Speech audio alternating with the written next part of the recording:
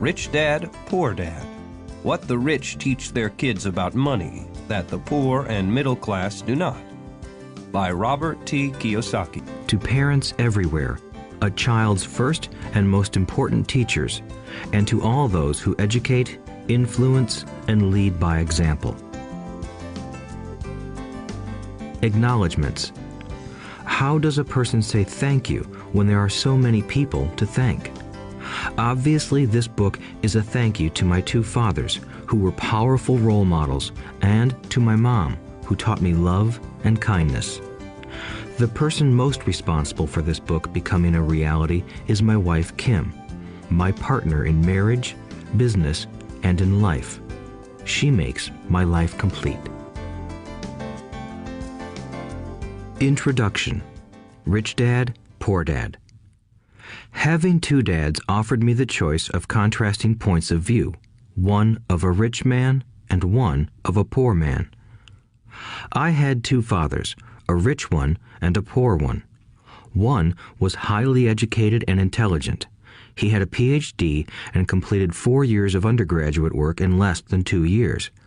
He then went on to Stanford University, the University of Chicago, and Northwestern University to do his advanced studies, all on full financial scholarships. The other father never finished the 8th grade. Both men were successful in their careers, working hard all their lives.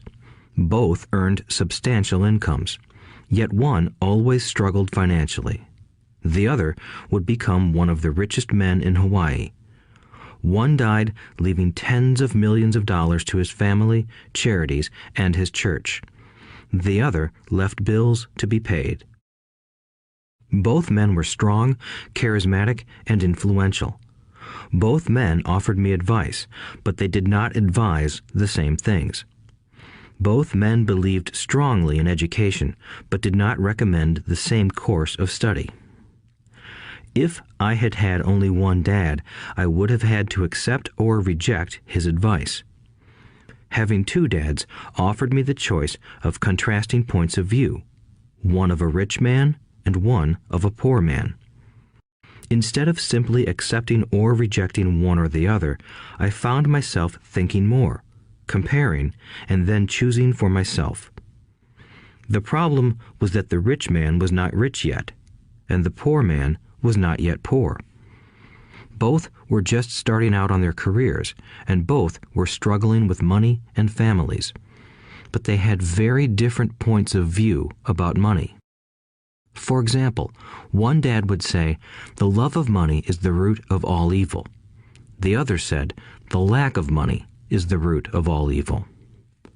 As a young boy, having two strong fathers, both influencing me, was difficult.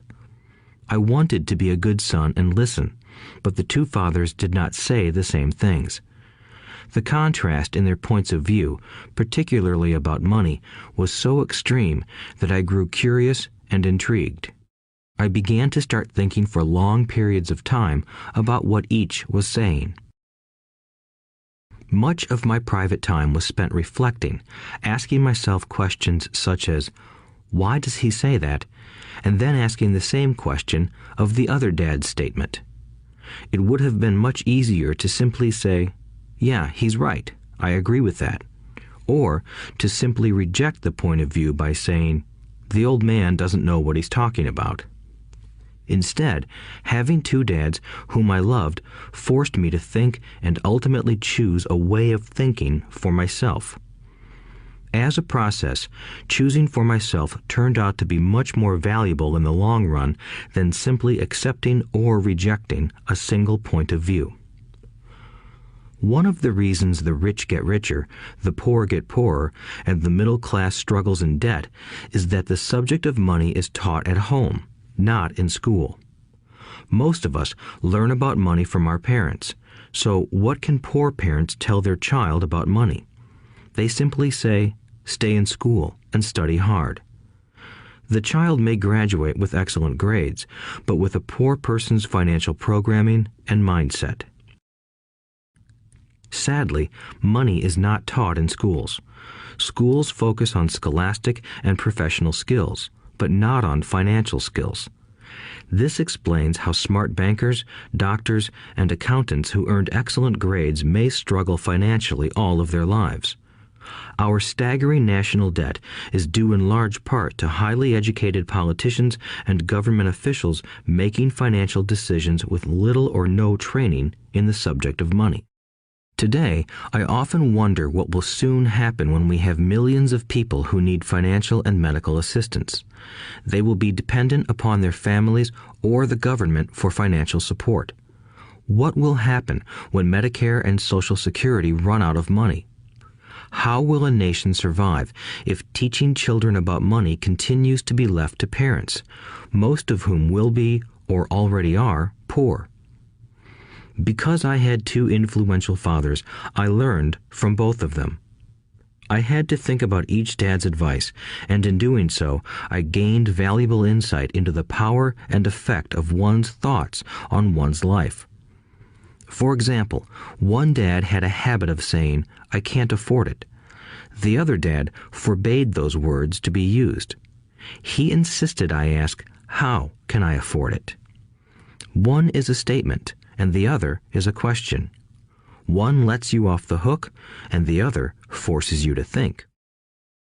My soon-to-be rich dad would explain that by automatically saying the words, "I can't afford it," your brain stops working. By asking the question, "How can I afford it?" your brain is put to work. He did not mean that you should buy everything you want. He was fanatical about exercising your mind, the most powerful computer in the world. He'd say, "My brain gets stronger every day because I exercise it. The stronger it gets, the more money I can make." He believed that automatically saying, "I can't afford it," was a sign of mental laziness. Although both dads worked hard, I noticed that one dad had a habit of putting his brain to sleep when it came to finances, and the other had a habit of exercising his brain. The long-term result was that one dad grew stronger financially, and the other grew weaker. It is not much different from a person who goes to the gym to exercise on a regular basis versus someone who sits on the couch watching television. Proper physical exercise increases your chances for health, and proper mental exercise increases your chances for wealth. My two dads had opposing attitudes, and that affected the way they thought. One dad thought that the rich should pay more in taxes to take care of those less fortunate. The other said, taxes punish those who produce and reward those who don't produce. One dad recommended, study hard so you can find a good company to work for. The other recommended, study hard so you can find a good company to buy. One dad said, the reason I'm not rich is because I have you kids. The other said, the reason I must be rich is because I have you kids. One encouraged talking about money and business at the dinner table, while the other forbade the subject of money to be discussed over a meal. One said, when it comes to money, play it safe, don't take risks. The other said, learn to manage risk. One believed, our home is our largest investment and our greatest asset. The other believed, my house is a liability, and if your house is your largest investment, you're in trouble. Both dads paid their bills on time, yet one paid his bills first while the other paid his bills last. One dad believed in a company or the government taking care of you and your needs.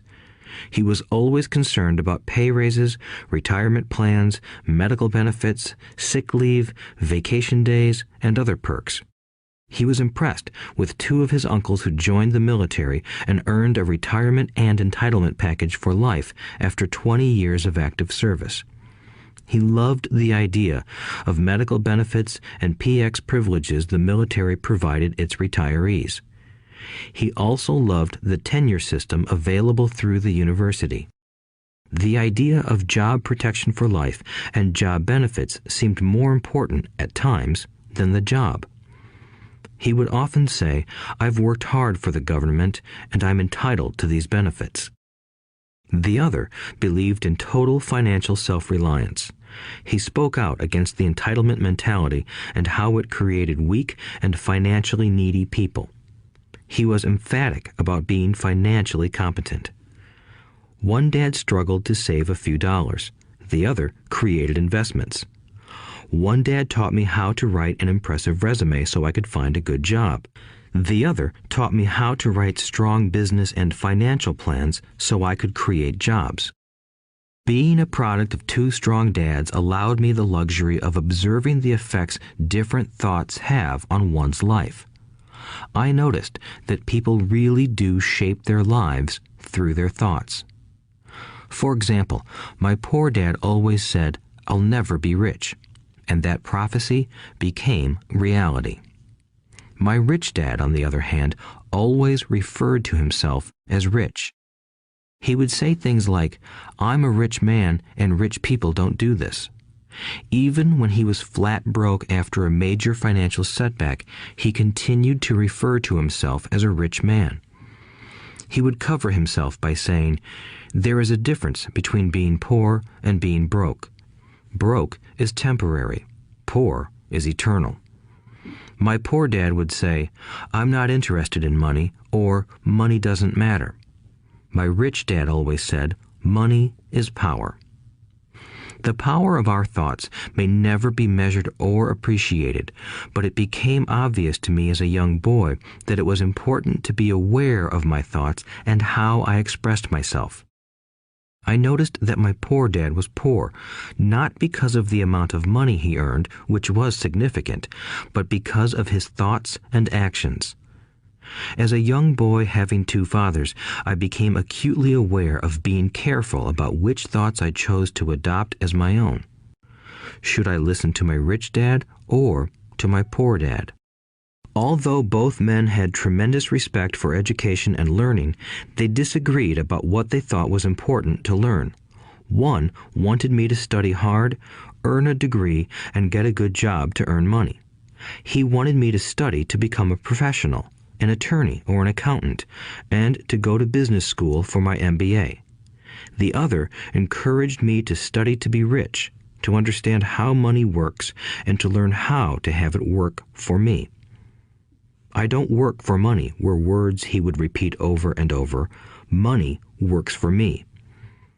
At the age of 9, I decided to listen to and learn from my rich dad about money.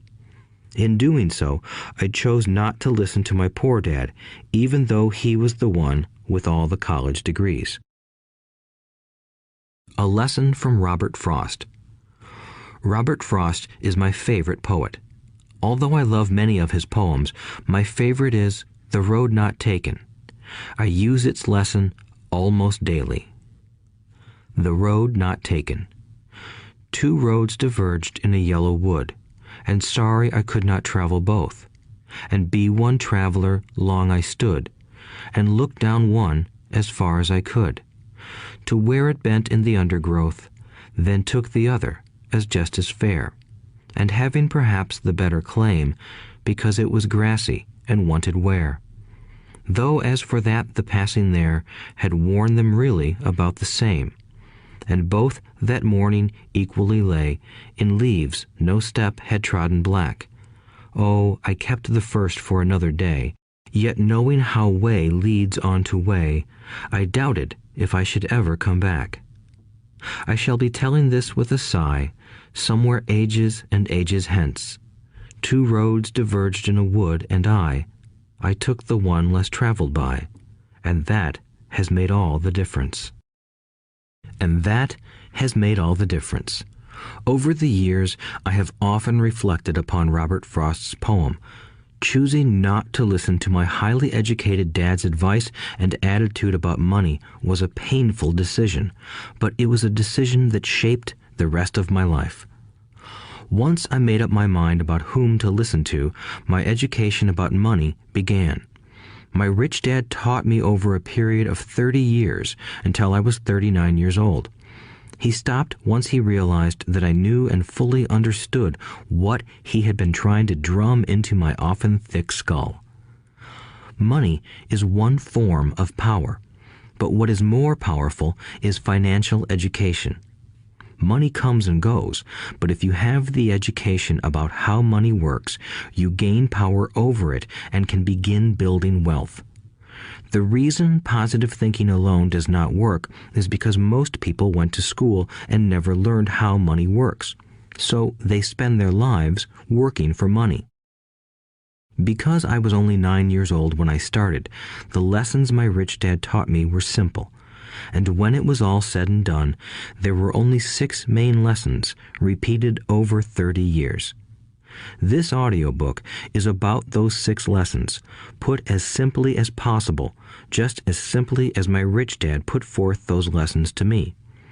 The lessons are meant not to be answers, but guideposts that will assist you and your children to grow wealthier no matter what happens in a world of increasing change and uncertainty. Chapter 1. Lesson 1. The rich don't work for money.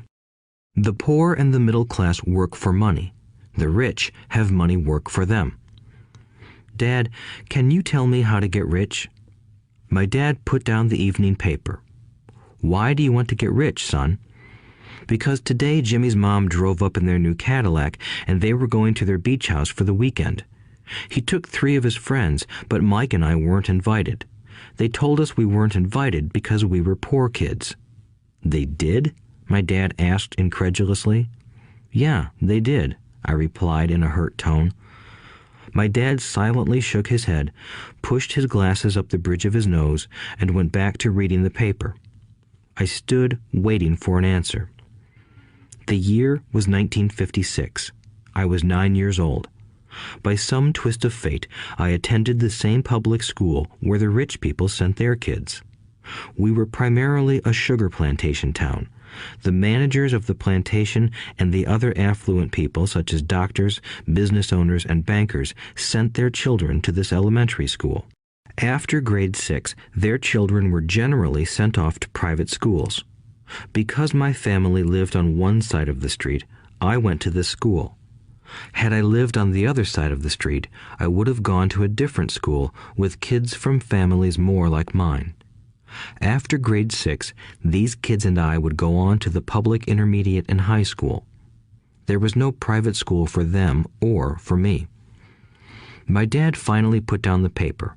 I could tell he was thinking. Well, son, he began slowly, if you want to be rich, you have to learn to make money.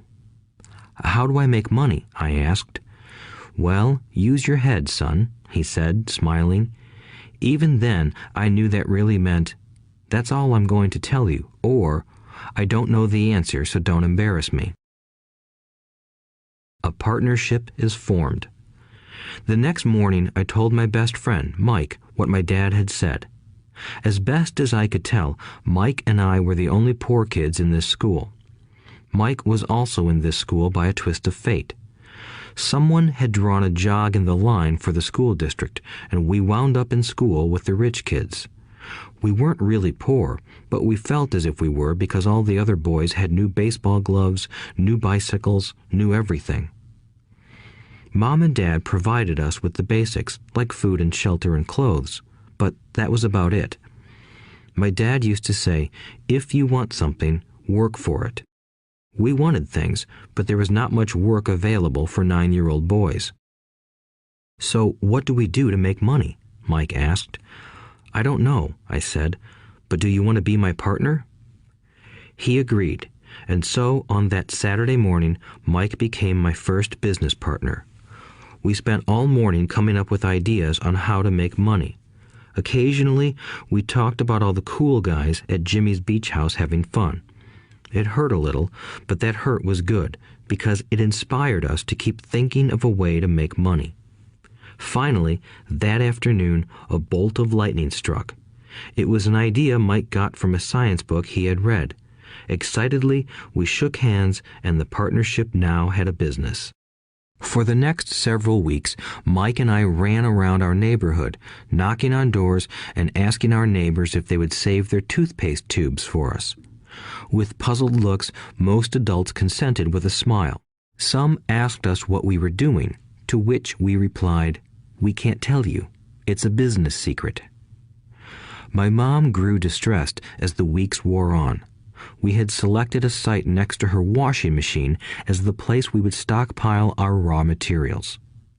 In a brown cardboard box that at one time held ketchup bottles, our little pile of used toothpaste tubes began to grow.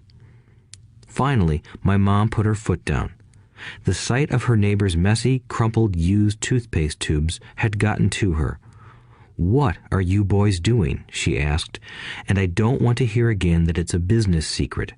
Do something with this mess or I'm going to throw it out." Mike and I pleaded and begged, explaining that we would soon have enough and then we would begin production. We informed her that we were waiting on a couple of neighbors to finish their toothpaste so we could have their tubes. Mom granted us a 1-week extension. The date to begin production was moved up, and the pressure was on. My first partnership was already being threatened with an eviction notice by my own mom. It became Mike's job to tell the neighbors to quickly use up their toothpaste, saying their dentist wanted them to brush more often anyway. I began to put together the production line. One day, my dad drove up with a friend to see 2 9-year-old boys in the driveway with their production line operating at full speed. There was fine white powder everywhere. On a long table were small milk cartons from school, and our family's hibachi grill was glowing with red-hot coals at maximum heat. Dad walked up cautiously, having to park the car at the base of the driveway since the production line blocked the carport. As he and his friend got closer, they saw a steel pot sitting on top of the coals in which the toothpaste tubes were being melted down. In those days, toothpaste did not come in plastic tubes. The tubes were made of lead, so once the paint was burned off, the tubes were dropped in the small steel pot. They melted until they became liquid, and with my mom's pot holders, we poured the lead through a small hole in the top of the milk cartons. The milk cartons were filled with plaster of Paris. White powder was everywhere. In my haste, I had knocked the bag over, and the entire area looked like it had been hit by a snowstorm. The milk cartons were the outer containers for plaster of Paris molds. My dad and his friend watched as we carefully poured the molten lead through a small hole in the top of the plaster of Paris cube. "Careful," my dad said. I nodded without looking up. Finally, once the pouring was through, I put the steel pot down and smiled at my dad. "What are you boys doing?" he asked with a cautious smile. "We're doing what you told me to do. We're going to be rich," I said. "Yup," said Mike, grinning and nodding his head. "We're partners." "And what is in those plaster molds?" my dad asked. "Watch," I said. "This should be a good batch." With a small hammer, I tapped at the seal that divided the cube in half. Cautiously, I pulled up the top half of the plaster mold, and a lead nickel fell out. "Oh my God," my dad said, "you're casting nickels out of lead." "That's right," Mike said. "We're doing as you told us to do. We're making money." My dad's friend turned and burst into laughter. My dad smiled and shook his head. Along with a fire and a box of spent toothpaste tubes, in front of him were 2 little boys covered with white dust, smiling from ear to ear. He asked us to put everything down and sit with him on the front step of our house. With a smile, he gently explained what the word counterfeiting meant. Our dreams were dashed. "You mean this is illegal?" asked Mike in a quivering voice. "Let them go," my dad's friend said. "They might be developing a natural talent." My dad glared at him. "Yes, it is illegal," my dad said gently, "but you boys have shown great creativity and original thought. Keep going. I'm really proud of you." Disappointed, Mike and I sat in silence for about 20 minutes before we began cleaning up our mess. The business was over on opening day. Sweeping the powder up, I looked at Mike and said, "I guess Jimmy and his friends are right. We are poor." My father was just leaving as I said that. "Boys," he said, "you're only poor if you give up. The most important thing is that you did something. Most people only talk and dream of getting rich. You've done something. I'm very proud of the two of you. I will say it again. Keep going. Don't quit. Mike and I stood there in silence. They were nice words, but we still did not know what to do. "So how come you're not rich, Dad?" I asked. "Because I chose to be a school teacher. School teachers really don't think about being rich. We just like to teach. I wish I could help you, but I really don't know how to make money." Mike and I turned and continued our cleanup. "I know," said my dad. "If you boys want to learn how to be rich, don't ask me. Talk to your dad, Mike." "My dad?" asked Mike with a scrunched-up face. "Yeah, your dad," repeated my dad with a smile. "Your dad and I have the same banker, and he raves about your father.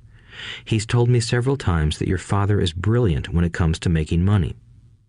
"My dad?" Mike asked again in disbelief. "Then how come we don't have a nice car and a nice house like the rich kids at school?" "A nice car and a nice house don't necessarily mean you're rich or you know how to make money," my dad replied. "Jimmy's dad works for the sugar plantation. He's not much different from me. He works for a company and I work for the government. The company buys the car for him. The sugar company is in financial trouble, and Jimmy's dad may soon have nothing. Your dad is different, Mike. He seems to be building an empire, and I suspect in a few years he will be a very rich man."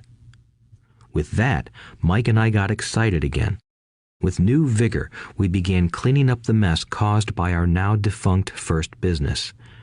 As we were cleaning, we made plans for how and when to talk to Mike's dad. The problem was that Mike's dad worked long hours and often did not come home until late. His father owned warehouses, a construction company, a chain of stores, and 3 restaurants. It was the restaurants that kept him out late. Mike caught the bus home after we had finished cleaning up. He was going to talk to his dad when he got home that night and ask him if he would teach us how to become rich. Mike promised to call as soon as he had talked to his dad, even if it was late. The phone rang at 8:30 p.m. "Okay," I said, "next Saturday." I put the phone down. Mike's dad had agreed to meet with us. On Saturday, I caught the 7:30 a.m. bus to the poor side of town. The lessons begin. Mike and I met with his dad that morning at 8 o'clock. He was already busy, having been at work for more than an hour. His construction supervisor was just leaving in his pickup truck as I walked up to his simple, small, and tidy home. Mike met me at the door. "Dad's on the phone, and he said to wait on the back porch," Mike said as he opened the door. The old wooden floor creaked as I stepped across the threshold of the aging house. There was a cheap mat just inside the door. The mat was there to hide the years of wear from countless footsteps that the floor had supported. Although clean, it needed to be replaced. I felt claustrophobic as I entered the narrow living room that was filled with old, musty, overstuffed furniture that today would be collector's items. Sitting on the couch were 2 women, both a little older than my mom. Across from the women sat a man in workman's clothes. He wore khaki slacks and a khaki shirt, neatly pressed but without starch, and polished work boots. He was about 10 years older than my dad. They smiled as Mike and I walked past them toward the back porch. I smiled back shyly. "Who are those people?" I asked. "Oh, they work for my dad. The older man runs his warehouses, and the women are the managers of the restaurants. And as you arrived, you saw the construction supervisor who was working on a road project about 50 miles from here. His other supervisor, who was building a track of houses, left before you got here." "Does this go on all the time?" I asked. "Not always, but quite often," said Mike, smiling as he pulled up a chair to sit down next to me. "I asked my dad if he would teach us to make money," Mike said. "Oh, and what did he say to that?" I asked with cautious curiosity. "Well, he had a funny look on his face at first, and then he said he would make us an offer." "Oh," I said, rocking my chair back against the wall. I sat there, perched on two rear legs of the chair. Mike did the same thing. "Do you know what the offer is?" I asked. "No, but we'll soon find out." Suddenly, Mike's dad burst through the rickety screen door and onto the porch. Mike and I jumped to our feet, not out of respect, but because we were startled. "Ready, boys?" he asked as he pulled up a chair to sit down with us. We nodded our heads as we pulled our chairs away from the wall to sit in front of him. He was a big man, about 6 feet tall and 200 pounds. My dad was taller, about the same weight, and 5 years older than Mike's dad. They sort of looked alike, though not of the same ethnic makeup. Maybe their energy was similar. "Mike says you want to learn to make money. Is that correct, Robert?" I nodded my head quickly, but with a little trepidation. He had a lot of power behind his words and smile. "Okay, here's my offer. I'll teach you, but I won't do it classroom style. You work for me, I'll teach you. You don't work for me, I won't teach you. I can teach you faster if you work, and I'm wasting my time if you just want to sit and listen like you do in school. That's my offer. Take it or leave it." May I ask a question first?" I asked. "No. Take it or leave it. I've got too much work to do to waste my time. If you can't make up your mind decisively, then you'll never learn to make money anyway. Opportunities come and go. Being able to know when to make quick decisions is an important skill. You have the opportunity that you asked for. School is beginning, or it's over, in 10 seconds, Mike's dad said with a teasing smile. "Take it," I said. "Take it," said Mike. "Good," said Mike's dad. "Mrs. Martin will be by in 10 minutes. After I'm through with her, you'll ride with her to my superette and you can begin working. I'll pay you 10 cents an hour and you'll work 3 hours every Saturday." "But I have a softball game today," I said. Mike's dad lowered his voice to a stern tone. "Take it or leave it," he said. "I'll take it," I replied, choosing to work and learn instead of playing. 30 cents later. By 9 a.m. that day, Mike and I were working for Mrs. Martin. She was a kind and patient woman. She always said that Mike and I reminded her of her 2 grown sons. Although kind, she believed in hard work and kept us moving. We spent 3 hours taking canned goods off the shelves, brushing each can with a feather duster to get the dust off, and then restacking them neatly. It was excruciatingly boring work. Mike's dad, whom I called my rich dad, owned 9 of these little superettes, each with a large parking lot. They were the early version of the 7-Eleven convenience stores, little neighborhood grocery stores where people bought items such as milk, bread, butter, and cigarettes. The problem was that this was Hawaii before air conditioning was widely used, and the stores could not close their doors because of the heat. On 2 sides of the store, the doors had to be wide open to the road and parking lot. Every time a car drove by or pulled into the parking lot, dust would swirl and settle in the store. We knew we had a job as long as there was no air conditioning. For 3 weeks, Mike and I reported to Mrs. Martin and worked our 3 hours. By noon, our work was over, and she dropped 3 little dimes in each of our hands. Now, even at the age of 9 in the mid-1950s, 30 cents was not too exciting. Comic books cost 10 cents back then, so I usually spent my money on comic books and went home. By Wednesday of the 4th week, I was ready to quit.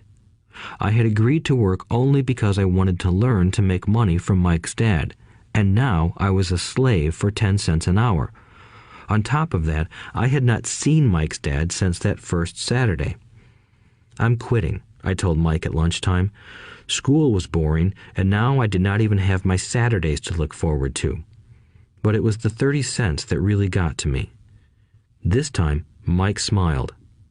"What are you laughing at?" I asked with anger and frustration. "Dad said this would happen. He said to meet with him when you were ready to quit." "What?" I said indignantly. "He's been waiting for me to get fed up?" Sort of, Mike said. Dad's kind of different. He doesn't teach like your dad. Your mom and dad lecture a lot. My dad is quiet and a man of few words. You just wait till this Saturday. I'll tell him you're ready. You mean I've been set up? No, not really. But maybe. Dad will explain on Saturday. Waiting in line on Saturday. I was ready to face Mike's dad. Even my real dad was angry with him. My real dad, the one I called the poor one, thought that my rich dad was violating child labor laws and should be investigated. My educated poor dad told me to demand what I deserve, at least 25 cents an hour. My poor dad told me that if I did not get a raise, I was to quit immediately. You don't need that damn job anyway, said my poor dad with indignation. At 8 o'clock Saturday morning, I walked through the door of Mike's house when Mike's dad opened it. Take a seat and wait in line, he said as I entered. He turned and disappeared into his little office next to a bedroom. I looked around the room and didn't see Mike anywhere. Feeling awkward, I cautiously sat down next to the same two women who were there 4 weeks earlier. They smiled and slid down the couch to make room for me. 45 minutes went by, and I was steaming. The two women had met with him and left 30 minutes earlier. An older gentleman was in there for 20 minutes and was also gone. The house was empty, and here I sat in a musty, dark living room on a beautiful, sunny Hawaiian day, waiting to talk to a cheapskate who exploited children. I could hear him rustling around the office, talking on the phone, and ignoring me. I was ready to walk out, but for some reason I stayed. Finally, 15 minutes later, at exactly 9 o'clock, Rich Dad walked out of his office, said nothing, and signaled with his hand for me to enter. I understand you want a raise or you're going to quit, Rich Dad said as he swiveled in his office chair. Well, you're not keeping your end of the bargain, I blurted out, nearly in tears. It was really frightening for me to confront a grown-up. You said that you would teach me if I worked for you. Well, I've worked for you. I've worked hard. I've given up my baseball games to work for you, but you haven't kept your word and you haven't taught me anything. You are a crook like everyone in town thinks you are. You're greedy. You want all the money and don't take care of your employees. You made me wait and don't show me any respect. I'm only a little boy, but I deserve to be treated better. Rich Dad rocked back in his swivel chair, hands up to his chin, and stared at me. Not bad, he said. In less than a month, you sound like most of my employees. What? I asked. Not understanding what he was saying, I continued with my grievance. I thought you were going to keep your end of the bargain and teach me. Instead, you want to torture me? That's cruel. That's really cruel. I am teaching you, Rich Dad said quietly. What have you taught me? Nothing, I said angrily. You haven't even talked to me once since I agreed to work for peanuts. 10 cents an hour. Ha! I should notify the government about you. We have child labor laws, you know. My dad works for the government, you know. Wow, said Rich Dad. Now you sound just like most of the people who used to work for me. People I've either fired or who have quit. So, what do you have to say? I demanded, feeling pretty brave for a little kid. You lied to me. I've worked for you, and you have not kept your word. You haven't taught me anything. How do you know that I've not taught you anything? Asked Rich Dad calmly. Well, you've never talked to me. I've worked for 3 weeks, and you have not taught me anything, I said with a pout. Does teaching mean talking or a lecture? Rich Dad asked. Well, yes, I replied. That's how they teach you in school, he said, smiling. But that is not how life teaches you, and I would say that life is the best teacher of all. Most of the time, life does not talk to you. It just sort of pushes you around. Each push is life saying, wake up, there's something I want you to learn. What is this man talking about? I asked myself silently. Life pushing me around was life talking to me? Now I knew I had to quit my job. I was talking to someone who needed to be locked up. If you learn life's lessons, you will do well. If not, life will just continue to push you around. People do two things. Some just let life push them around. Others get angry and push back. But they push back against their boss, or their job, or their husband or wife. They do not know it's life that's pushing. I had no idea what he was talking about. Life pushes all of us around. Some people give up and others fight. A few learn the lesson and move on. They welcome life pushing them around. To these few people, it means they need and want to learn something. They learn and move on. Most quit, and a few, like you, fight. Rich Dad stood and shut the creaky old wooden window that needed repair. If you learn this lesson, you will grow into a wise, wealthy, and happy young man. If you don't, you will spend your life blaming a job, low pay, or your boss for your problems. You'll live life always hoping for that big break that will solve all your money problems. Rich Dad looked over at me to see if I was still listening. His eyes met mine. We stared at each other, communicating through our eyes. Finally, I looked away once I had absorbed his message.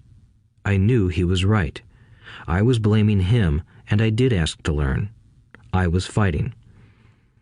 Rich Dad continued. Or, if you are the kind of person who has no guts, you just give up every time life pushes you. If you are that kind of person, you'll live all your life playing it safe, doing the right things, saving yourself for some event that never happens. Then you die a boring old man. You'll have lots of friends who really like you because you were such a nice, hard-working guy. But the truth is that you let life push you into submission. Deep down, you were terrified of taking risks. You really wanted to win, but the fear of losing was greater than the excitement of winning. Deep inside, you and only you will know you didn't go for it. You chose to play it safe. Our eyes met again. "You've been pushing me around?" I asked. "Some people might say that," smiled Rich Dad. "I would say that I just gave you a taste of life." "What taste of life?" I asked, still angry, but now curious and ready to learn. "You boys are the first people that have ever asked me to teach them how to make money. I have more than 150 employees, and not one of them has asked me what I know about money. They ask me for a job and a paycheck, but never to teach them about money. So most will spend the best years of their lives working for money, not really understanding what it is they are working for."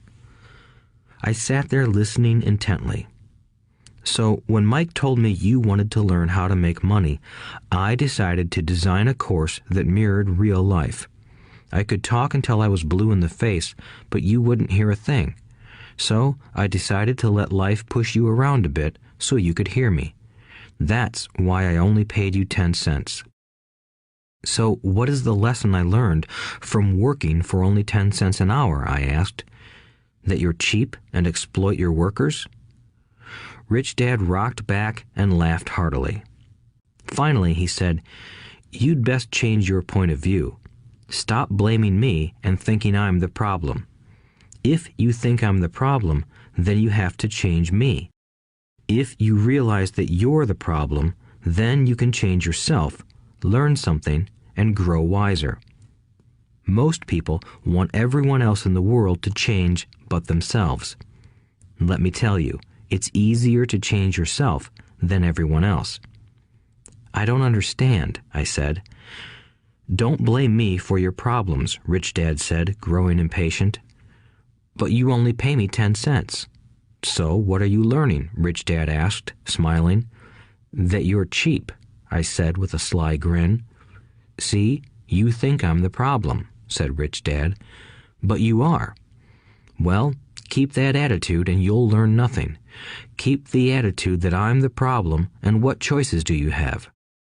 "Well, if you don't pay me more or show me more respect and teach me, I'll quit." "Well put," Rich Dad said, "and that's exactly what most people do. They quit and go looking for another job, a better opportunity and higher pay, actually thinking that this will solve the problem. In most cases, it won't. So what should I do? I asked. Just take this measly 10 cents an hour and smile? Rich Dad smiled. That's what the other people do. But that's all they do, waiting for a raise, thinking that more money will solve their problems. Most just accept it, and some take a second job working harder, but again, accepting a small paycheck. I sat staring at the floor, beginning to understand the lesson Rich Dad was presenting. I could sense it was a taste of life. Finally, I looked up and asked, "So what will solve the problem?" "This," he said, leaning forward in his chair and tapping me gently on the head.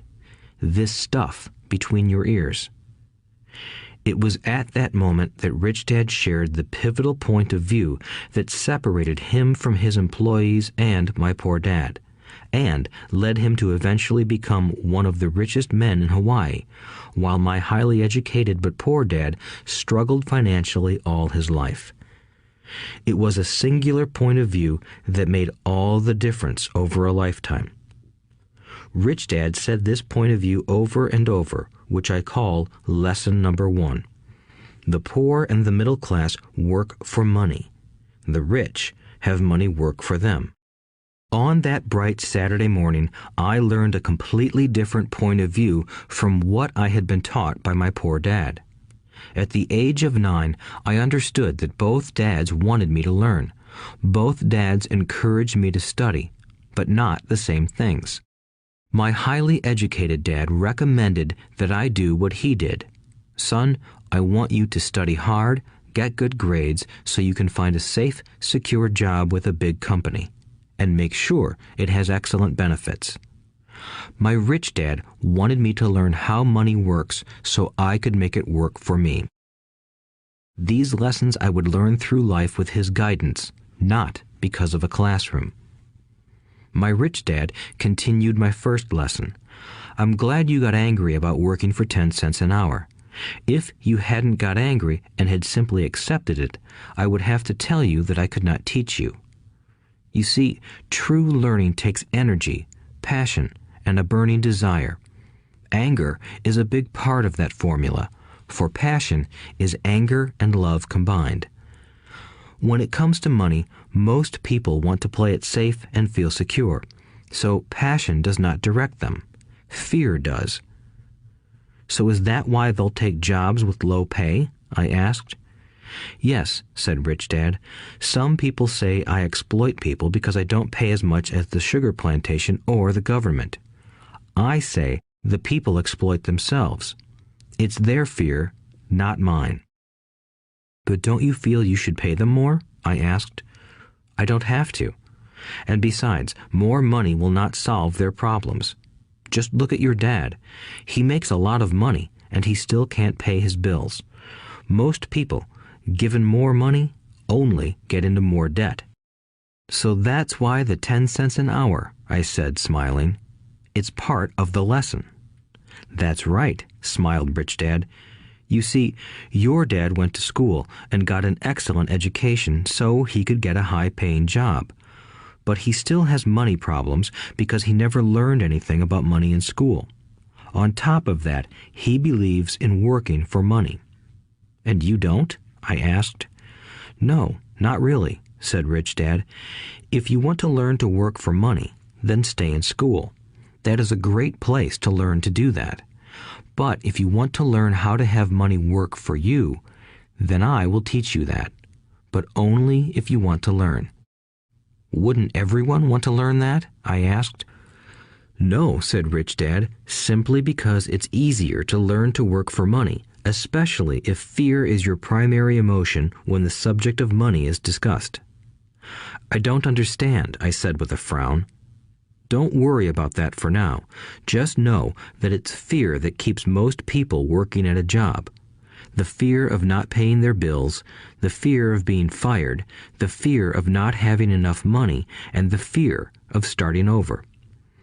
That's the price of studying to learn a profession or trade and then working for money. Most people become a slave to money and then get angry at their boss. Learning to have money work for you is a completely different course of study? I asked. Absolutely, Rich Dad answered. Absolutely. We sat in the silence on that beautiful Hawaiian Saturday morning. My friends had just started their Little League baseball game, but for some reason I was now thankful I had decided to work for 10 cents an hour. I sensed that I was about to learn something my friends wouldn't learn in school. Ready to learn? Asked Rich Dad. Absolutely, I said with a grin. I have kept my promise. I've been teaching you from afar, my Rich Dad said. At 9 years old, you've gotten a taste of what it feels like to work for money. Just multiply your last month by 50 years, and you will have an idea of what most people spend their life doing. I don't understand, I said. How did you feel waiting in line to see me, once to get hired and once to ask for more money? Terrible, I said. If you choose to work for money, that is what life will be like, said Rich Dad. And how did you feel when Mrs. Martin dropped 3 dimes in your hand for 3 hours of work? I felt like it wasn't enough. It seemed like nothing. I was disappointed, I said. And that is how most employees feel when they look at their paychecks, especially after all the tax and other deductions are taken out. At least you got 100%. You mean most workers don't get paid everything? I asked with amazement. Heavens no, said Rich Dad. The government always takes its share first. How do they do that? I asked. Taxes, said Rich Dad. You're taxed when you earn. You're taxed when you spend. You're taxed when you save. You're taxed when you die. Why do people let the government do that to them? The rich don't, said Rich Dad with a smile. The poor and the middle class do. I'll bet you that I earn more than your dad, yet he pays more in taxes. How can that be? I asked. At my age, that made no sense to me. Why would someone let the government do that to them? Rich Dad rocked slowly and silently in his chair, just looking at me. Ready to learn? He asked. I nodded my head slowly. As I said, there is a lot to learn. Learning how to have money work for you is a lifetime study. Most people go to college for 4 years and their education ends. I already know that my study of money will continue over my lifetime, simply because the more I find out, the more I need to know. Most people never study the subject. They go to work, get their paycheck, balance their checkbooks, and that's it. Then they wonder why they have money problems. They think that more money will solve the problem, and don't realize that it's their lack of financial education that is the problem. So my dad has tax problems because he doesn't understand money? I asked, confused. Look, said Rich Dad, taxes are just one small section on learning how to have money work for you. Today, I just wanted to find out if you still have the passion to learn about money. Most people don't. They want to go to school, learn a profession, have fun at their work, and earn lots of money. One day they wake up with big money problems, and then they can't stop working. That's the price of only knowing how to work for money instead of studying how to have money work for you. So, do you still have the passion to learn? Asked Rich Dad. I nodded my head. Good, said Rich Dad. Now get back to work. This time, I will pay you nothing. What? I asked in amazement. You heard me. Nothing. You will work the same 3 hours every Saturday, but this time you will not be paid 10 cents per hour. You said you wanted to learn to not work for money, so I'm not going to pay you anything. I couldn't believe what I was hearing. I've already had this conversation with Mike, and he's already working, dusting and stacking canned goods for free. You'd better hurry and get back there. That's not fair, I shouted. You've got to pay something. You said you wanted to learn. If you don't learn this now, you'll grow up to be like the two women and the older man sitting in my living room, working for money and hoping I don't fire them. Or, like your dad, earning lots of money only to be in debt up to his eyeballs, hoping more money will solve the problem. If that's what you want, I'll go back to our original deal of 10 cents an hour. Or you can do what most adults do. Complain that there is not enough pay, quit, and go looking for another job. But what do I do? I asked. Rich Dad tapped me on the head. Use this, he said. If you use it well, you will soon thank me for giving you an opportunity, and you will grow into a rich man. I stood there, still not believing what a raw deal I was handed.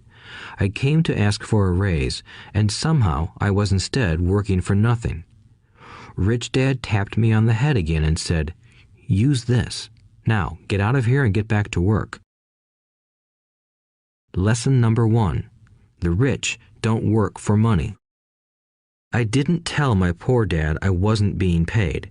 He wouldn't have understood, and I didn't want to try to explain something I didn't understand myself. For 3 more weeks, Mike and I worked 3 hours every Saturday for nothing. The work didn't bother me, and the routine got easier. But it was the missed baseball games and not being able to afford to buy a few comic books that got to me. Rich Dad stopped by at noon on the 3rd week. We heard his truck pull up in the parking lot and sputter when the engine was turned off. He entered the store and greeted Mrs. Martin with a hug. After finding out how things were going in the store, he reached into the ice cream freezer, pulled out 2 bars, paid for them, and signaled to Mike and me. "Let's go for a walk, boys." We crossed the street, dodging a few cars, and walked across a large grassy field where a few adults were playing softball. Sitting down at a lone picnic table, he handed Mike and me the treats. "How's it going, boys?" "Okay," Mike said. I nodded in agreement. "Learn anything yet?" Rich Dad asked. Mike and I looked at each other, shrugged our shoulders, and shook our heads in unison. Avoiding one of life's biggest traps. Well, you boys had better start thinking. You're staring at one of life's biggest lessons. If you learn it, you'll enjoy a life of great freedom and security. If you don't, you'll wind up like Mrs. Martin and most of the people playing softball in this park.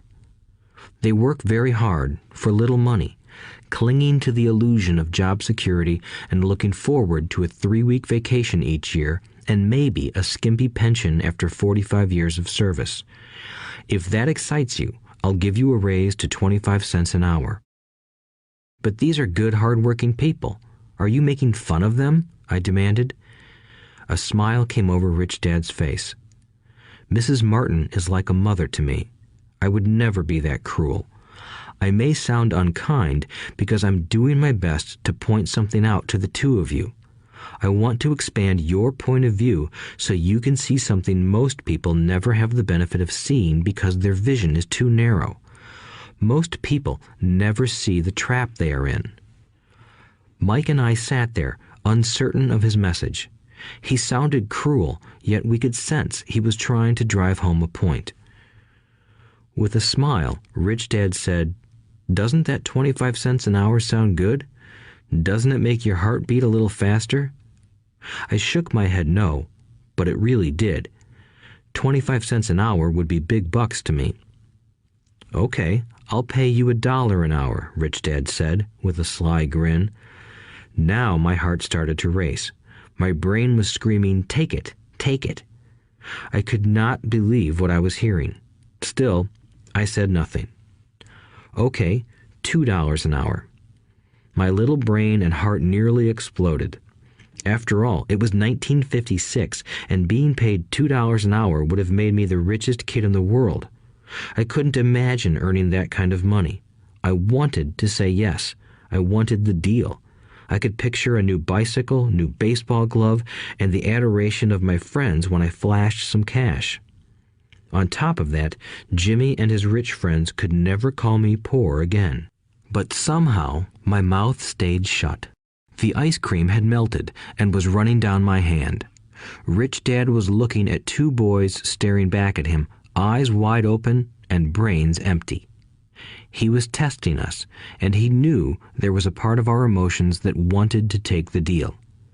He understood that every person has a weak and needy part of their soul that can be bought, and he knew that every individual also had a part of their soul that was resilient and could never be bought. It was only a question of which one was stronger. Okay, $5 an hour. Suddenly, I was silent. Something had changed. The offer was too big and ridiculous. Not many grown-ups in 1956 made more than that, but quickly my temptation disappeared and calm set in. Slowly, I turned to my left to look at Mike. He looked back at me. The part of my soul that was weak and needy was silenced. The part of me that had no price took over. I knew Mike had gotten to that point too. "Good," said Rich Dad softly. "Most people have a price, and they have a price because of human emotions named fear and greed. First, the fear of being without money motivates us to work hard, and then, once we get that paycheck, greed or desire starts us thinking about all the wonderful things money can buy. The pattern is then set." "What pattern?" I asked. "The pattern of get up, go to work, pay bills, get up, go to work, pay bills." People's lives are forever controlled by two emotions, fear and greed. Offer them more money, and they continue the cycle by increasing their spending. This is what I call the rat race. "There is another way?" Mike asked. "Yes," said Rich Dad slowly, "but only a few people find it." "And what is that way?" Mike asked. "That's what I hope you boys will learn as you work and study with me. That is why I took away all forms of pay." "Any hints?" Mike asked. "We're kind of tired of working hard, especially for nothing." "Well, the first step is telling the truth," said Rich Dad. "We haven't been lying," I said. "I did not say you were lying. I said to tell the truth," Rich Dad retorted. "The truth about what?" I asked. "How you're feeling," Rich Dad said. "You don't have to say it to anyone else. Just admit it to yourself." "You mean the people in this park, the people who work for you, Mrs. Martin, they don't do that?" I asked. "I doubt it," said Rich Dad. "Instead, they feel the fear of not having money. They don't confront it logically. They react emotionally instead of using their heads," Rich Dad said. "Then they get a few bucks in their hands, and again, the emotions of joy, desire, and greed take over. And again they react instead of think." "So their emotions control their brain," Mike said. "That's correct," said Rich Dad. "Instead of admitting the truth about how they feel, they react to their feelings and fail to think. They feel the fear, so they go to work, hoping that money will soothe the fear, but it doesn't. It continues to haunt them, and they return to work, hoping again that money will calm their fears, and again it doesn't.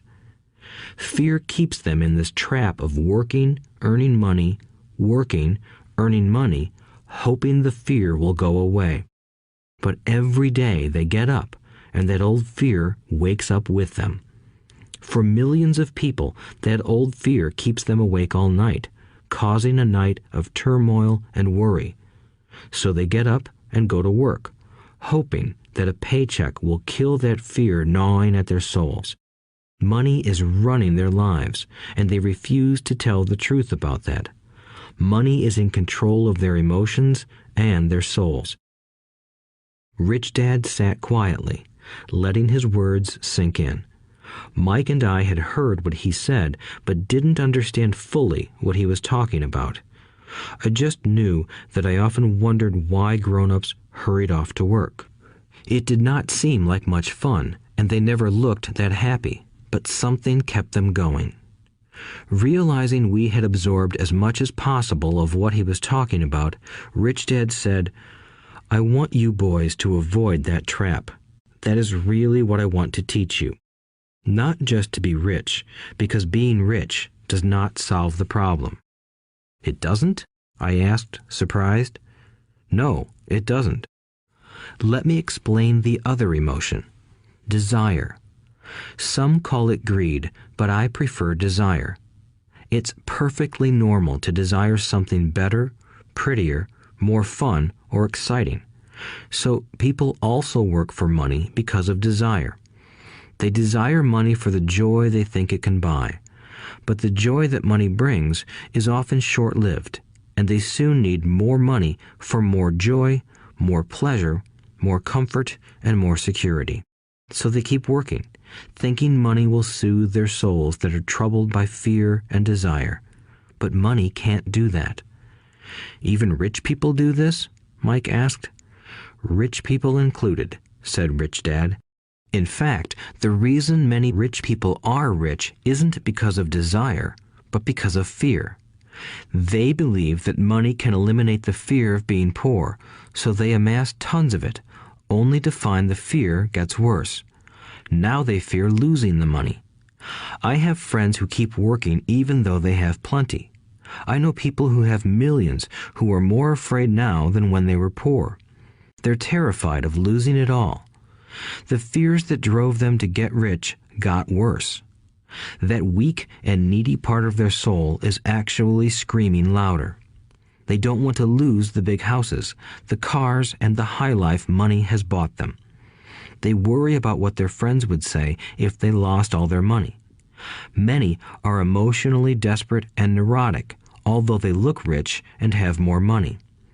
So, is a poor man happier? I asked. No, I don't think so, replied Rich Dad.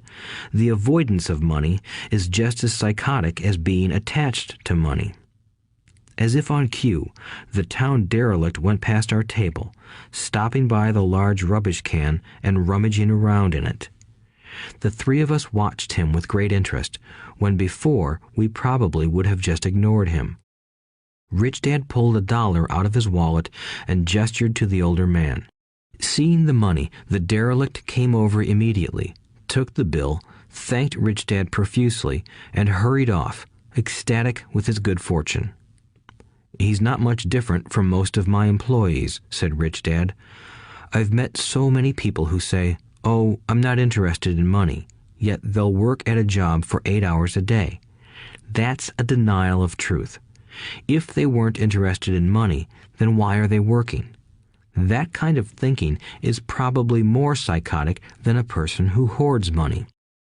As I sat there listening to my Rich Dad, my mind flashed back to the countless times my own dad said, "I'm not interested in money." He said those words often. He also covered himself by always saying, "I work because I love my job." So, what do we do? I asked. Not work for money until all traces of fear and greed are gone? No, that would be a waste of time, said Rich Dad. Emotions are what make us human. The word emotion stands for energy in motion. Be truthful about your emotions and use your mind and emotions in your favor, not against yourself. Whoa, said Mike. Don't worry about what I just said. It will make more sense in years to come. Just be an observer, not a reactor, to your emotions. Most people do not know that it's their emotions that are doing the thinking. Your emotions are your emotions, but you have got to learn to do your own thinking. Can you give me an example? I asked. Sure, replied Rich Dad. When a person says, "I need to find a job," it's most likely an emotion doing the thinking. Fear of not having money generates that thought. But people do need money if they have bills to pay, I said. Sure they do, smiled Rich Dad. All I'm saying is that it's fear that is all too often doing the thinking. I don't understand, said Mike.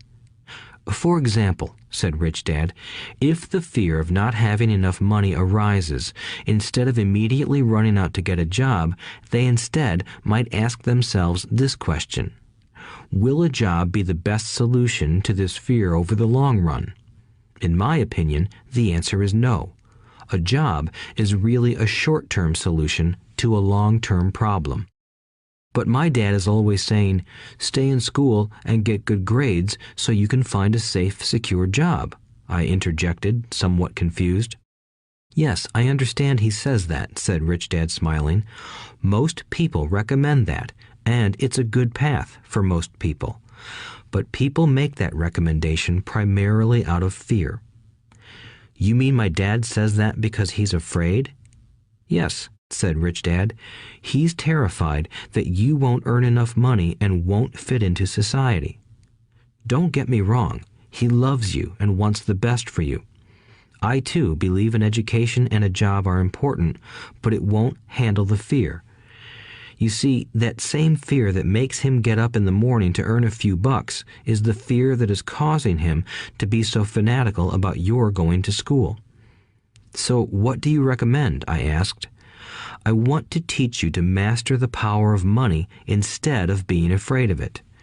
They don't teach that in school, and if you don't learn it, you become a slave to money. It was finally making sense.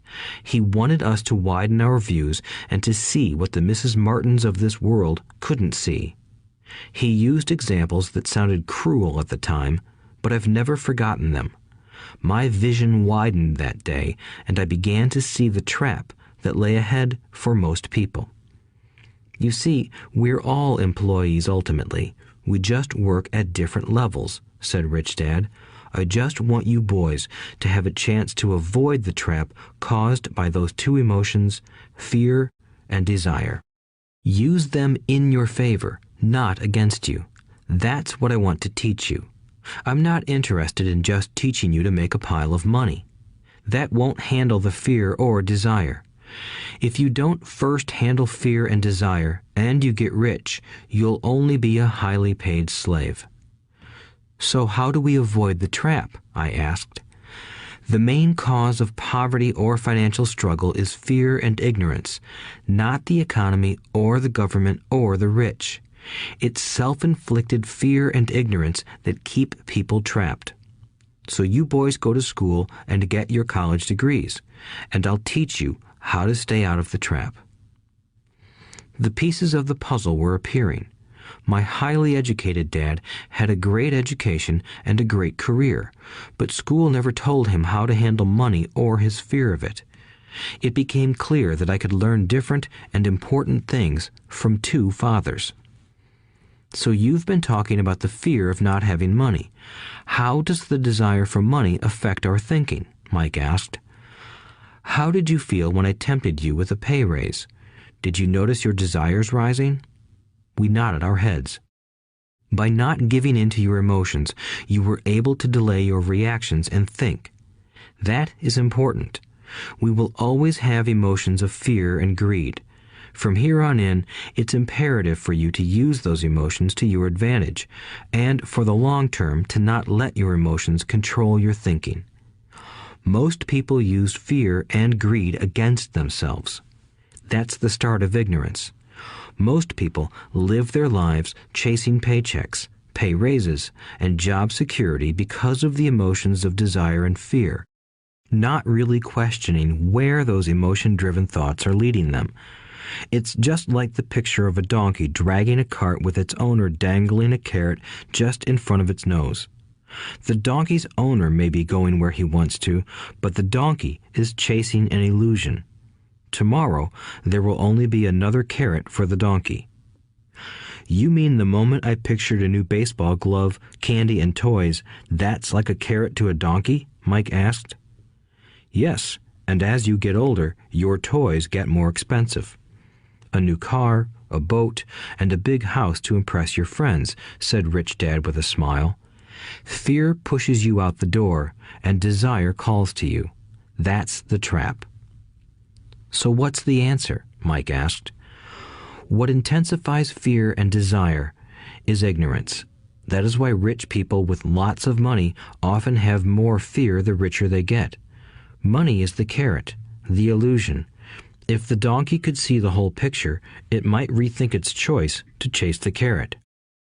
Rich Dad went on to explain that a human's life is a struggle between ignorance and illumination. He explained that once a person stops searching for information and self-knowledge, ignorance sets in. That struggle is a moment-to-moment decision to learn to open or close one's mind. Look, school is very important. You go to school to learn a skill or profession to become a contributing member of society.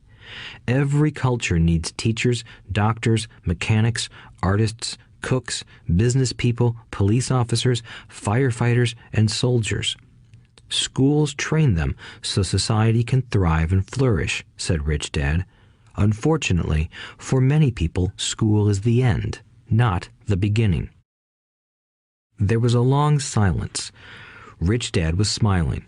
I didn't comprehend everything he said that day, but as with most great teachers, his words continued to teach for years. I've been a little cruel today, said Rich Dad, but I want you to always remember this talk. I want you to always think of Mrs. Martin, and I want you always to remember that donkey. Never forget that fear and desire can lead you into life's biggest trap if you are not aware of them controlling your thinking. To spend your life living in fear, never exploring your dreams, is cruel. To work hard for money, thinking that it will buy you things that will make you happy, is also cruel. To wake up in the middle of the night terrified about paying bills is a horrible way to live. To live a life dictated by the size of a paycheck is not really living a life. Thinking that a job makes you secure is lying to yourself. That's cruel, and that's the trap I want you to avoid. I've seen how money runs people's lives. Don't let that happen to you. Please, don't let money run your life. A softball rolled under our table. Rich Dad picked it up and threw it back. So what does ignorance have to do with greed and fear? I asked. Because it is ignorance about money that causes so much greed and fear, said Rich Dad. Let me give you some examples. A doctor, wanting more money to better provide for his family, raises his fees. By raising his fees, it makes healthcare more expensive for everyone. It hurts the poor people the most, so they have worse health than those with money. Because the doctors raise their fees, the attorneys raise their fees. Because the attorneys' fees have gone up, school teachers want a raise, which raises our taxes, and on and on and on. Soon, there will be such a horrifying gap between the rich and the poor that chaos will break out and another great civilization will collapse. History proves that great civilizations collapse when the gap between the haves and have-nots is too great. Sadly, America is on that same course because we haven't learned from history. We only memorize historical dates and names, not the lesson. Aren't prices supposed to go up? I asked. In an educated society with a well-run government, prices should actually come down. Of course, that is often only true in theory. Prices go up because of greed and fear caused by ignorance. If schools taught people about money, there would be more money and lower prices. But schools focus only on teaching people to work for money, not how to harness money's power. But don't we have business schools? Mike asked. And haven't you encouraged me to go for my MBA? Yes, said Rich Dad, but all too often business schools train employees to become sophisticated bean counters. Heaven forbid a bean counter takes over a business. All they do is look at the numbers, fire people, and kill the business. I know this because I hire bean counters. All they think about is cutting costs and raising prices, which cause more problems. Bean counting is important. I wish more people knew it, but it, too, is not the whole picture, added Rich Dad angrily. So, is there an answer? Asked Mike. Yes, said Rich Dad. Learn to use your emotions to think, not think with your emotions. When you boys mastered your emotions by agreeing to work for free, I knew there was hope. When you again resisted your emotions when I tempted you with more money, you were again learning to think in spite of being emotionally charged. That's the first step. Why is that step so important? I asked. Well, that's up to you to find out. If you want to learn, I'll take you boys into the briar patch, a place almost everyone else avoids. If you go with me, you'll let go of the idea of working for money and instead learn to have money work for you. And what will we get if we go with you? What if we agree to learn from you? What will we get? I asked. The same thing Brer Rabbit got, said Rich Dad, referring to the classic children's story. Is there a briar patch? I asked. Yes, said Rich Dad. The briar patch is our fear and greed. Confronting fear, weaknesses, and neediness by choosing our own thoughts is the way out. Choosing our thoughts? Mike asked, puzzled. Yes, choosing what we think rather than reacting to our emotions. Instead of just getting up and going to work because not having the money to pay your bills is scaring you, ask yourself, is working harder at this the best solution to this problem? Most people are too afraid to rationally think things through and instead run out the door to a job they hate. The tar baby is in control. That's what I mean by choosing your thoughts. And how do we do that? Mike asked. That's what I will teach you. I'll teach you to have a choice of thoughts rather than a knee-jerk reaction, like gulping down your morning coffee and running out the door. Remember what I said before. A job is only a short-term solution to a long-term problem. Most people have only one problem in mind, and it's short-term. It's the bills at the end of the month, the tar baby. Money controls their lives, or should I say the fear and ignorance about money controls it. So they do as their parents did. They get up every day and go work for money, not taking the time to ask the question, is there another way? Their emotions now control their thinking, not their heads. Can you tell the difference between emotions thinking and the head thinking? Mike asked. Oh yes, I hear it all the time, said Rich Dad. I hear things like, well, everyone has to work, or the rich are crooks, or I'll get another job, I deserve this raise, you can't push me around, or I like this job because it's secure. No one asks, is there something I'm missing here? Which would break through the emotional thought and give you time to think clearly. As we headed back to the store, Rich Dad explained that the rich really did make money. They did not work for it. He went on to explain that when Mike and I were casting 5-cent pieces out of lead, thinking we were making money, we were very close to thinking the way the rich think. The problem was that creating money is legal for the government and banks to do, but illegal for us to do. There are legal ways to create money from nothing, he told us. Rich Dad went on to explain that the rich know that money is an illusion, truly like the carrot for the donkey. It's only out of fear and greed that the illusion of money is held together by billions of people who believe that money is real. It's not. Money is really made up. It is only because of the illusion of confidence and the ignorance of the masses that this house of cards stands. He talked about the gold standard that America was on, and that each dollar bill was actually a silver certificate. What concerned him was the rumor that we would someday go off the gold standard and our dollars would no longer be backed by something tangible. If that happens, boys, all hell will break loose. The poor, the middle class, and the ignorant will have their lives ruined simply because they will continue to believe that money is real and that the company they work for, or the government, will look after them. We really did not understand what he was saying that day, but over the years, it made more and more sense. Seeing what others miss. As he climbed into his pickup truck outside his convenience store, Rich Dad said, "Keep working, boys, but the sooner you forget about needing a paycheck, the easier your adult life will be. Keep using your brain, work for free, and soon your mind will show you ways of making money far beyond what I could ever pay you. You will see things that other people never see. Most people never see these opportunities because they're looking for money and security, so that's all they get.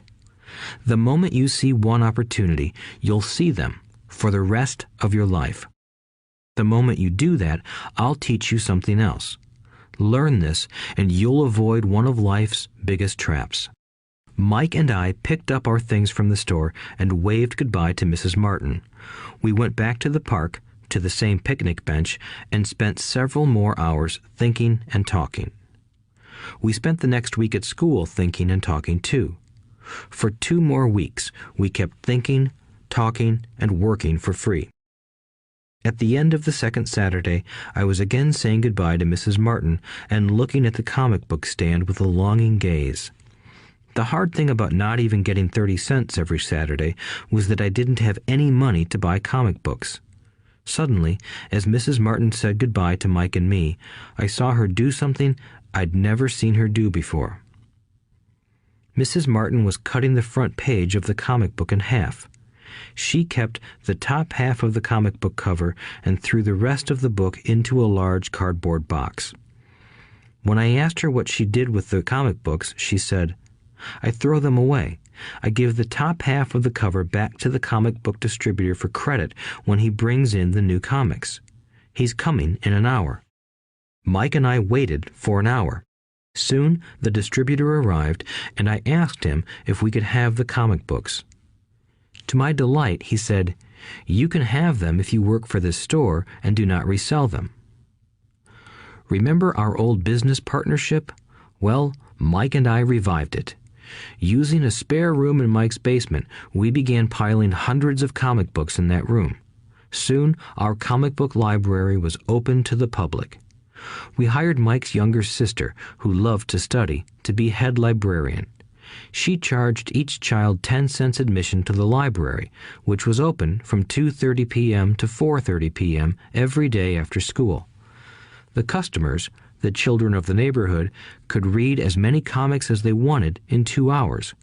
It was a bargain for them since a comic cost 10 cents each, and they could read 5 or 6 in 2 hours. Mike's sister would check the kids as they left to make sure they weren't borrowing any comic books.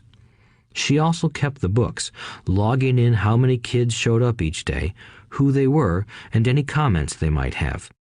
Mike and I averaged $9.50 per week over a 3-month period. We paid his sister $1 a week and allowed her to read the comics for free, which she rarely did since she was always studying. Mike and I kept our agreement by working in the store every Saturday and collecting all the comic books from the different stores. We kept our agreement to the distributor by not selling any comic books. We burned them once they got too tattered. We tried opening a branch office, but we could never quite find someone as trustworthy and dedicated as Mike's sister. At an early age, we found out how hard it was to find good staff. 3 months after the library first opened, a fight broke out in the room. Some bullies from another neighborhood pushed their way in, and Mike's dad suggested we shut down the business. So our comic book business shut down, and we stopped working on Saturdays at the convenience store. But Rich Dad was excited because he had new things he wanted to teach us. He was happy because we had learned our first lessons so well. We learned to make money work for us. By not getting paid for our work at the store, we were forced to use our imaginations to identify an opportunity to make money. By starting our own business, the comic book library, we were in control of our own finances, not dependent on an employer. The best part was that our business generated money for us even when we weren't physically there. Our money worked for us. Instead of paying us money, Rich Dad had given us so much more. Chapter 2. Lesson 2. Why teach financial literacy? It's not how much money you make, it's how much money you keep. In 1990, Mike took over his father's empire and is, in fact, doing a better job than his dad did. We see each other once or twice a year on the golf course. He and his wife are wealthier than you can imagine. Rich Dad's empire is in great hands, and Mike is now grooming his son to take his place, as his dad had groomed us. In 1994, I retired at the age of 47, and my wife Kim was 37. Retirement does not mean not working. For us, it means that, barring unforeseen cataclysmic changes, we can work or not work, and our wealth grows automatically, staying ahead of inflation. Our assets are large enough to grow by themselves. It's like planting a tree. You water it for years, and then one day it doesn't need you anymore. Its roots are implanted deep enough. Then the tree provides shade for your enjoyment. Mike chose to run the empire, and I chose to retire. Whenever I speak to groups of people, they often ask what I would recommend that they do. How do I get started? Is there a book you would recommend? What should I do to prepare my children? What is your secret to success? How do I make millions? Whenever I hear one of these questions, I'm reminded of the following story. The Richest Businessmen. In 1923, a group of our greatest leaders and richest businessmen held a meeting at the Edgewater Beach Hotel in Chicago. Among them were Charles Schwab, head of the largest independent steel company; Samuel Insull, president of the world's largest utility; Howard Hobson, head of the largest gas company; Ivar Kruger, president of International Match Company, one of the world's largest companies at that time; Leon Fraser, president of the Bank of International Settlements; Richard Whitney, president of the New York Stock Exchange; Arthur Cotton and Jesse Livermore, two of the biggest stock speculators; and Albert Fall, a member of President Harding's cabinet. 25 years later, 9 of these titans ended their lives as follows. Schwab died penniless after living for 5 years on borrowed money. Insull died broke in a foreign land, and Kruger and Cotton also died broke. Hobson went insane. Whitney and Albert Fall were released from prison, and Fraser and Livermore committed suicide. I doubt if anyone can say what really happened to these men. If you look at the date, 1923, it was just before the 1929 market crash and the Great Depression, which I suspect had a great impact on these men and their lives. The point is this. Today, we live in times of greater and faster change than these men did. I suspect there will be many booms and busts in the coming years that will parallel the ups and downs these men faced. I am concerned that too many people are too focused on money and not on their greatest wealth, their education. If people are prepared to be flexible, keep an open mind, and learn, they will grow richer and richer despite tough changes. If they think money will solve problems, they will have a rough ride. Intelligence solves problems and produces money. Money without financial intelligence is money soon gone. Most people fail to realize that in life, it's not how much money you make, it's how much money you keep. We've all heard stories of lottery winners who are poor, then suddenly rich, and then poor again. They win millions, yet are soon back where they started. Or stories of professional athletes who at the age of 24 are earning millions but are sleeping under a bridge 10 years later. I remember a story of a young basketball player who a year ago had millions. Today, at just 29, he claims his friends, attorney, and accountant took his money and he was forced to work at a car wash for minimum wage. He was fired from the car wash because he refused to take off his championship ring as he was wiping off the cars. His story made national news, and he is appealing his termination, claiming hardship and discrimination. He claims that the ring is all he has left, and if it was stripped away, he'll crumble. I know so many people who became instant millionaires, and while I am glad some people have become richer and richer, I caution them that in the long run, it's not how much money you make, it's how much you keep and how many generations you keep it. So when people ask, where do I get started, or tell me how to get rich quick, they often are greatly disappointed with my answer. I simply say to them what my rich dad said to me when I was a little kid. If you want to be rich, you need to be financially literate.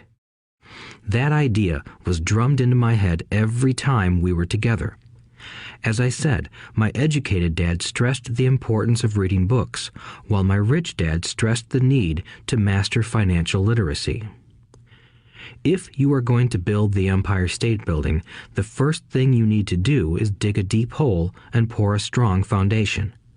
If you are going to build a home in the suburbs, all you need to do is pour a 6-inch slab of concrete. Most people, in their drive to get rich, are trying to build an Empire State Building on a 6-inch slab. Our school system, created in the agrarian age, still believes in homes with no foundation. Dirt floors are still the rage, so kids graduate from school with virtually no financial foundation. One day, sleepless and deep in debt in suburbia, living the American dream, they decide that the answer to their financial problems is to find a way to get rich quick.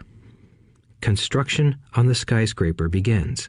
It goes up quickly, and soon, instead of the Empire State Building, we have the Leaning Tower of Suburbia. The sleepless nights return. As for Mike and me in our adult years, both of our choices were possible because we were taught to pour a strong financial foundation when we were just kids.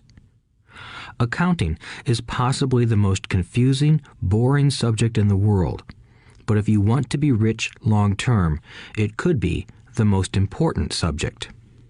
For Rich Dad, the question was how to take a boring and confusing subject and teach it to kids. The answer he found was to make it simple by teaching it in pictures. My rich dad poured a strong financial foundation for Mike and me. Since we were just kids, he created a simple way to teach us. For years, he only drew pictures and used few words. Mike and I understood the simple drawings, the jargon, the movement of money, and then in later years, Rich Dad began adding numbers. Today, Mike has gone on to master much more complex and sophisticated accounting analysis because he had to in order to run his empire. I am not as sophisticated because my empire is smaller, yet we come from the same simple foundation. Over the following pages, we will discuss those same simple line drawings Mike's dad created for us. Though basic, those drawings helped guide two little boys in building great sums of wealth on a solid and deep foundation. Rule number 1. You must know the difference between an asset and a liability, and buy assets. If you want to be rich, this is all you need to know. It is rule number 1. It is the only rule. This may sound absurdly simple, but most people have no idea how profound this rule is.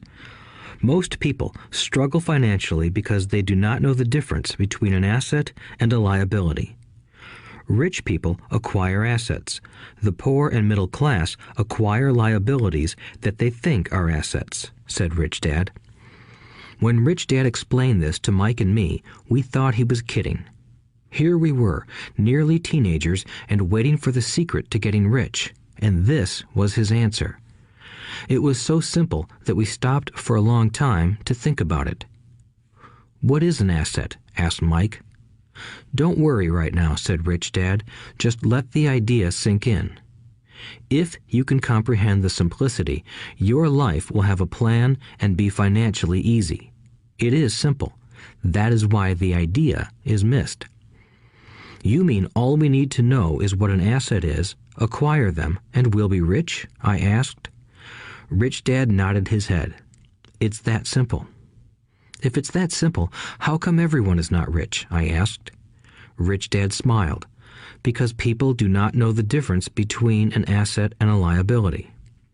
I remember asking, how could adults be so misguided? If it is that simple, if it is that important, why would everyone not want to find out? It took Rich Dad only a few minutes to explain what assets and liabilities were. As an adult, I have difficulty explaining it to other adults. The simplicity of the idea escapes them because they have been educated differently. They were taught by other educated professionals, such as bankers, accountants, real estate agents, financial planners, and so forth. The difficulty comes in asking adults to unlearn or become children again. An intelligent adult often feels it is demeaning to pay attention to simplistic definitions. Rich Dad believed in the KISS principle. Keep it simple, stupid, or keep it super simple. So he kept it simple for us, and that made our financial foundation strong. So what causes the confusion? How could something so simple be so screwed up? Why would someone buy an asset that was really a liability? The answer is found in basic education.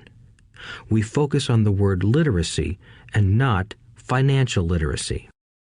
What defines something to be an asset or a liability are not words. In fact, if you really want to be confused, look up the words asset and liability in the dictionary. I know the definition may sound good to a trained accountant, but for the average person, it makes no sense. But we adults are often too proud to admit that something does not make sense. To us young boys, Rich Dad said, "What defines an asset are not words, but numbers. And if you can't read the numbers, you can't tell an asset from a hole in the ground."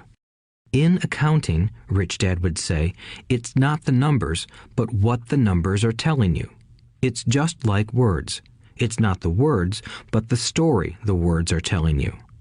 If you want to be rich, you've got to read and understand numbers. If I heard that once, I heard it 1,000 times from my rich dad. And I also heard the rich acquire assets and the poor and middle class acquire liabilities. Here is how to tell the difference between an asset and a liability. Most accountants and financial professionals do not agree with the definitions, but these simple drawings were the start of strong financial foundations for two young boys. An asset is something that puts money in my pocket. A liability is something that takes money out of my pocket. This is really all you need to know. If you want to be rich, simply spend your life buying assets. If you want to be poor or middle class, spend your life buying liabilities. Illiteracy, both in words and numbers, is the foundation of financial struggle. If people are having difficulties financially, there is something that they don't understand, either in words or numbers. The rich are rich because they are more literate in different areas than people who struggle financially.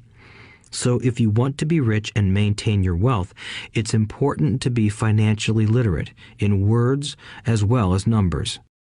Numbers alone mean little, just as words out of context mean little. It's the story that counts. In financial reporting, reading numbers is looking for the plot, the story of where the cash is flowing. In 80% of most families, the financial story paints a picture of hard work to get ahead.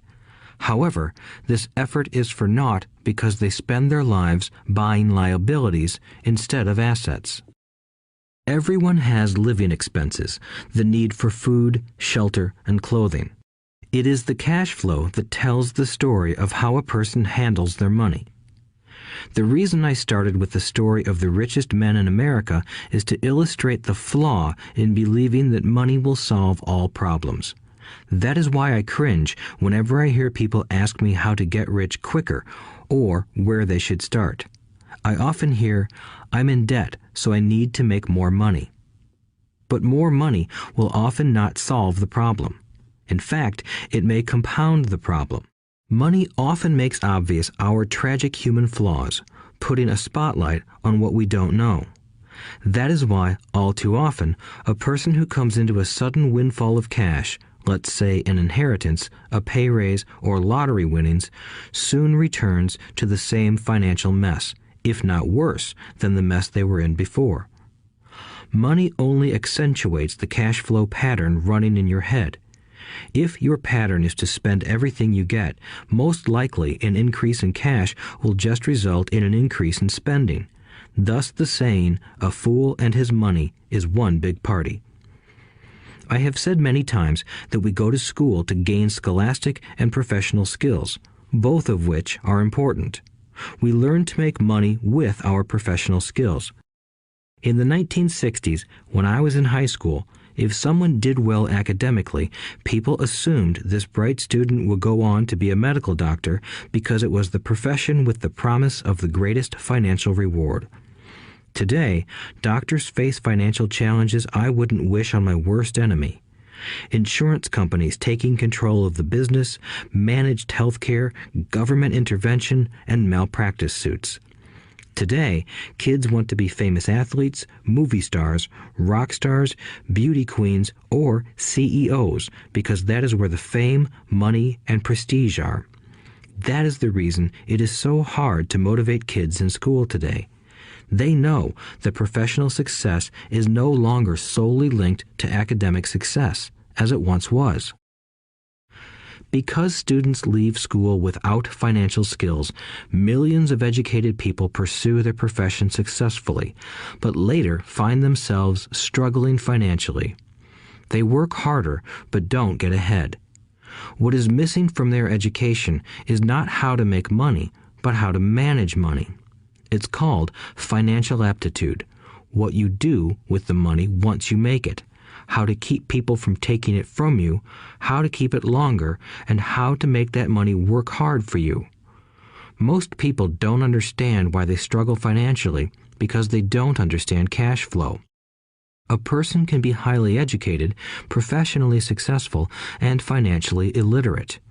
These people often work harder than they need to because they learned how to work hard, but not how to have their money work hard for them. The story of how the quest for a financial dream turns into a financial nightmare. The classic story of hardworking people has set a pattern. Recently married, the happy, highly educated young couple moves into one of their cramped, rented apartments. Immediately, they realize that they are saving money because two can live as cheaply as one. The problem is the apartment is cramped. They decide to save money to buy their dream home so they can have kids. They now have two incomes, and they begin to focus on their careers. Their incomes begin to increase. As their incomes go up, their expenses go up as well. The number one expense for most people is taxes. Many people think it's income tax, but for most Americans, their highest tax is Social Security. As an employee, it appears as if the Social Security tax combined with the Medicare tax rate is roughly 7.5%, but it's really 15% since the employer must match the Social Security amount. In essence, it is money the employer can't pay you. On top of that, you still have to pay income tax on the amount deducted from your wages for Social Security tax. Income you never received because it went directly to Social Security through withholding. Going back to the young couple, as a result of their incomes increasing, they decide to buy the house of their dreams. Once in their house, they have a new tax called property tax. Then they buy a new car, new furniture, and new appliances to match their new house. All of a sudden, they wake up and their liabilities column is full of mortgage and credit card debt. Their liabilities go up. They're now trapped in the rat race. Pretty soon, a baby comes along and they work harder. The process repeats itself. Higher incomes cause higher taxes, also called bracket creep. A credit card comes in the mail. They use it. It maxes out. A loan company calls and says their greatest asset, their home, has appreciated in value. Because their credit is so good, the company offers a bill consolidation loan and tells them the intelligent thing to do is clear off the high-interest consumer debt by paying off their credit card. And besides, interest on their home is a tax deduction. They go for it and pay off those high-interest credit cards. They breathe a sigh of relief. Their credit cards are paid off. They've now folded their consumer debt into their home mortgage. Their payments go down because they extend their debt over 30 years. It is the smart thing to do. Their neighbor calls to invite them to go shopping. The Memorial Day sale is on. They promise themselves they'll just window shop, but they take a credit card, just in case. I run into this young couple all the time. Their names change, but their financial dilemma is the same. They come to one of my talks to hear what I have to say. They ask me, "Can you tell us how to make more money?" They don't understand that their trouble is really how they choose to spend the money they do have. It is caused by financial illiteracy and not understanding the difference between an asset and a liability. More money seldom solves someone's money problems. Intelligence solves problems. There is a saying a friend of mine says over and over to people in debt. If you find you have dug yourself into a hole, stop digging. As a child, my dad often told us that the Japanese were aware of 3 powers: the power of the sword, the jewel, and the mirror. The sword symbolizes the power of weapons. America has spent trillions of dollars on weapons, and because of this is a powerful military presence in the world. The jewel symbolizes the power of money. There is some degree of truth to the saying, "Remember the golden rule. He who has the gold makes the rules." The mirror symbolizes the power of self-knowledge. This self-knowledge, according to Japanese legend, was the most treasured of the 3. All too often, the poor and middle class allow the power of money to control them. By simply getting up and working harder, failing to ask themselves if what they do makes sense, they shoot themselves in the foot as they leave for work every morning. By not fully understanding money, the vast majority of people allow its awesome power to control them. If they used the power of the mirror, they would have asked themselves, "Does this make sense?"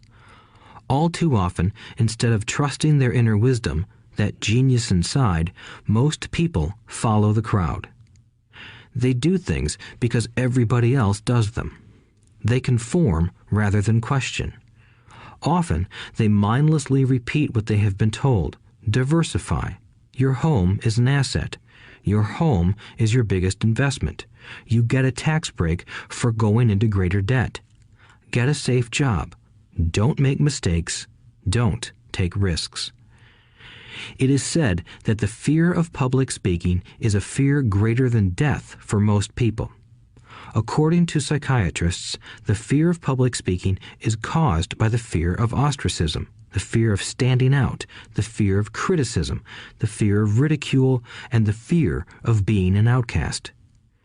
The fear of being different prevents most people from seeking new ways to solve their problems. That is why my educated dad said the Japanese valued the power of the mirror the most, for it is only when we look into it that we find truth. Fear is the main reason that people say, "Play it safe." That goes for anything, be it sports, relationships, careers, or money. It is that same fear, the fear of ostracism, that causes people to conform to, and not question, commonly accepted opinions or popular trends. Your home is an asset. Get a bill consolidation loan and get out of debt. Work harder. It's a promotion. Someday I'll be a vice president. Save money. When I get a raise, I'll buy us a bigger house. Mutual funds are safe. Many financial problems are caused by trying to keep up with the Joneses. Occasionally, we all need to look in the mirror and be true to our inner wisdom rather than our fears. By the time Mike and I were 16 years old, we began to have problems in school. We were not bad kids. We just began to separate from the crowd. We worked for Mike's dad after school and on weekends. Mike and I often spent hours after work just sitting at a table with his dad while he held meetings with his bankers, attorneys, accountants, brokers, investors, managers, and employees. Here was a man who had left school at 13, who was now directing, instructing, ordering, and asking questions of educated people. They came at his beck and call and cringed when he didn't approve of them. Here was a man who had not gone along with the crowd. He was a man who did his own thinking and detested the words, "We have to do it this way because that's the way everyone else does it." He also hated the word "can't." If you wanted him to do something, just say, "I don't think you can do it." Mike and I learned more sitting in on his meetings than we did in all our years of school, college included. Mike's dad was not book smart, but he was financially educated and successful as a result. He told us over and over again, an intelligent person hires people who are more intelligent than he is. So Mike and I had the benefit of spending hours listening to and learning from intelligent people. But because of this, Mike and I couldn't go along with the standard dogma our teachers preached, and that caused problems. Whenever the teacher said, "If you don't get good grades, you won't do well in the real world," Mike and I just raised our eyebrows. When we were told to follow set procedures and not deviate from the rules, we could see how school discouraged creativity. We started to understand why our rich dad told us that schools were designed to produce good employees instead of employers. Occasionally, Mike or I would ask our teachers how what we studied was applicable to the real world, or why we never studied money and how it worked. To the latter question, we often got the answer that money was not important, that if we excelled in our education, the money would follow.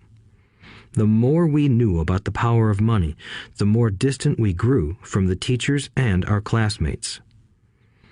My highly educated dad never pressured me about my grades, but we did begin to argue about money. By the time I was 16, I probably had a far better foundation with money than both my parents. I could keep books, I listened to tax accountants, corporate attorneys, bankers, real estate brokers, investors, and so forth.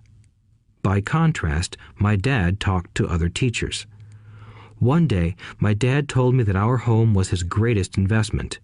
A not too pleasant argument took place when I showed him why I thought a house was not a good investment.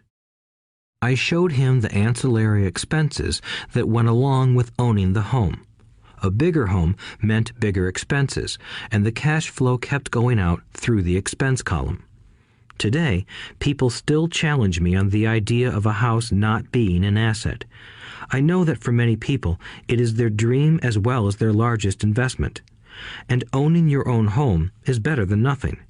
I simply offer an alternative way of looking at this popular dogma. If my wife and I were to buy a bigger, flashier house, we realize it wouldn't be an asset. It would be a liability since it would take money out of our pocket. So here is the argument I put forth. I really don't expect most people to agree with it because your home is an emotional thing, and when it comes to money, high emotions tend to lower financial intelligence. I know from personal experience that money has a way of making every decision emotional. 1. When it comes to houses, most people work all their lives paying for a home they never own. In other words, most people buy a new house every few years, each time incurring a new 30-year loan to pay off the previous one. 2. Even though people receive a tax deduction for interest on mortgage payments, they pay for all their other expenses with after-tax dollars, even after they pay off their mortgage. 3. My wife's parents were shocked when the property taxes on their home increased to $1,000 a month. This was after they had retired, so the increase put a strain on their retirement budget and they felt forced to move. 4. Houses do not always go up in value. I have friends who owe $1 million for a home that today would sell for far less. 5. The greatest losses of all are those from missed opportunities. If all your money is tied up in your house, you may be forced to work harder because your money continues blowing out of the expense column instead of adding to the asset column, the classic middle-class cash flow pattern. If a young couple would put more money into their asset column early on, their later years would be easier. Their assets would have grown and would be available to help cover expenses. All too often, a house only serves as a vehicle for incurring a home equity loan to pay for mounting expenses. In summary, the end result in making a decision to own a house that is too expensive in lieu of starting an investment portfolio impacts an individual in at least the following 3 ways. 1. Loss of time during which other assets could have grown in value. 2. Loss of additional capital which could have been invested instead of paying for high maintenance expenses related directly to the home. 3. Loss of education. Too often, people count their house and savings and retirement plans as all they have in their asset column. Because they have no money to invest, they simply don't invest. This costs them investment experience. Most never become what the investment world calls a sophisticated investor. And the best investments are usually first sold to sophisticated investors, who then turn around and sell them to the people playing it safe. I am not saying don't buy a house. What I'm saying is that you should understand the difference between an asset and a liability. When I want a bigger house, I first buy assets that will generate the cash flow to pay for the house. My educated dad's personal financial statement best demonstrates the life of someone caught in the rat race. His expenses match his income, never allowing him enough left over to invest in assets. As a result, his liabilities are larger than his assets. Why the rich get richer. A review of my rich dad's financial statement shows why the rich get richer. The asset column generates more than enough income to cover expenses, with the balance reinvested into the asset column. The asset column continues to grow, and therefore the income it produces grows with it. The result is that the rich get richer. Why the middle class struggle. The middle class finds itself in a constant state of financial struggle. Their primary income is through their salary. As their wages increase, so do their taxes. Their expenses tend to increase in proportion to their salary increase, hence the phrase, the rat race. They treat their home as their primary asset instead of investing in income-producing assets. This pattern of treating your home as an investment and the philosophy that a pay raise means you can buy a larger home or spend more is the foundation of today's debt-ridden society. Increased spending throws families into greater debt and into more financial uncertainty, even though they may be advancing in their jobs and receiving raises on a regular basis. This is high-risk living caused by weak financial education. The massive loss of jobs in recent times proves how shaky the middle class really is financially. Company pension plans are being replaced by 401k plans. Social Security is obviously in trouble and can't be relied upon as a source for retirement. Panic has set in for the middle class. Today, mutual funds are popular because they supposedly represent safety. Average mutual fund buyers are too busy working to pay taxes and mortgages, save for their children's college, and pay off credit cards.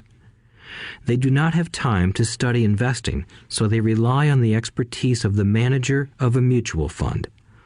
Also, because the mutual fund includes many different types of investments, they feel their money is safer because it is diversified.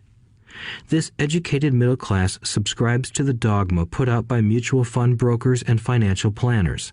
Play it safe, avoid risk.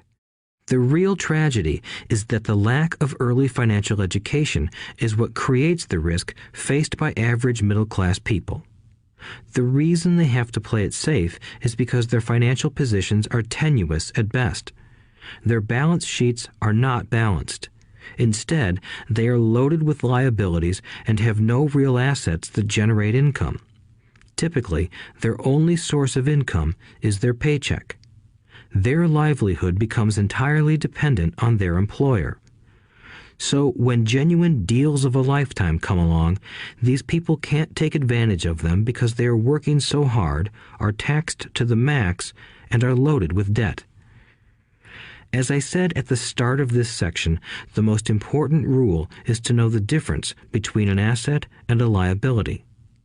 Once you understand the difference, concentrate your efforts on buying income-generating assets.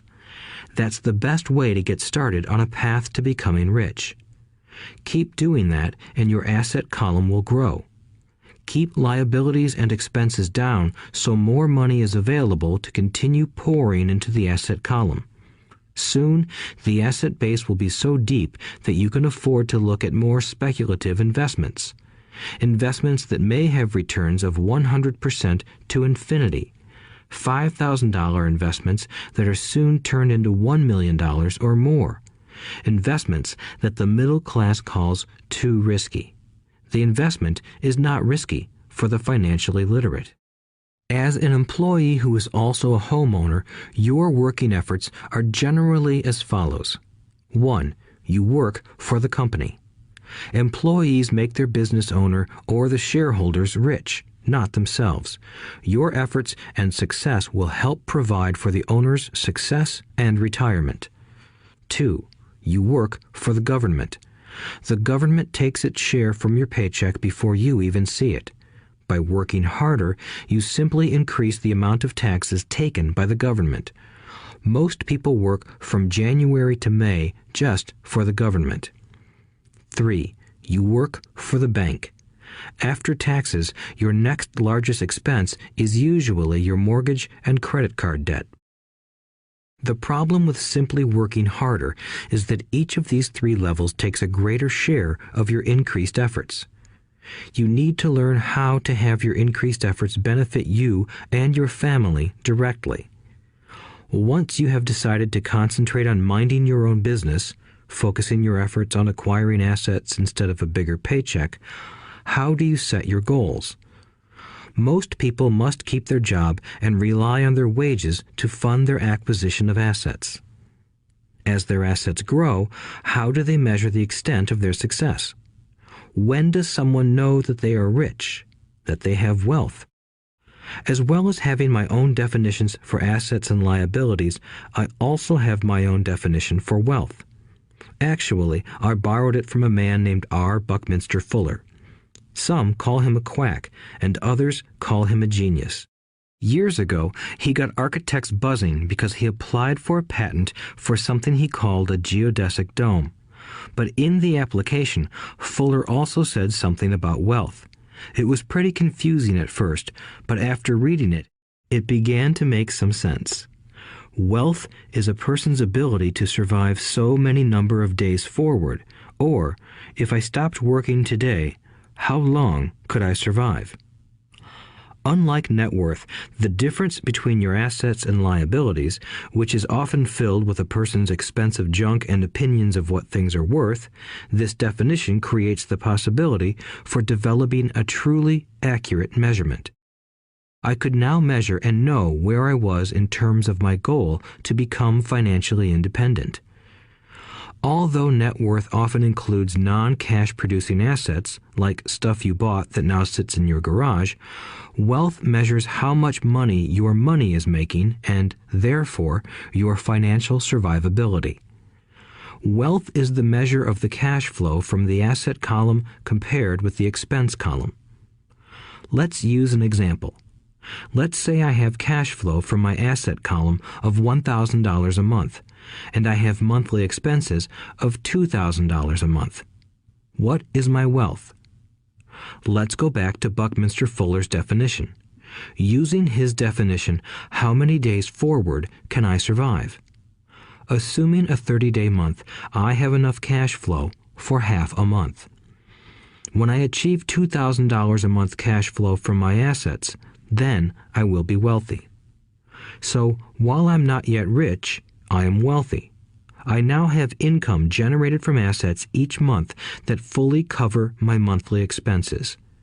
If I want to increase my expenses, I first must increase my cash flow to maintain this level of wealth. Also note that it is at this point that I'm no longer dependent on my wages. I have focused on and been successful in building an asset column that has made me financially independent. If I quit my job today, I would be able to cover my monthly expenses with the cash flow from my assets. My next goal would be to have the excess cash flow from my assets reinvested into the asset column. The more money that goes into my asset column, the more my asset column grows. The more my assets grow, the more my cash flow grows. And as long as I keep my expenses less than the cash flow from these assets, I grow richer with more and more income from sources other than my physical labor. As this reinvestment process continues, I am well on my way to becoming rich. Just remember this simple observation. The rich buy assets. The poor only have expenses. The middle class buy liabilities they think are assets. So how do I start minding my own business? What is the answer? Listen to the founder of McDonald's in the next chapter. Chapter 3. Lesson 3. Mind your own business. The rich focus on their asset columns while everyone else focuses on their income statements. In 1974, Ray Kroc, the founder of McDonald's, was asked to speak to the MBA class at the University of Texas at Austin. A friend of mine was a student in that MBA class. After a powerful and inspiring talk, the class adjourned and the students asked Ray if he would join them at their favorite hangout to have a few beers. Ray graciously accepted. "What business am I in?" Ray asked once the group had all their beers in hand. Everyone laughed, my friend said. Most of the MBA students thought Ray was just fooling around. No one answered, so Ray asked again. "What business do you think I'm in?" The students laughed again, and finally one brave soul yelled out, "Ray, who in the world doesn't know that you're in the hamburger business?" Ray chuckled. "That's what I thought you would say." He paused and then quickly added, "Ladies and gentlemen, I'm not in the hamburger business. My business is real estate." As my friend tells the story, Ray spent a good amount of time explaining his viewpoint. In his business plan, Ray knew that the primary business focus was to sell hamburger franchises, but what he never lost sight of was the location of each franchise. He knew that the land and its location were the most significant factors in the success of each franchise. Basically, the person who bought the franchise was also buying the real estate under the franchise for Ray Kroc's organization.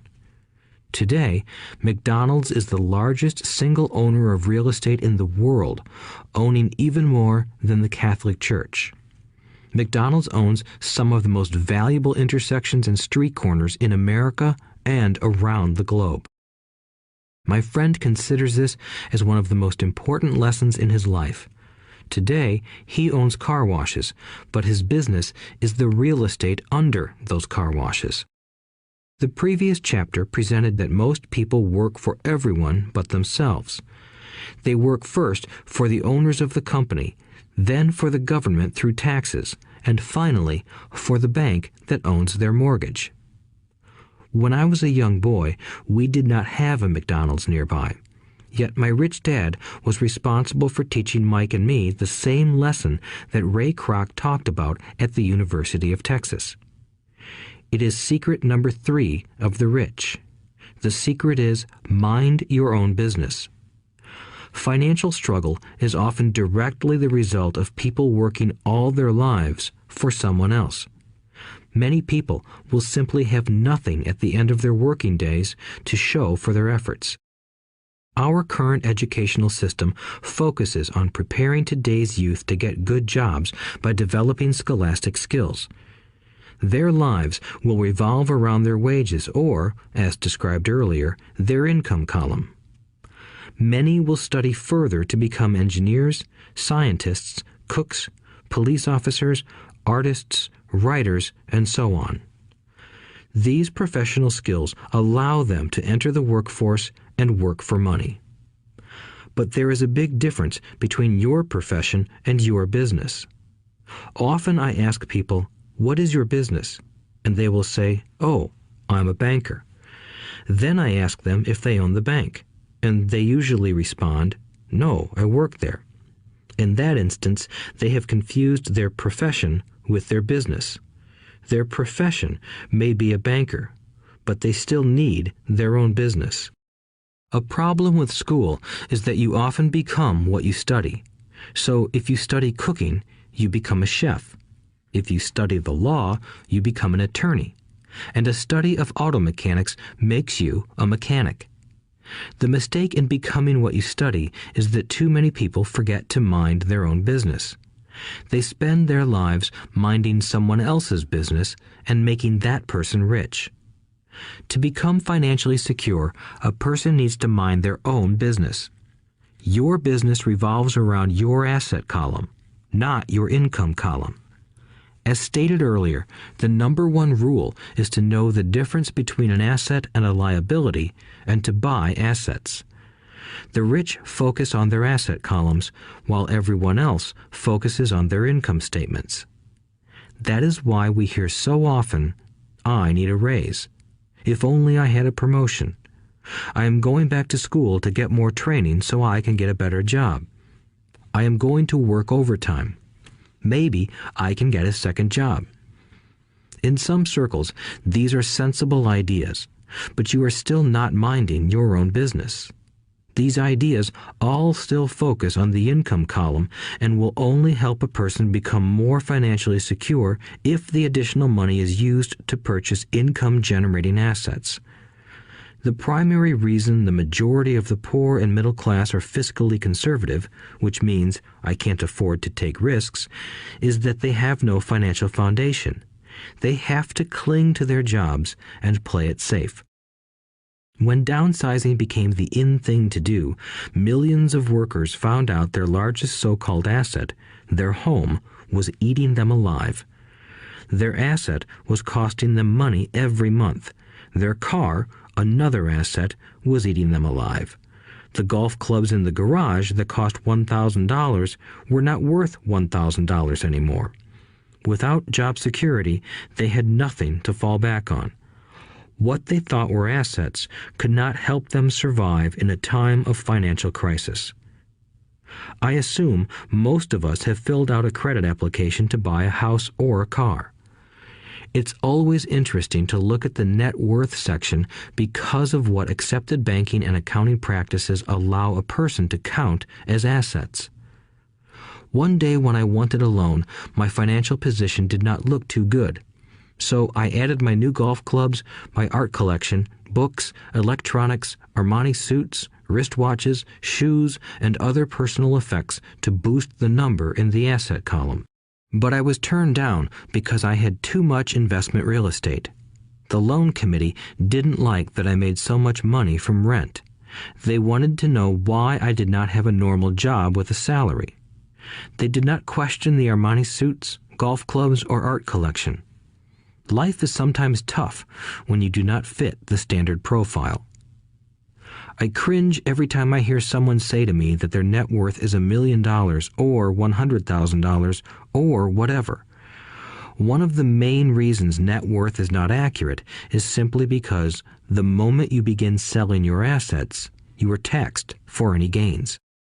So many people have put themselves in deep financial trouble when they run short of income. To raise cash, they sell their assets, but their personal assets can generally be sold for only a fraction of the value that is listed on their personal balance sheet. Or, if there is a gain on the sale of the assets, they are taxed on the gain. So again, the government takes its share, thus reducing the amount available to help them out of debt. That is why I say someone's net worth is often worth less than they think. Start minding your own business.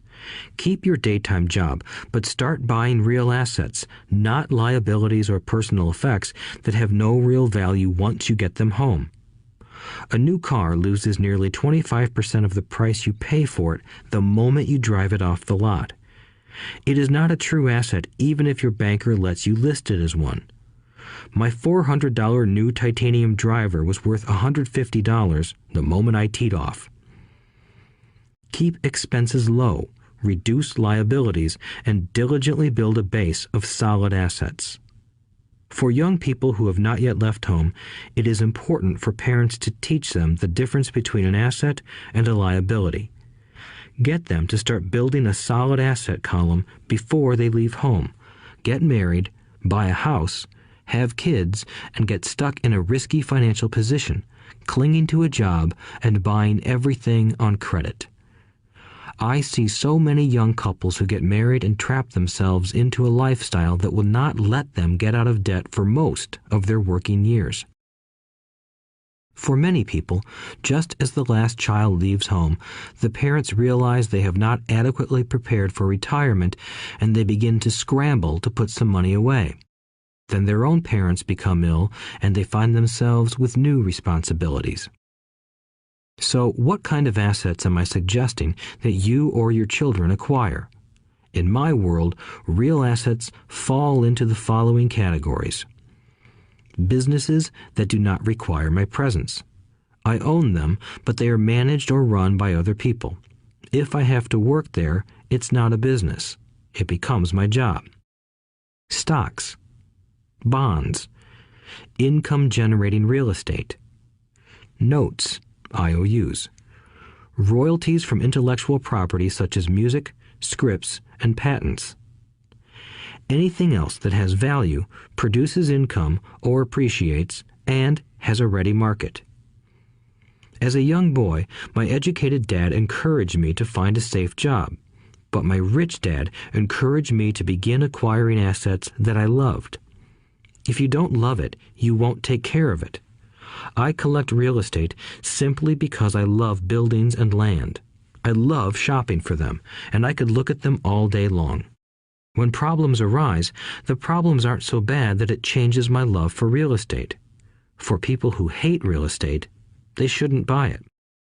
I also love stocks of small companies, especially startups, because I am an entrepreneur, not a corporate person.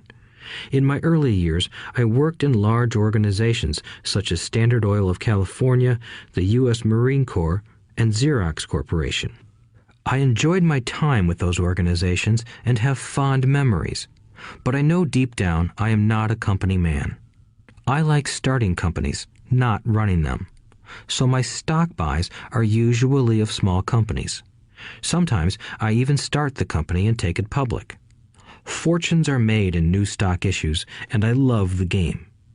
Many people are afraid of small-cap companies and call them risky, and they are.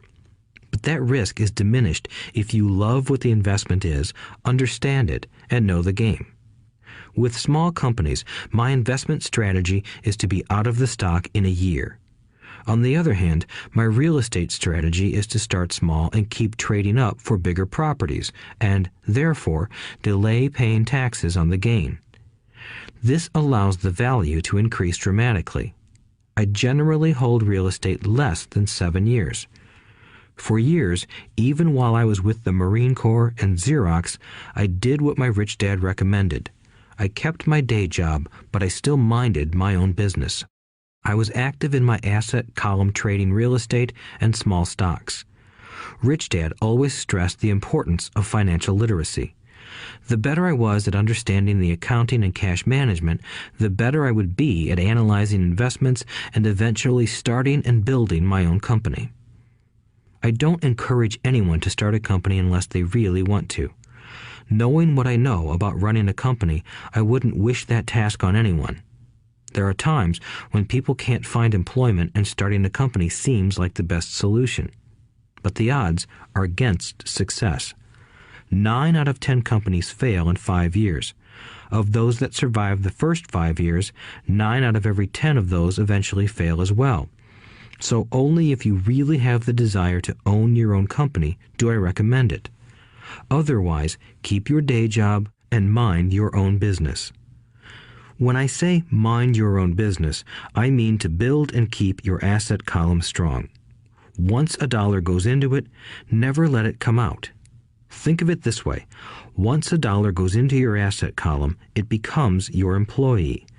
The best thing about money is that it works 24 hours a day and can work for generations. Keep your day job, be a great hard-working employee, but keep building that asset column. As your cash flow grows, you can indulge in some luxuries. An important distinction is that rich people buy luxuries last, while the poor and middle class tend to buy luxuries first. The poor and the middle class often buy luxury items like big houses, diamonds, furs, jewelry, or boats because they want to look rich. They look rich, but in reality they just get deeper in debt on credit. The old money people, the long-term rich, build their asset column first. Then the income generated from the asset column buys their luxuries. The poor and middle class buy luxuries with their own sweat, blood, and children's inheritance. A true luxury is a reward for investing in and developing a real asset. For example, when my wife Kim and I had extra money coming from our apartment houses, she went out and bought her Mercedes. It didn't take any extra work or risk on her part because the apartment house bought the car.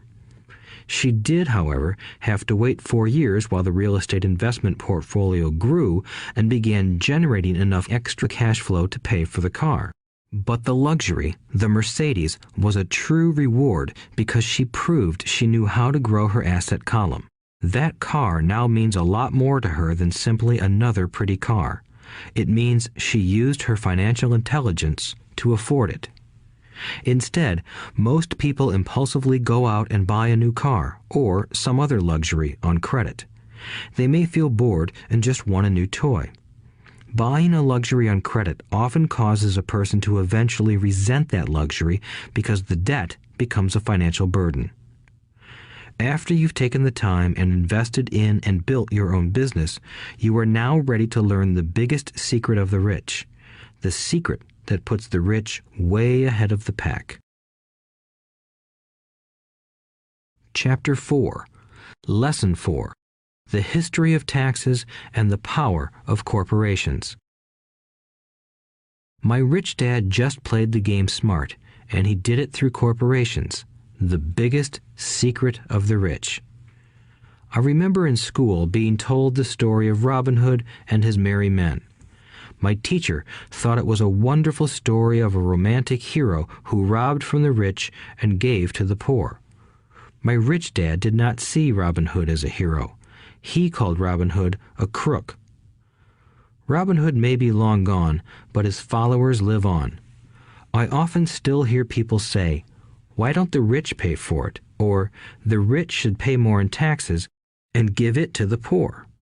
It is this Robin Hood fantasy, or taking from the rich to give to the poor, that has caused the most pain for the poor and the middle class. The reason the middle class is so heavily taxed is because of the Robin Hood ideal. The reality is that the rich are not taxed. It's the middle class who pays for the poor, especially the educated upper-income middle class. Again, to understand fully how things happen, we need to look at the history of taxes. Although my highly educated dad was an expert on the history of education, my rich dad fashioned himself an expert on the history of taxes. Rich Dad explained to Mike and me that originally in England and America, there were no taxes. Occasionally, there were temporary taxes levied in order to pay for wars. The king or the president would put the word out and ask everyone to chip in. Taxes were levied in Britain for the fight against Napoleon from 1799 to 1816, and in America to pay for the Civil War from 1861 to 1865. In 1874, England made income tax a permanent levy on its citizens. In 1913, an income tax became permanent in the United States with the adoption of the 16th Amendment to the U.S. Constitution. At one time, Americans were anti-tax. It had been the tax on tea that led to the famous Tea Party in Boston Harbor, an incident that helped ignite the Revolutionary War. It took approximately 50 years in both England and the United States to sell the idea of a regular income tax. What these historical dates fail to reveal is that both of these taxes were initially levied against only the rich. It was this point that Rich Dad wanted Mike and me to understand. He explained that the idea of taxes was made popular and accepted by the majority by telling the poor and the middle class that taxes were created only to punish the rich. This is how the masses voted for the law, and it became constitutionally legal. Although it was intended to punish the rich, in reality it wound up punishing the very people who voted for it, the poor and middle class. Once government got a taste of money, its appetite grew, said Rich Dad. Your dad and I are exactly opposite. He's a government bureaucrat, and I am a capitalist. We get paid, and our success is measured on opposite behaviors. He gets paid to spend money and hire people. The more he spends and the more people he hires, the larger his organization becomes. In the government, a large organization is a respected organization. On the other hand, within my organization, the fewer people I hire and the less money I spend, the more I am respected by my investors. That's why I don't like government people. They have different objectives than most business people. As the government grows, more and more tax dollars are needed to support it. My educated dad sincerely believed that government should help people. He loved John F. Kennedy and especially the idea of the Peace Corps. He loved the idea so much that both he and my mom worked for the Peace Corps, training volunteers to go to Malaysia, Thailand, and the Philippines. He always strived for additional grants and budget increases so he could hire more people, both in his job with the Education Department and in the Peace Corps. From the time I was about 10 years old, I would hear from my rich dad that government workers were a pack of lazy thieves, and from my poor dad I would hear how the rich were greedy crooks who should be made to pay more taxes. Both sides had valid points. It was difficult to go to work for one of the biggest capitalists in town and come home to a father who was a prominent government leader. It was not easy to know which dad to believe. Yet, when you study the history of taxes, an interesting perspective emerges. As I said, the passage of taxes was only possible because the masses believed in the Robin Hood theory of economics. Take from the rich and give to everyone else. The problem was that the government's appetite for money was so great that taxes soon needed to be levied on the middle class, and from there it kept trickling down. However, the rich saw an opportunity because they don't play by the same set of rules. The rich knew about corporations, which became popular in the days of sailing ships. The rich created the corporation as a vehicle to limit their risk to the assets of each voyage. The rich put their money into a corporation to finance the voyage. The corporation would then hire a crew to sail to the New World to look for treasure. If the ship was lost, the crew lost their lives, but the loss to the rich would be limited only to the money they invested for that particular voyage. It is the knowledge of the legal corporate structure that really gives the rich a vast advantage over the poor and middle class. Having two fathers teaching me, one a socialist and the other a capitalist, I quickly began to realize that the philosophy of the capitalist made more financial sense to me. It seemed to me that the socialists ultimately penalized themselves due to their lack of financial education. No matter what the take from the rich crowd came up with, the rich always found a way to outsmart them. That is how taxes were eventually levied on the middle class. The rich outsmarted the intellectuals solely because they understood the power of money, a subject not taught in schools. How did the rich outsmart the intellectuals? Once the take from the rich tax was passed, cash started flowing into government coffers. Initially, people were happy. Money was handed out to government workers and the rich. It went to government workers in the form of jobs and pensions, and it went to the rich via their factories receiving government contracts. The government received a large pool of money, but the problem was the fiscal management of that money. The government ideal is to avoid having excess money. If you fail to spend your allotted funds, you risk losing it in the next budget. You would certainly not be recognized for being efficient. Business people, on the other hand, are rewarded for having excess money and are applauded for their efficiency. As this cycle of growing government spending continued, the demand for money increased, and the tax the rich idea was adjusted to include lower income levels down to the very people who voted it in, the poor and the middle class. True capitalists used their financial knowledge to simply find an escape. They headed back to the protection of a corporation. But what many people who have never formed a corporation don't know is that a corporation is not really a thing. A corporation is merely a file folder with some legal documents in it, sitting in some attorney's office and registered with a state government agency. It's not a big building or a factory or a group of people. A corporation is merely a legal document that creates a legal body without a soul. Using it, the wealth of the rich was once again protected. It was popular because the income tax rate of a corporation is less than the individual income tax rates. In addition, certain expenses could be paid by a corporation with pre-tax dollars. This war between the haves and have-nots has raged for hundreds of years.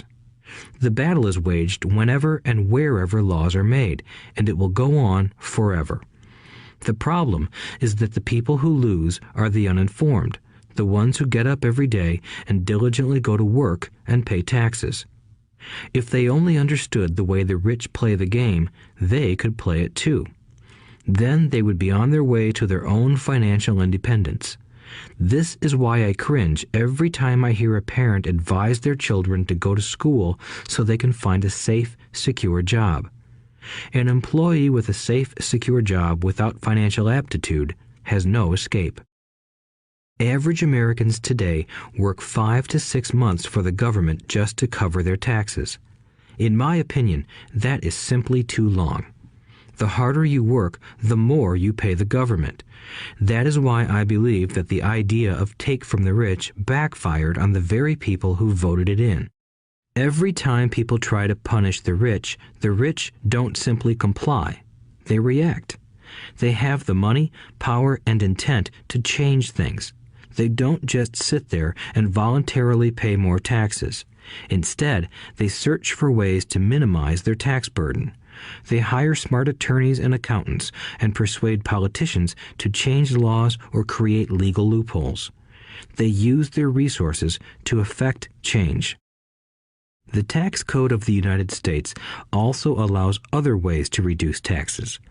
Most of these vehicles are available to anyone, but it is the rich who find them because they are minding their own business.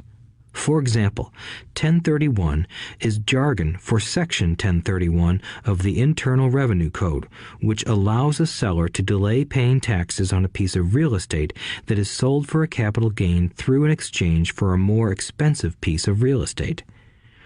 Real estate is one investment vehicle that has a great tax advantage. As long as you keep trading up in value, you will not be taxed on the gains until you liquidate. People who don't take advantage of these legal tax savings are missing a great opportunity to build their asset columns. The poor and middle class don't have the same resources. They sit there and let the government's needles enter their arm and allow the blood donation to begin. Today, I am constantly shocked at the number of people who pay more taxes or take fewer deductions simply because they are afraid of the government. I have friends who have had their businesses shut down and destroyed, only to find out it was a mistake on the part of the government. I realize all that, but the price of working from January to May is a high price to pay for that intimidation. My poor dad never fought back. My rich dad didn't either. He just played the game smarter, and he did it through corporations, the biggest secret of the rich. You may remember the first lesson I learned from my rich dad. I was a little boy of 9 who had to sit and wait for him to choose to talk to me. I sat in his office waiting for him to get to me. He was ignoring me on purpose. He wanted me to recognize his power and to desire to have that power for myself one day. During all the years I studied and learned from him, he always reminded me that knowledge is power. and with money comes great power that requires the right knowledge to keep it and make it multiply. Without that knowledge, the world pushes you around. Rich Dad constantly reminded Mike and me that the biggest bully was not the boss or the supervisor, but the tax man. The tax man will always take more if you let him. The first lesson of having money work for you, as opposed to you working for money, is all about power. If you work for money, you give the power to your employer. If money works for you, you keep the power and control it. Once we had this knowledge of the power of money working for us, he wanted us to be financially smart and not let anyone or anything push us around. If you're ignorant, it's easy to be bullied. If you know what you're talking about, you have a fighting chance. That is why he paid so much for smart tax accountants and attorneys. It was less expensive to pay them than to pay the government. His best lesson to me was, be smart and you won't be pushed around as much. He knew the law because he was a law-abiding citizen and because it was expensive to not know the law. If you know you're right, you're not afraid of fighting back, even if you are taking on Robin Hood and his band of merry men. My highly educated dad always encouraged me to land a good job with a strong corporation. He spoke of the virtues of working your way up the corporate ladder. He didn't understand that, by relying solely on a paycheck from a corporate employer, I would be a docile cow ready for milking. When I told my rich dad of my father's advice, he only chuckled. "Why not own the ladder?" was all he said. As a young boy, I did not understand what Rich Dad meant by owning my own corporation. It was an idea that seemed impossible and intimidating. Although I was excited by the idea, my inexperience wouldn't let me envision the possibility that grown-ups would someday work for a company I would own. The point is that, if not for my rich dad, I would have probably followed my educated dad's advice. It was merely the occasional reminder of my rich dad that kept the idea of owning my own corporation alive and kept me on a different path. By the time I was 15 or 16, I knew I wasn't going to continue down the path my educated dad recommended. I didn't know how I was going to do it, but I was determined not to head in the direction most of my classmates were heading. That decision changed my life. It was not until my mid-20s that my rich dad's advice began to make more sense to me. I was just out of the Marine Corps and working for Xerox. I was making a lot of money, but every time I looked at my paycheck, I was disappointed. The deductions were so large, and the more I worked, the greater they became. As I became more successful, my bosses talked about promotions and raises. It was flattering, but I could hear my rich dad asking in my ear, "Who are you working for? Who are you making rich?" In 1974, while still an employee for Xerox, I formed my first corporation and began minding my own business. There were already a few assets in my asset column, but now I was determined to focus on making it bigger. Those paychecks, with all the deductions, made all the years of my rich dad's advice make total sense. I could see the future if I followed my educated dad's advice. Many employers feel that advising their workers to mind their own business is bad for business. But for me, focusing on my own business and developing assets made me a better employee because I now had a purpose. I came in early and worked diligently, amassing as much money as possible so I could invest in real estate.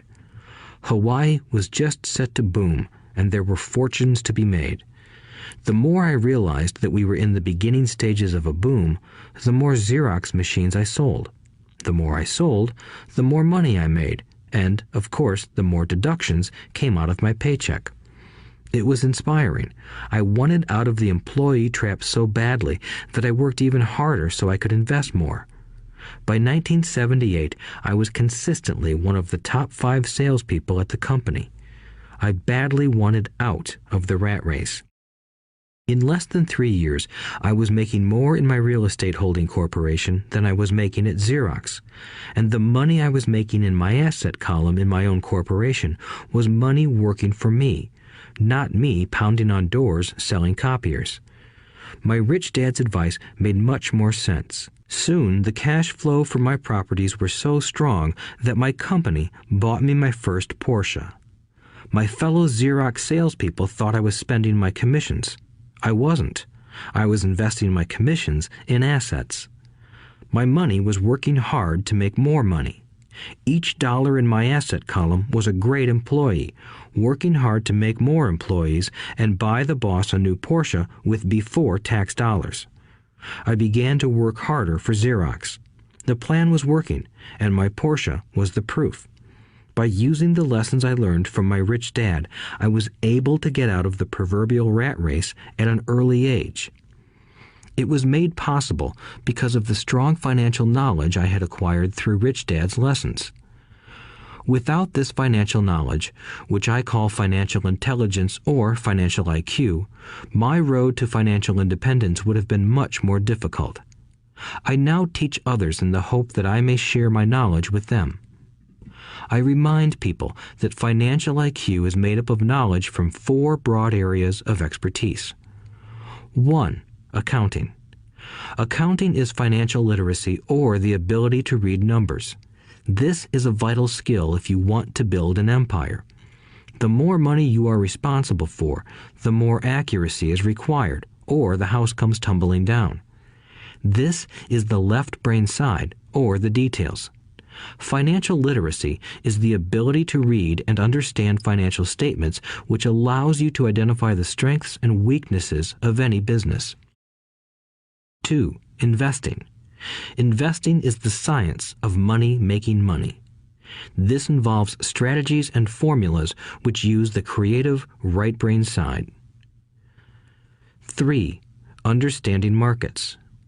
Understanding markets is the science of supply and demand. You need to know the technical aspects of the market, which are emotion-driven, in addition to the fundamental or economic aspects of an investment. Does an investment make sense or does it not make sense based on current market conditions? 4. The law. A corporation wrapped around the technical skills of accounting, investing, and markets can contribute to explosive growth. A person who understands the tax advantages and protections provided by a corporation can get rich so much faster than someone who is an employee or a small business sole proprietor. It's like the difference between someone walking and someone flying. The difference is profound when it comes to long-term wealth. Tax advantages. A corporation can do many things that an employee cannot, like pay expenses before paying taxes. That is a whole area of expertise that is very exciting. Employees earn and get taxed, and then try to live on what is left. A corporation earns, spends everything it can, and is taxed on anything that is left. It's one of the biggest legal tax loopholes that the rich use. They're easy to set up and are not expensive if you own investments that are producing good cash flow. For example, by owning your own corporation, your vacations can be board meetings in Hawaii. Car payments, insurance, repairs, and health club memberships are company expenses. Most restaurant meals are partial expenses and on. But it's done legally with pre-tax dollars. Protection from lawsuits. We live in a litigious society. Everybody wants a piece of your action. The rich hide much of their wealth using vehicles such as corporations and trusts to protect their assets from creditors. When someone sues a wealthy individual, they are often met with layers of legal protection and often find that the wealthy person actually owns nothing. They control everything, but own nothing. The poor and middle class try to own everything and lose it to the government or to fellow citizens who like to sue the rich. They learned it from the Robin Hood story.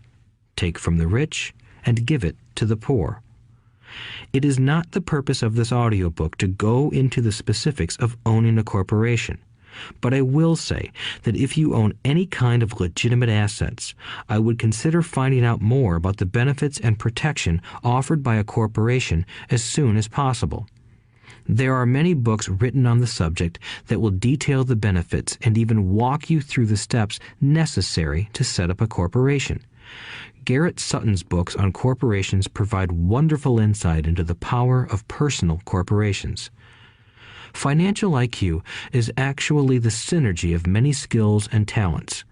I would say it is the combination of the 4 technical skills listed above that make up basic financial intelligence.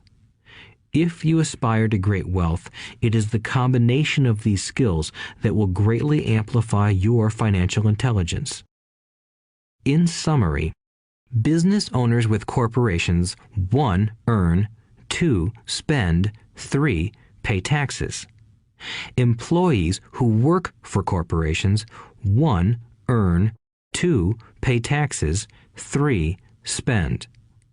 As part of your overall financial strategy, I recommend that you learn about the protection that legal entities can provide for businesses and assets. Chapter 5. Lesson 5. The rich invent money. Often in the real world, it's not the smart who get ahead, but the bold. Last night, I took a break from writing and watched a TV program on the history of a young man named Alexander Graham Bell. Bell had just patented his telephone and was having growing pains because the demand for his new invention was so strong.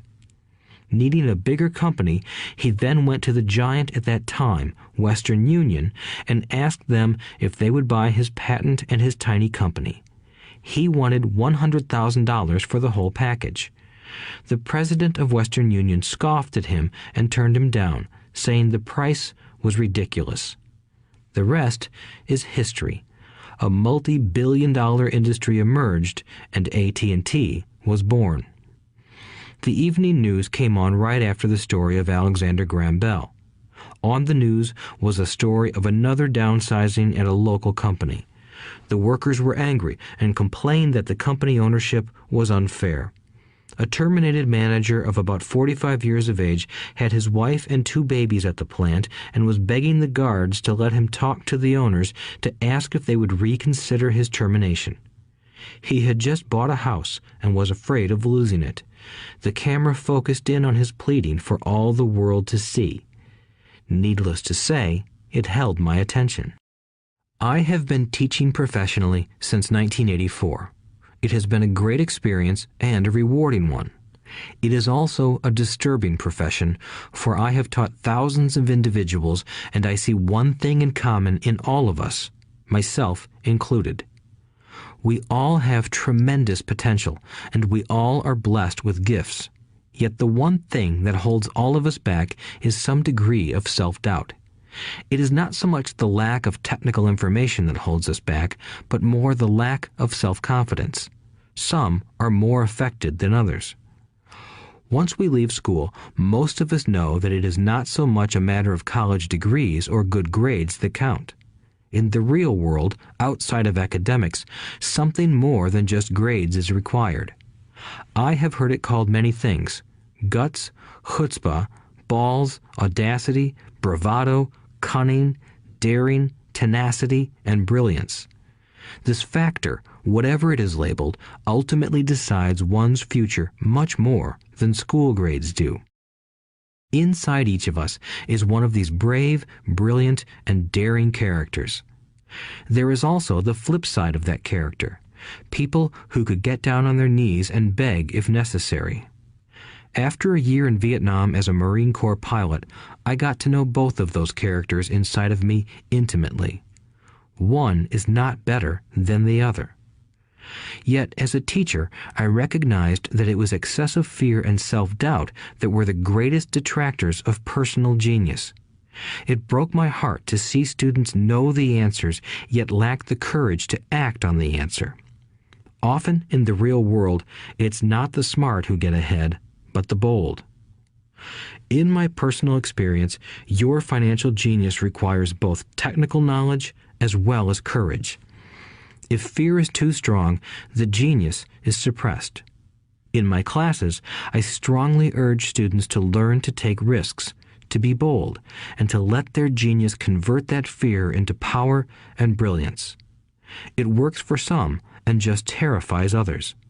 I have come to realize that for most people, when it comes to the subject of money, they would rather play it safe.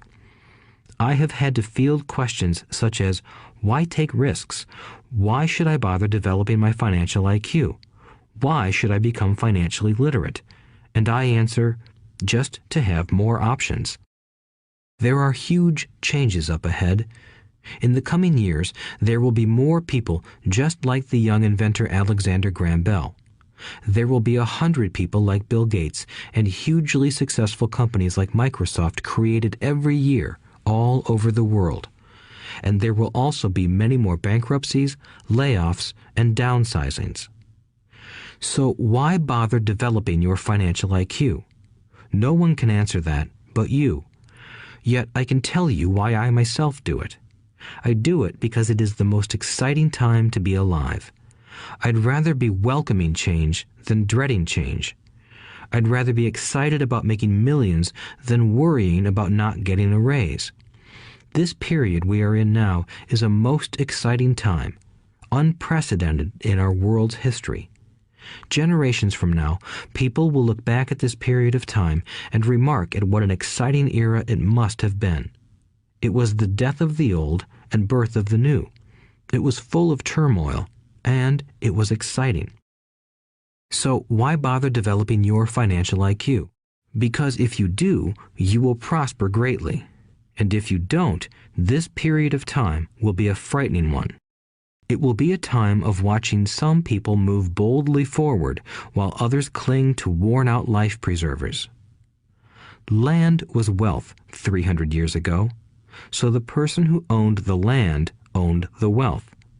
Later, wealth was in factories and production, and America rose to dominance. The industrialist owned the wealth. Today, wealth is in information, and the person who has the most timely information owns the wealth. The problem is that information flies around the world at the speed of light. The new wealth cannot be contained by boundaries and borders as land and factories were. The changes will be faster and more dramatic. There will be a dramatic increase in the number of new multimillionaires. There also will be those who are left behind. I find so many people struggling today, often working harder, simply because they cling to old ideas. They want things to be the way they were, and they resist change. I know people who are losing their jobs or their houses, and they blame technology or the economy or their boss. Sadly, they fail to realize that they might be the problem. Old ideas are their biggest liability.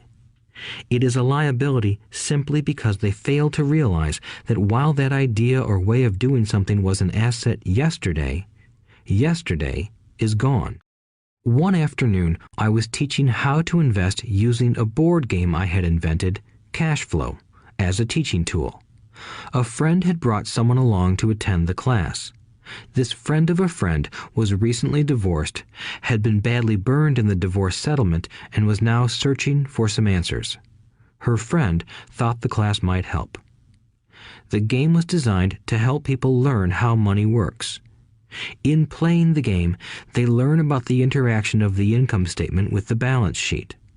They learn how cash flows between the two and how the road to wealth is through striving to increase your monthly cash flow from the asset column to the point that it exceeds your monthly expenses. Once you accomplish this, you are able to get out of the rat race and out onto the fast track. As I have said, some people hate the game, some love it, and others miss the point. This woman missed a valuable opportunity to learn something. In the opening round, she drew a doodad card with the boat on it. At first, she was happy. "Oh, I've got a boat." Then, as her friend tried to explain how the numbers worked on her income statement and balance sheet, she got frustrated because she had never liked math. The rest of her table waited while her friend continued explaining the relationship between the income statement, balance sheet, and monthly cash flow. Suddenly, when she realized how the numbers worked, it dawned on her that her boat was eating her alive. Later on in the game, she was also downsized and had a child. It was a horrible game for her. After the class, her friend came by and told me that she was upset. She had come to the class to learn about investing and did not like the idea that it took so long to play a silly game. Her friend attempted to tell her to look within herself to see if the game reflected her in any way. With that suggestion, the woman demanded her money back. She said that the very idea that a game could be a reflection of her was ridiculous. Her money was promptly refunded, and she left. Since 1984, I have made millions simply by doing what the school system does not do. In school, most teachers lecture. I hated lectures as a student. I was soon bored, and my mind would drift. In 1984, I began teaching via games and simulations, and I still rely on these tools today. I always encourage adult students to look at games as reflecting back to them what they know and what they need to learn. Most importantly, games reflect behavior. They are instant feedback systems. Instead of the teacher lecturing you, the game is giving you a personalized lecture, one that is custom-made just for you. The friend of the woman who left later called to give me an update. She said her friend was fine and had calmed down. In her cooling off period, she could see some slight relationship between the game and her life. Although she and her husband did not own a boat, they did own everything else imaginable. She was angry after their divorce, both because he had run off with a younger woman and because, after 20 years of marriage, they had accumulated little in the way of assets. There was virtually nothing for them to split. Their 20 years of married life had been incredible fun, but all they had accumulated was a ton of doodads. She realized that her anger at doing the numbers, the income statement and balance sheet, came from her embarrassment about not understanding them. She believed that finances were the man's job. She maintained the house and did the entertaining, and he handled the finances. She was now quite certain that in the last 5 years of their marriage, he had hidden money from her. She was angry at herself for not being more aware of where the money was going, as well as for not knowing about the other woman. Just like a board game, the world is always providing us with instant feedback. We could learn a lot if we tuned in more. One day, not long ago, I complained to my wife that the cleaners must have shrunk my pants. My wife gently smiled and poked me in the stomach to inform me that the pants had not shrunk. Something else had expanded. Me. The cash flow game was designed to give every player personal feedback. Its purpose is to give you options. If you draw the boat card and it puts you into debt, the question is, now what can you do? How many different financial options can you come up with? That is the purpose of the game, to teach players to think and create new and various financial options. Thousands of people throughout the world have played this game. The players who get out of the rat race the quickest are the people who understand numbers and have creative financial minds. They recognize different financial options. Rich people are often creative and take calculated risks. People who take the longest are people who are not familiar with numbers and often do not understand the power of investing. Some people playing cash flow gain lots of money in the game, but they don't know what to do with it. Even though they have money, everyone else seems to be getting ahead of them. And that is true in real life.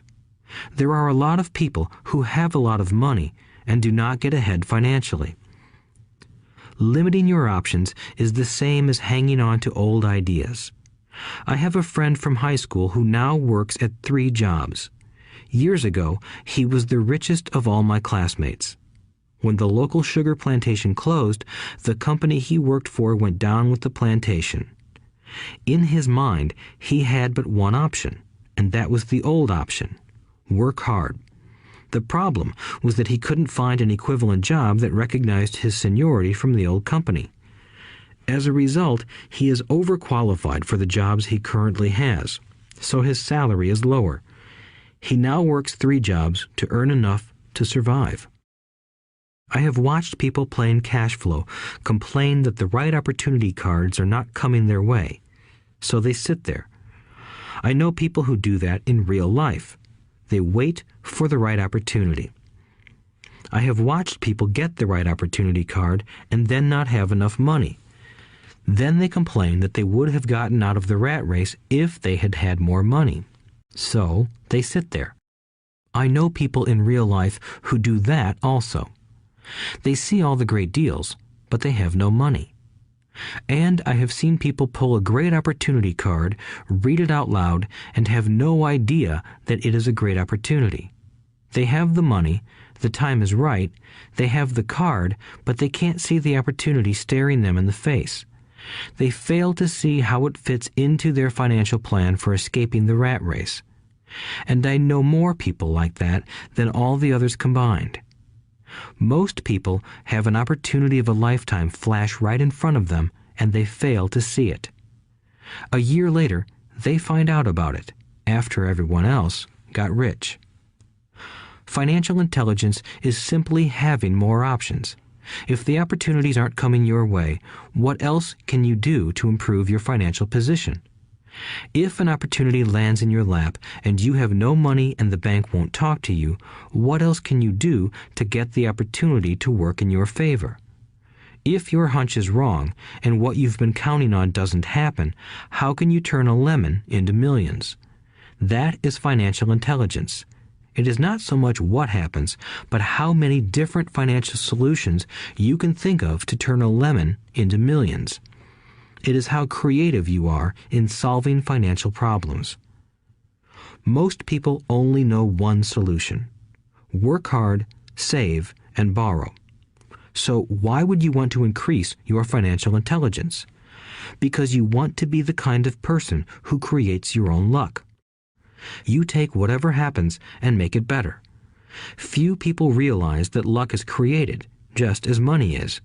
And if you want to be luckier and create money instead of working hard, then your financial intelligence is important. If you are the kind of person who is waiting for the right thing to happen, you might wait for a long time. It's like waiting for all the traffic lights to be green for 5 miles before you'll start your trip. As young boys, Mike and I were constantly told by my rich dad that money is not real. Rich Dad occasionally reminded us of how close we came to the secret of money on that first day we got together and began making money out of plaster of Paris. The poor and middle class work for money, he would say. The rich make money. The more real you think money is, the harder you will work for it. If you can grasp the idea that money is not real, you will grow richer faster. What is it? Was a question Mike and I often came back with. What is money if it is not real? What we agree it is, was all Rich Dad would say. The single most powerful asset we all have is our mind. If it is trained well, it can create enormous wealth seemingly instantaneously. An untrained mind can also create extreme poverty that can crush a family for generations. In the information age, money is increasing exponentially. A few individuals are getting ridiculously rich from nothing, just ideas and agreements. If you ask many people who trade stocks or other investments for a living, they see it done all the time. Often, millions can be made instantaneously from nothing. And by nothing, I mean no money was exchanged. It is done via agreement, a hand signal in a trading pit, a blip on a trader's screen in Lisbon from a trader's screen in Toronto and back to Lisbon, a call to my broker to buy and a moment later to sell. Money did not change hands. Agreements did. So why develop your financial genius? Only you can answer that. I can tell you why I have been developing this area of my intelligence. I do it because I want to make money fast. Not because I need to, but because I want to. It is a fascinating learning process. I develop my financial IQ because I want to participate in the fastest game and biggest game in the world. And, in my own small way, I would like to be part of this unprecedented evolution of humanity, the era where humans work purely with their minds and not with their bodies. Besides, it is where the action is. It is what is happening. It's hip, it's scary, and it's fun. That is why I invest in my financial intelligence, developing the most powerful asset I have. I want to be with people moving boldly forward. I do not want to be with those left behind. I will give you a simple example of creating money. In the early 1990s, the economy of Phoenix, Arizona was horrible. I was watching a TV show when a financial planner came on and began forecasting doom and gloom. His advice was to save money. Put $100 away every month, he said. In 40 years, you will be a multimillionaire. Well, putting money away every month is a sound idea. It is one option, the option most people subscribe to. The problem is this. It blinds the person to what is really going on. It causes them to miss major opportunities for much more significant growth of their money. The world is passing them by. As I said, the economy was terrible at that time. For investors, this is the perfect market condition. A chunk of my money was in the stock market and in apartment houses. I was short of cash. Because people were giving properties away, I was buying. I was not saving money. I was investing. Kim and I had more than $1 million in cash working in a market that was rising fast. It was the best opportunity to invest. The economy was terrible. I just could not pass up these small deals. Houses that were once $100,000 were now $75,000. But instead of shopping with local real estate agents, I began shopping at the bankruptcy attorney's office or the courthouse steps. In these shopping places, a $75,000 house could sometimes be bought for $20,000 or less. For $2,000, which was loaned to me from a friend for 90 days for $200, I gave an attorney a cashier's check as a down payment. While the acquisition was being processed, I ran an ad advertising a $75,000 house for only $60,000 and no money down. The phone rang hard and heavy. Prospective buyers were screened, and once the property was legally mine, all the prospective buyers were allowed to look at the house.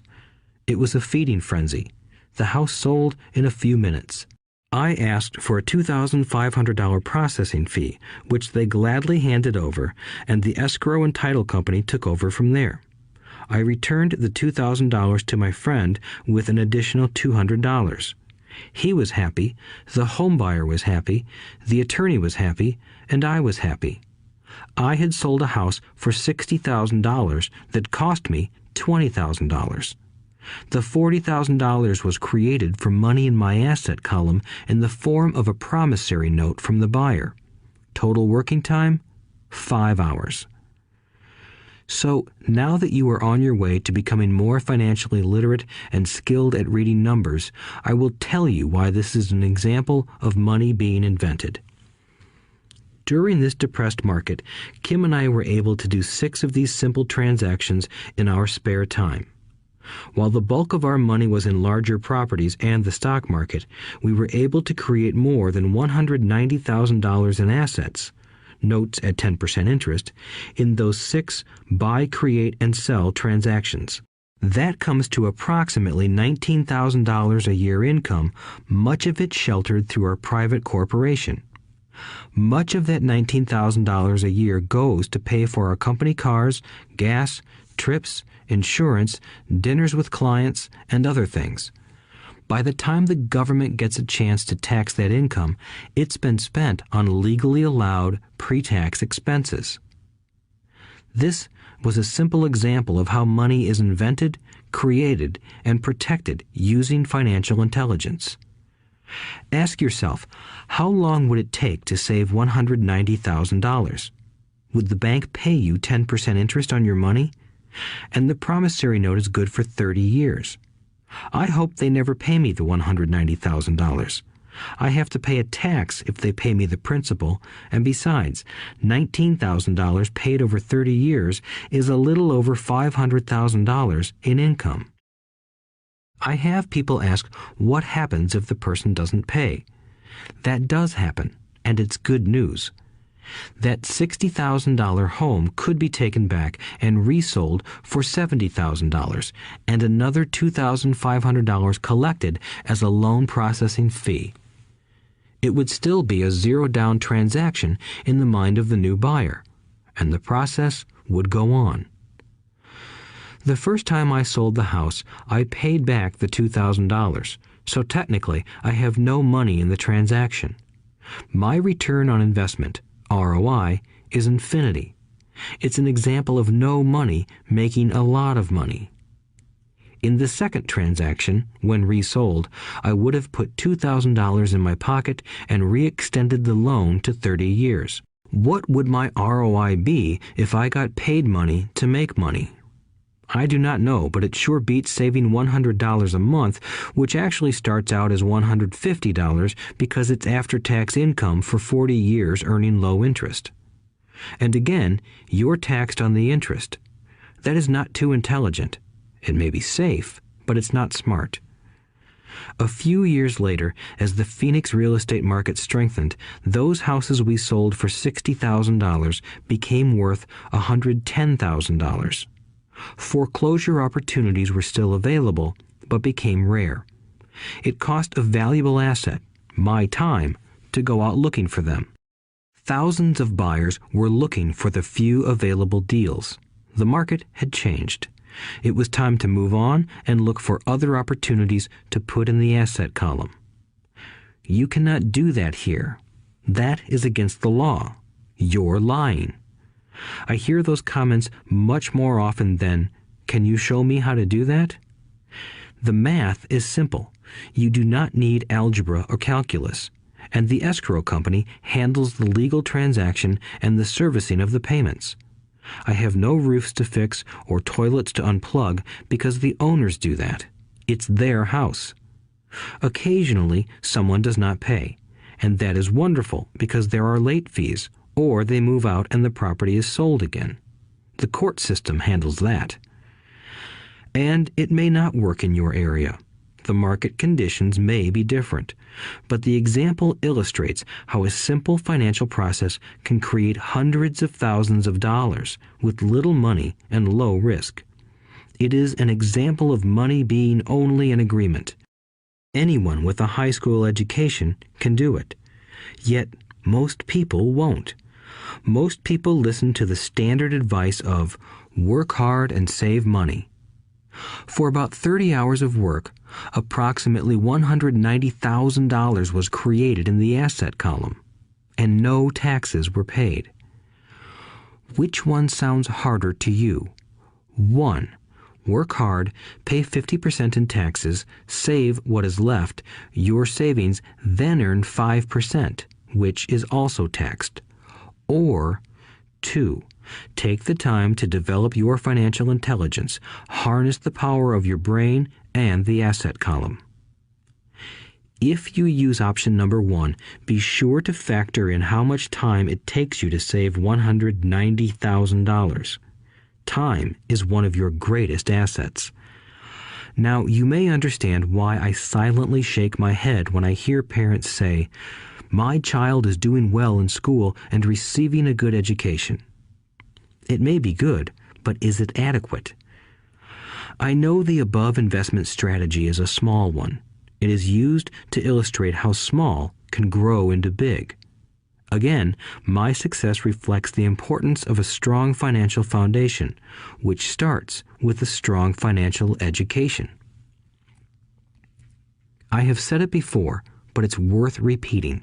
Financial intelligence is made up of these 4 main technical skills. 1. Accounting. Accounting is financial literacy, or the ability to read numbers. This is a vital skill if you want to build businesses or investments. 2. Investing.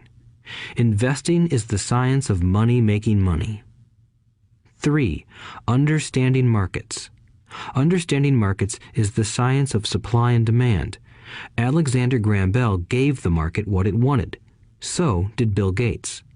A $75,000 house offered for $60,000 that cost $20,000 was also the result of seizing an opportunity created by the market. Somebody was buying, and someone was selling. 4. The law. The law is the awareness of accounting, corporate, state, and federal regulations. I recommend playing by the rules. It is this basic foundation, or the combination of these skills, that is needed to be successful in the pursuit of wealth, whether it be through the buying of small homes, apartment buildings, companies, stocks, bonds, precious metals, baseball cards, or the like. A few years later, the real estate market rebounded and everyone else was getting in. The stock market was booming and everyone was getting in. The U.S. economy was getting back on its feet. I began selling and was now traveling to Peru, Norway, Malaysia, and the Philippines. The investment landscape had changed. We were no longer buying real estate. Now I just watched the values climb inside the asset column and will probably begin selling. I suspect that some of those 6 little house deals will sell and the $40,000 note will be converted to cash. I need to call my accountant to be prepared for cash and seek ways to shelter it. The point I would like to make is that investments come and go. The market goes up and comes down. Economies improve and crash. The world is always handing you opportunities of a lifetime, every day of your life, but all too often we fail to see them. But they are there. And the more the world changes and the more technology changes, the more opportunities there will be to allow you and your family to be financially secure for generations to come. So why bother developing your financial intelligence? Again, only you can answer that. I know why I continue to learn and develop. I do it because I know there are changes coming. I'd rather welcome change than cling to the past. I know there will be market booms and market crashes. I want to continually develop my financial intelligence because at each market change, some people will be on their knees begging for their jobs. Others, meanwhile, will take the lemons that life hands them, and we are all handed lemons occasionally, and turn them into millions. That's financial intelligence. I am often asked about the lemons I have turned into millions. I hesitate using many more examples of personal investments because I am afraid it comes across as bragging or tooting my own horn. That is not my intention. I use the examples only as numerical and chronological illustrations of actual and simple cases. I use the examples because I want you to know that it is easy. And the more familiar you become with the 4 pillars of financial intelligence, the easier it becomes. Personally, I use 2 main vehicles to achieve financial growth: real estate and small cap stocks. I use real estate as my foundation. Day in and day out, my properties provide cash flow and occasional spurts of growth and value. The small cap stocks are used for fast growth. I do not recommend anything that I do. The examples are just that, examples. If the opportunity is too complex and I do not understand the investment, I don't do it. Simple math and common sense are all you need to do well financially. There are 5 reasons for using examples. 1. To inspire people to learn more. 2. To let people know it is easy if the foundation is strong. 3. To show that anyone can achieve great wealth. 4. To show that there are millions of ways to achieve your goals. 5. To show that it's not rocket science. In 1989, I used to jog through a lovely neighborhood in Portland, Oregon. It was a suburb that had little gingerbread houses. They were small and cute. I almost expected to see Little Red Riding Hood skipping down the sidewalk on her way to Granny's. There were for sale signs everywhere. The timber market was terrible. The stock market had just crashed, and the economy was depressed. On one street, I noticed a for sale sign that was up longer than most. It looked old. Jogging past it one day, I ran into the owner, who looked troubled. "What are you asking for your house?" I asked. The owner turned and smiled weakly. "Make me an offer," he said. "It's been for sale for over a year. Nobody even comes by anymore to look at it." "I'll look," I said, and I bought the house a half hour later for $20,000 less than his asking price. It was a cute little 2-bedroom home with gingerbread trim on all the windows. It was light blue with gray accents and had been built in 1930. Inside, there was a beautiful rock fireplace, as well as 2 tiny bedrooms. It was a perfect rental house. I gave the owner $5,000 down for a $45,000 house that was really worth $65,000, except that no one wanted to buy it. The owner moved out in a week, happy to be free, and my first tenant moved in, a local college professor. After the mortgage, expenses, and management fees were paid, I put a little less than $40 in my pocket at the end of each month. Hardly exciting. A year later, the depressed Oregon real estate market had begun to pick up. California investors, flush with money from their still booming real estate market, were moving north and buying up Oregon and Washington. I sold that little house for $95,000 to a young couple from California who thought it was a bargain. My capital gains of approximately $40,000 were placed into a 1031 tax-deferred exchange, and I went shopping for a place to put my money. In about a month, I found a 12-unit apartment house right next to the Intel plant in Beaverton, Oregon. The owners lived in Germany, had no idea what the place was worth, and again, just wanted to get out of it. I offered $275,000 for a $450,000 building. They agreed to $300,000. I bought it and held it for 2 years. Utilizing the same 1031 exchange process, we sold the building for $495,000 and bought a 30-unit apartment building in Phoenix, Arizona. We had moved to Phoenix by then to get out of the rain and needed to sell anyway. Like the former Oregon market, the real estate market in Phoenix was depressed. The price of the 30-unit apartment building in Phoenix was $875,000, with $225,000 down. The cash flow from the 30 units was a little over $5,000 a month. The Arizona market began moving up, and a few years later, a Colorado investor offered us $1.2 million for the property. The point of this example is how a small amount can grow into a large amount. Again, it is a matter of understanding financial statements, investment strategies, a sense of the market, and the laws. If people are not versed in these subjects, then obviously they must follow standard dogma, which is to play it safe, diversify, and only invest in secure investments. The problem with secure investments is that they are often sanitized, that is, made so safe that the gains are less. Most large brokerage houses will not touch speculative transactions in order to protect themselves and their clients, and that is a wise policy. The really hot deals are not offered to people who are novices. Often, the best deals that make the rich even richer are reserved for those who understand the game. It is technically illegal to offer speculative deals to someone who is considered not sophisticated, but of course, it happens. The more sophisticated I get, the more opportunities come my way. Another case for developing your financial intelligence over a lifetime is simply that more opportunities are presented to you. And the greater your financial intelligence, the easier it is to tell whether a deal is good. It's your intelligence that can spot a bad deal or make a bad deal good. The more I learn, and there is a lot to learn, the more money I make simply because I gain experience and wisdom as the years go on. I have friends who are playing it safe, working hard at their profession and failing to gain financial wisdom, which does take time to develop. My overall philosophy is to plant seeds inside my asset column.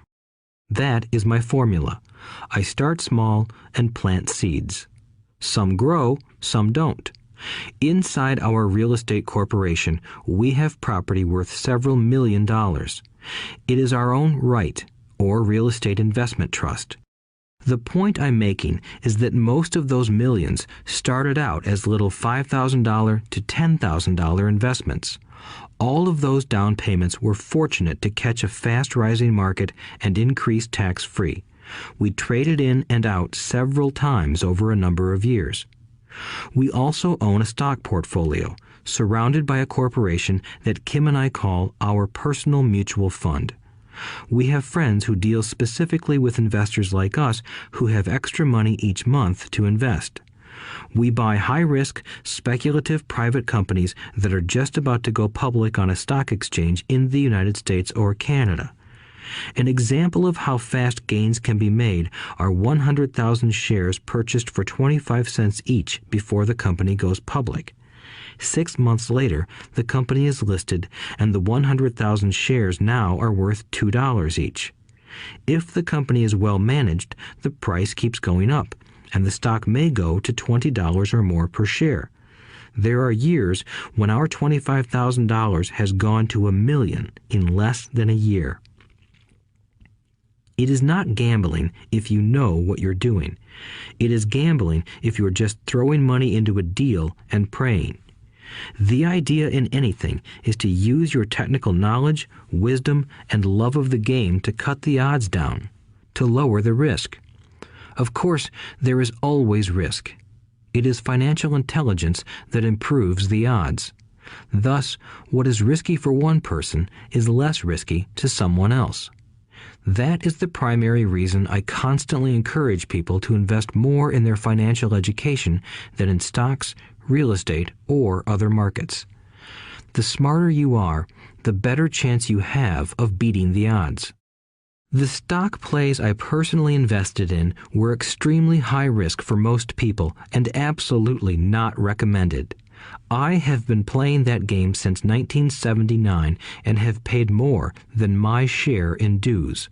But if you will review why investments such as these are high risk for most people, you may be able to set your life up differently, so that the ability to take $25,000 and turn it into $1 million in a year is low risk for you. As stated earlier, nothing I have written is a recommendation. It is only used as an example of what is simple and possible. What I do is small potatoes in the grand scheme of things. Yet, for the average individual, a passive income of more than $100,000 a year is nice and not hard to achieve. Depending on the market and how smart you are, it could be done in 5 to 10 years. If you keep your living expenses modest, $100,000 coming in as additional income is pleasant, regardless of whether you work. You can work if you like, or take time off if you choose, and use the government tax system in your favor rather than against you. My personal basis is real estate. I love real estate because it's stable and slow-moving. I keep the base solid. The cash flow is fairly steady and, if properly managed, has a good chance of increasing in value. The beauty of a solid base of real estate is that it allows me to take greater risks, as I do with speculative stocks. If I make great profits in the stock market, I pay my capital gains tax on the gain and then reinvest what's left in real estate, again further securing my asset foundation. A last word on real estate. I have traveled all over the world and taught investing. In every city, I hear people say you cannot buy real estate cheap. That is not my experience. Even in New York or Tokyo, or just on the outskirts of the city, prime bargains are overlooked by most people. In Singapore, with their high real estate prices, there are still bargains to be found within a short driving distance. So whenever I hear someone say, "You can't do that here," pointing at me, I remind them that maybe the real statement is, "I don't know how to do that here. Yet." Great opportunities are not seen with your eyes. They are seen with your mind. Most people never get wealthy simply because they are not trained financially to recognize opportunities right in front of them. I am often asked, how do I start? In the final chapter of this audiobook, I offer 10 steps that I followed on the road to my financial freedom.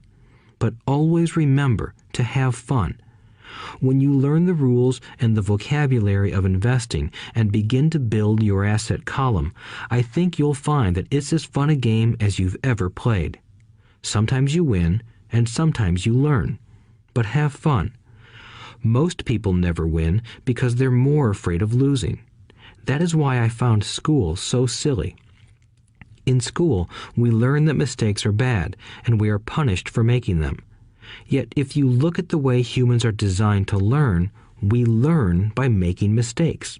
We learn to walk by falling down. If we never fell down, we would never walk. The same is true for learning to ride a bike. I still have scars on my knees, but today I can ride a bike without thinking. The same is true for getting rich. Unfortunately, the main reason most people are not rich is because they are terrified of losing. Winners are not afraid of losing, but losers are. Failure is part of the process of success. People who avoid failure also avoid success. I look at money much like my game of tennis. I play hard, make mistakes, correct, make more mistakes, correct, and I get better. If I lose the game, I reach across the net, shake my opponent's hand, smile, and say, "See you next Saturday." There are two kinds of investors. One, the first and most common type is a person who buys a packaged investment. They call a retail outlet, such as a real estate company, a stockbroker, or a financial planner, and they buy something. It could be a mutual fund, a right, a stock, or bond. It is a clean and simple way of investing.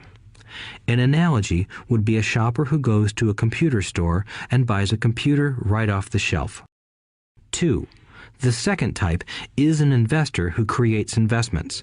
This investor usually assembles a deal in the same way a person who buys components builds a computer. I do not know the first thing about putting components of a computer together, but I do know how to put pieces of opportunities together, or know people who know how. It is this second type of investor who is the more professional investor. Sometimes it may take years for all the pieces to come together, and sometimes they never do. It is this second type of investor that my rich dad encouraged me to be. It is important to learn how to put the pieces together, because that is where the huge wins reside, and sometimes some huge losses if the tide goes against you. If you want to be the second type of investor, you need to develop 3 main skills. These skills are in addition to those required to become financially intelligent. 1. Find an opportunity that everyone else missed. You see with your mind what others miss with their eyes. For example, a friend bought this run-down old house. It was spooky to look at. Everyone wondered why he bought it. What he saw that we did not was that the house came with 4 extra empty lots. He discovered that after going to the title company. After buying the house, he tore the house down and sold the 5 lots to a builder for 3 times what he paid for the entire package. He made $75,000 for 2 months of work. It's not a lot of money, but it sure beats minimum wage, and it's not technically difficult. 2. Raise money. The average person only goes to the bank. This second type of investor needs to know how to raise capital, and there are many ways that don't require a bank. To get started, I learned how to buy houses without a bank. It was the learned skill of raising money more than the houses themselves that was priceless. All too often, I hear people say, "The bank won't lend me money," or "I don't have the money to buy it." If you want to be a Type 2 investor, you need to learn how to do that which stops most people.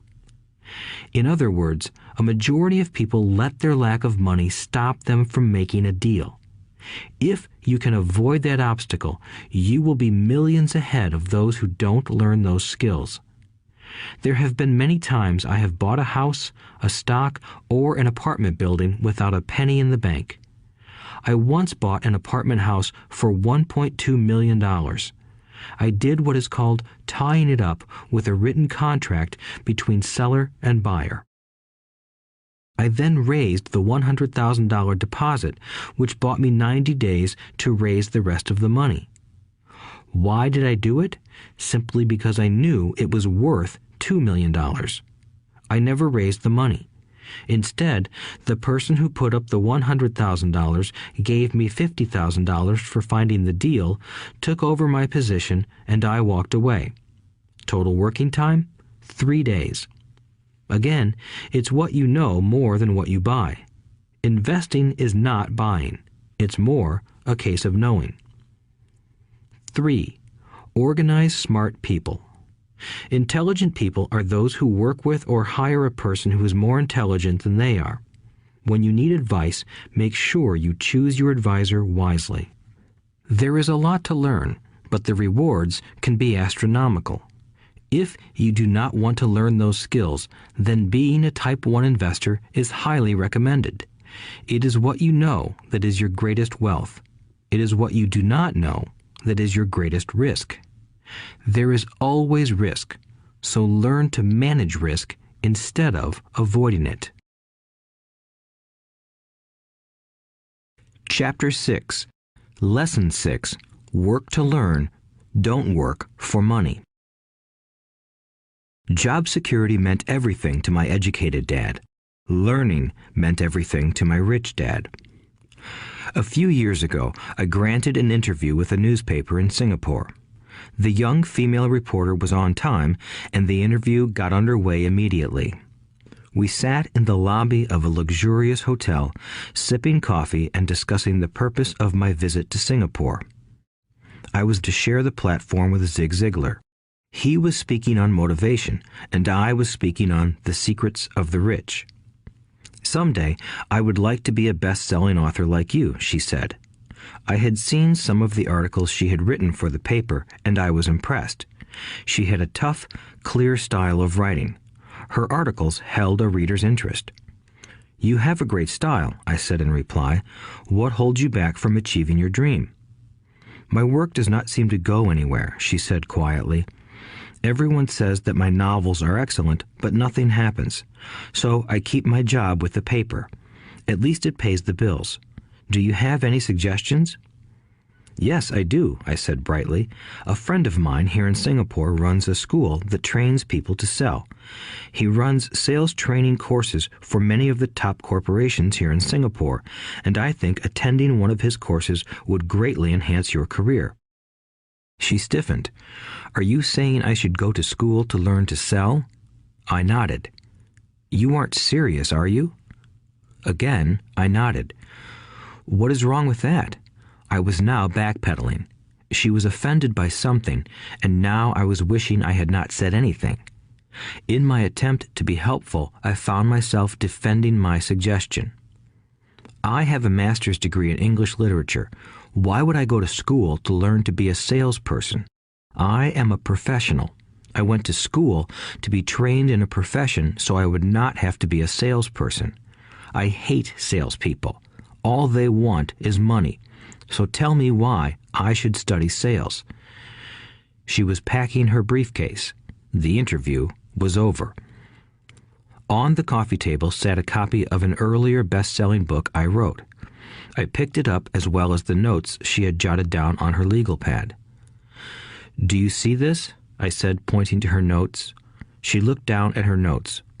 What? She said, confused. Again, I pointed deliberately to her notes.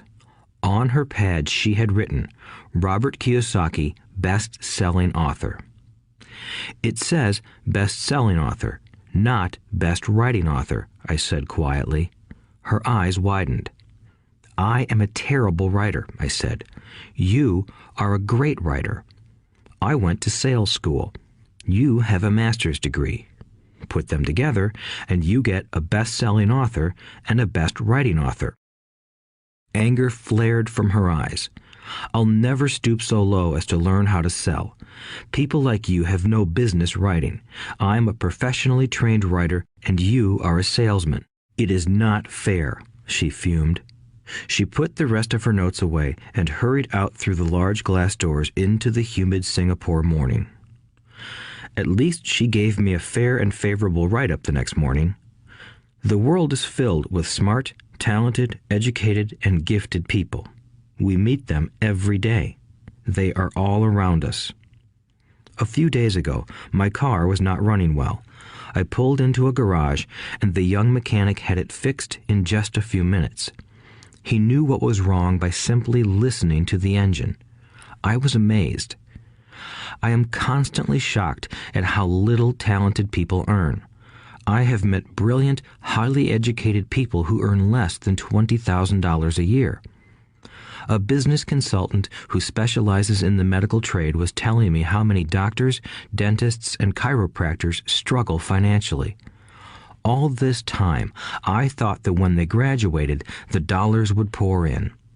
It was this business consultant who gave me the phrase, "They are one skill away from great wealth."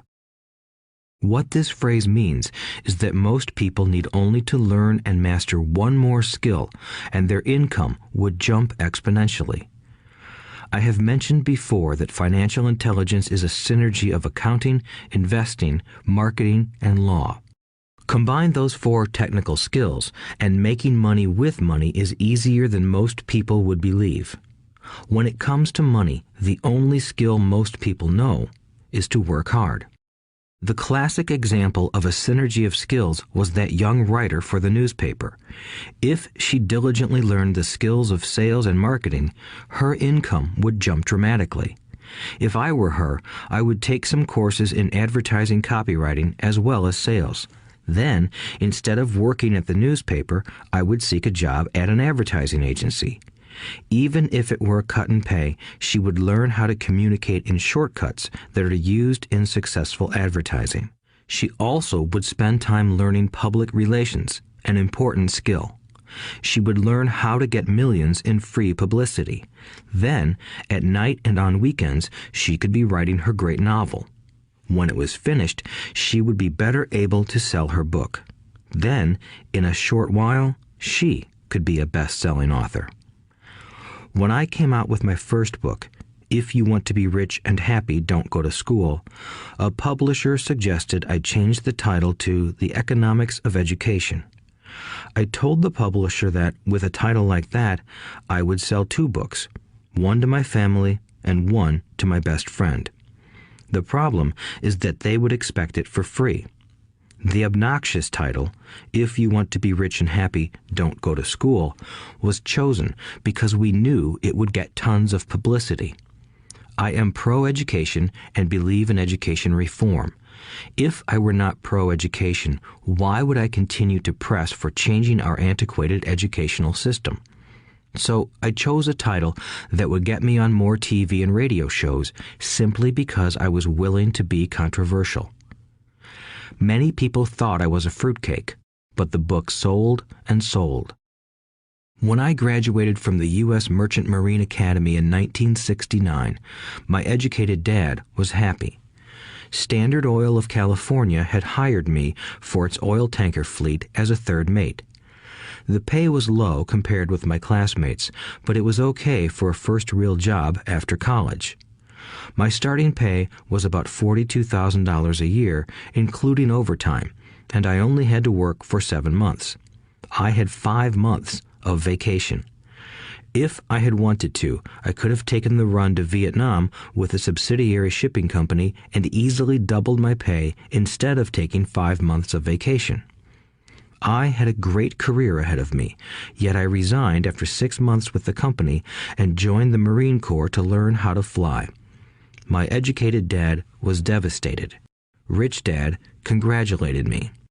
In school and in the workplace, the popular opinion is the idea of specialization. That is, in order to make more money or get promoted, you need to specialize. That is why medical doctors immediately begin to seek a specialty such as orthopedics or pediatrics.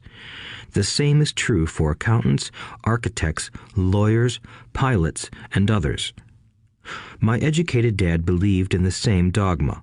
That is why he was thrilled when he eventually achieved his doctorate. He often admitted that schools reward people who study more and more about less and less.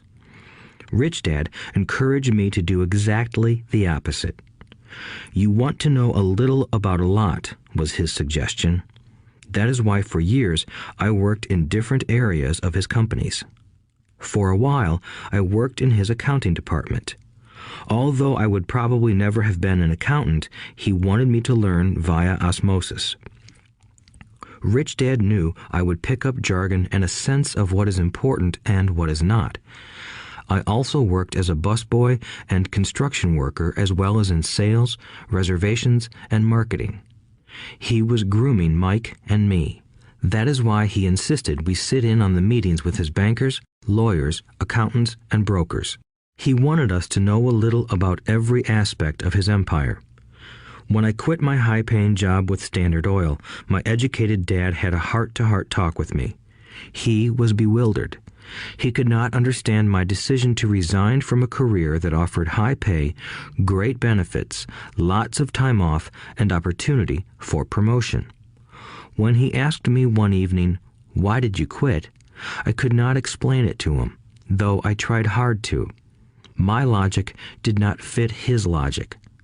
The big problem was that my logic was my rich dad's logic. Job security meant everything to my educated dad. Learning meant everything to my rich dad. Educated dad thought I went to school to learn to be a ship's officer. Rich dad knew that I went to school to study international trade. So as a student, I made cargo runs, navigating large freighters, oil tankers, and passenger ships to the Far East and the South Pacific. Rich Dad emphasized that I should stay in the Pacific instead of taking ships to Europe because he knew that the emerging nations were in Asia, not Europe. While most of my classmates, including Mike, were partying at their fraternity houses, I was studying trade, people, business styles, and cultures in Japan, Taiwan, Thailand, Singapore, Hong Kong, Vietnam, Korea, Tahiti, Samoa, and the Philippines. I was partying also, but it was not in any frat house. I grew up rapidly. Educated Dad just could not understand why I decided to quit and join the Marine Corps. I told him I wanted to learn to fly, but really I wanted to learn to lead troops. Rich Dad explained to me that the hardest part of running a company is managing people. He had spent 3 years in the Army. My educated dad was draft exempt. Rich Dad valued learning to lead men into dangerous situations. Leadership is what you need to learn next, he said. If you are not a good leader, you'll get shot in the back, just like they do in business. Returning from Vietnam in 1973, I resigned my commission, even though I loved flying. I found a job with Xerox Corporation. I joined it for one reason, and it was not for the benefits. I was a shy person, and the thought of selling was the most frightening subject in the world. Xerox has one of the best sales trainings programs in America. Rich Dad was proud of me. My educated dad was ashamed. Being an intellectual, he thought that salespeople were below him. I worked with Xerox for 4 years until I overcame my fear of knocking on doors and being rejected. Once I could consistently be in the top 5 in sales, I again resigned and moved on, leaving behind another great career with an excellent company. In 1977, I formed my first company. Rich Dad had groomed Mike and me to take over companies, so I now had to learn to form them and put them together. My first product, the nylon and Velcro wallet, was manufactured in the Far East and shipped to a warehouse in New York, near where I had gone to school. My formal education was complete, and it was time to test my wings. If I failed, I would go broke. Rich Dad thought it best to go broke before 30. You still have time to recover, was his advice. On the eve of my 30th birthday, my first shipment left Korea for New York. Today, I still do business internationally, and as my rich dad encouraged me to do, I keep seeking the emerging nations. Today, my investment company invests in South American countries and Asian countries, as well as in Norway and Russia. There is an old cliche that goes, "Job is an acronym for just over broke." Unfortunately, I would say that applies to millions of people. Because school does not think financial intelligence is an intelligence, most workers live within their means. They work and they pay bills. There is another horrible management theory that goes, workers work hard enough to not be fired, and owners pay just enough so that workers won't quit. And if you look at the pay scales of most companies, again, I would say there is a degree of truth to that statement. The net result is that most workers never get ahead. They do what they've been taught to do, get a secure job. Most workers focus on working for pay and benefits that reward them in the short term, but are often disastrous in the long run. Instead, I recommend to young people to seek work for what they will learn more than what they will earn. Look down the road at what skills they want to acquire before choosing a specific profession and before getting trapped in the rat race. Once people are trapped in the lifelong process of bill paying, they become like those little hamsters running around in those metal wheels. Their little furry legs are spinning furiously, the wheel is turning furiously, but come tomorrow morning, they'll still be in the same cage. Great job. In the movie Jerry Maguire, starring Tom Cruise, there are many great one-liners. Probably the most memorable is, "Show me the money." But there is one line I thought most truthful. It comes from the scene where Tom Cruise is leaving the firm. He has just been fired, and he is asking the entire company, "Who wants to come with me?" And the whole place is silent and frozen. Only one woman speaks up and says, "I'd like to, but I'm due for a promotion in 3 months." That statement is probably the most truthful statement in the whole movie. It is the type of statement that people use to keep themselves busy, working away to pay bills. I know my educated dad looked forward to his pay raise every year, and every year he was disappointed. So he would go back to school to earn more qualifications so he could get another raise. Then, once again, there would be another disappointment. The question I often ask people is, where is this daily activity taking you? Just like the little hamster, I wonder if people look at where their hard work is taking them. What does the future hold? In his book, The Retirement Myth, Craig S. Carpel writes, "I visited the headquarters of a major national pension consulting firm and met with a managing director who specializes in designing lush retirement plans for top management. When I asked her what people who don't have corner offices will be able to expect in the way of pension income, she said with a confident smile, 'The silver bullet.'" "What," I asked, "is the silver bullet?" She shrugged and said, "If baby boomers discover they don't have enough money to live on when they're older, they can always blow their brains out." Carpel goes on to explain the difference between the old defined benefit retirement plans and the new 401k plans that are riskier. It is not a pretty picture for most people working today, and that is just for retirement. Add medical fees and long-term nursing home care, and the picture is frightening. Already, many hospitals in countries with socialized medicine need to make tough decisions such as who will live and who will die. They make those decisions purely on how much money they have and how old the patients are. If the patient is old, they often will give the medical care to someone younger. The older, poor patient gets put to the back of the line. Just as the rich can afford better education, the rich will be able to keep themselves alive, while those who have little wealth will die. So I wonder, are workers looking into the future or just until their next paycheck, never questioning where they are headed? When I speak to adults who want to earn more money, I always recommend the same thing. I suggest taking a long view of their life. Instead of simply working for the money and security, which I admit are important, I suggest they take a second job that will teach them a second skill. Often I recommend joining a network marketing company, also called multi-level marketing, if they want to learn sales skills. Some of these companies have excellent training programs that help people get over their fear of failure and rejection, which are the main reasons people are unsuccessful. Education is more valuable than money in the long run. When I offer this suggestion, I often hear in response, "Oh, that is too much hassle," or "I only want to do what I am interested in." If they say it's too much of a hassle, I ask, so you would rather work all your life giving 50% of what you earn to the government?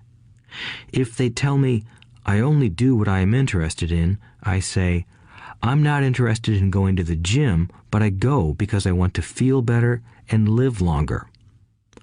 Unfortunately, there is some truth to the old statement, you can't teach an old dog new tricks. Unless a person is used to changing, it's hard to change. But for those of you who might be on the fence when it comes to the idea of working to learn something new, I offer this word of encouragement. Life is much like going to the gym. The most painful part is deciding to go. Once you get past that, it's easy. There have been many days I have dreaded going to the gym, but once I am there and in motion, it is a pleasure. After the workout is over, I am always glad I talked myself into going. If you are unwilling to work to learn something new and instead insist on becoming highly specialized within your field, make sure the company you work for is unionized. Labor unions are designed to protect specialists. My educated dad, after falling from grace with the governor, became the head of the teachers' union in Hawaii. He told me that it was the hardest job he ever held.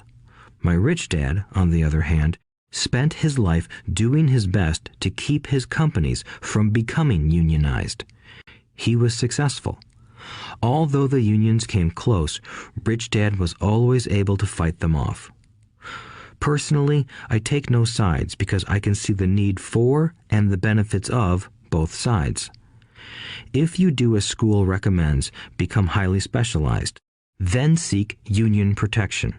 For example, had I continued with my flying career, I would have sought a company that had a strong pilots union. Why? Because my life would be dedicated to learning a skill that was valuable in only one industry. If I were pushed out of that industry, my life's skills would not be as valuable to another industry. A displaced senior pilot with 100,000 hours of heavy airline transport time, earning $150,000 a year, would have a hard time finding an equivalent high-paying job teaching in school. Skills do not necessarily transfer from industry to industry. Skills the pilots are paid for in the airline industry are not as important in, say, the school system. The same is true even for doctors today. With all the changes in medicine, many medical specialists are needing to conform to medical organizations such as HMOs. School teachers definitely need to be union members. Today in America, the teachers' union is the largest and the richest labor union of all. The NEA, the National Education Association, has tremendous political clout. Teachers need the protection of their union because their skills are also of limited value to an industry outside of education. So the rule of thumb is highly specialized, then unionize. It's the smart thing to do. When I ask the classes I teach, how many of you can cook a better hamburger than McDonald's, almost all the students raise their hands. I then ask, so if most of you can cook a better hamburger, how come McDonald's makes more money than you? The answer is obvious. McDonald's is excellent at business systems. The reason so many talented people are poor is because they focus on building a better hamburger and know little to nothing about business systems. A friend of mine in Hawaii is a great artist. He makes a sizable amount of money. One day, his mother's attorney called to tell him that she had left him $35,000. That is what was left of her estate after the attorney and the government took their shares. Immediately, he saw an opportunity to increase his business by using some of this money to advertise. 2 months later, his first 4-color full-page ad appeared in an expensive magazine that targeted the very rich. The ad ran for 3 months. He received no replies from the ad, and all of his inheritance is now gone. He now wants to sue the magazine for misrepresentation. This is a common case of someone who can build a beautiful hamburger but knows little about business. When I asked him what he learned, his only reply was, "Advertising salespeople are crooks." I then asked him if he would be willing to take a course in sales and a course in direct marketing. His reply, "I don't have the time, and I don't want to waste my money." The world is filled with talented poor people. All too often, they're poor or struggle financially or earn less than they are capable of, not because of what they know, but because of what they do not know. They focus on perfecting their skills at building a better hamburger rather than the skills of selling and delivering the hamburger. Maybe McDonald's does not make the best hamburger, but they are the best at selling and delivering a basic average burger. Poor Dad wanted me to specialize. That was his view on how to be paid more. Even after being told by the governor of Hawaii that he could no longer work in state government, my educated dad continued to encourage me to get specialized. Educated Dad then took up the cause of the teachers' union, campaigning for further protection and benefits for these highly skilled and educated professionals. We argued often, but I know he never agreed that over-specialization is what caused the need for union protection. He never understood that the more specialized you become, the more you are trapped and dependent on that specialty. Rich Dad advised that Mike and I groom ourselves. Many corporations do the same thing. They find a young, bright student just out of business school and begin grooming that person to someday take over the company. So these bright young employees do not specialize in one department. They are moved from department to department to learn all the aspects of business systems. The rich often groom their children or the children of others. By doing so, their children gain an overall knowledge of the operations of the business and how the various departments interrelate. For the World War II generation, it was considered bad to skip from company to company. Today, it is considered smart. Since people will skip from company to company rather than seek greater specialization in skills, why not seek to learn more than to earn? In the short term, it may earn you less, but it will pay dividends in the long term. The main management skills needed for success are 1. Management of cash flow, 2. Management of systems, 3. Management of people. The most important specialized skills are sales and marketing. The ability to sell, to communicate to another human being, be it a customer, employee, boss, spouse, or child, is the base skill of personal success. Communication skills such as writing, speaking, and negotiating are crucial to a life of success. These are skills I work on constantly, attending courses or buying educational resources to expand my knowledge. As I have mentioned, my educated dad worked harder and harder the more competent he became. He also became more trapped the more specialized he got. Although his salary went up, his choices diminished. Soon after he was locked out of government work, he found out how vulnerable he really was professionally. It is like professional athletes who suddenly are injured or are too old to play. Their once high-paying position is gone, and they have limited skills to fall back on. I think that is why my educated dad sided so much with the unions after that. He realized how much a union would have benefited him. Rich Dad encouraged Mike and me to know a little about a lot. He encouraged us to work with people smarter than we were and to bring smart people together to work as a team. Today, it would be called a synergy of professional specialties. Today, I meet ex-school teachers earning hundreds of thousands of dollars a year. They earn that much because they have specialized skills in their field as well as other skills. They can teach as well as sell and market. I know of no other skills to be more important than selling and marketing. The skills of selling and marketing are difficult for most people, primarily due to their fear of rejection. The better you are at communicating, negotiating, and handling your fear of rejection, the easier life is. Just as I advise that newspaper writer who wanted to become a best-selling author, I advise anyone else today. Being technically specialized has its strengths as well as its weaknesses. I have friends who are geniuses, but they cannot communicate effectively with other human beings, and, as a result, their earnings are pitiful. I advise them to just spend a year learning to sell. Even if they earn nothing, their communication skills will improve, and that is priceless. In addition to being good learners, sellers, and marketers, we need to be good teachers as well as good students. To be truly rich, we need to be able to give as well as to receive. In cases of financial or professional struggle, there is often a lack of giving and receiving. I know many people who are poor because they are neither good students nor good teachers. Both of my dads were generous men. Both made it a practice to give first. Teaching was one of their ways of giving.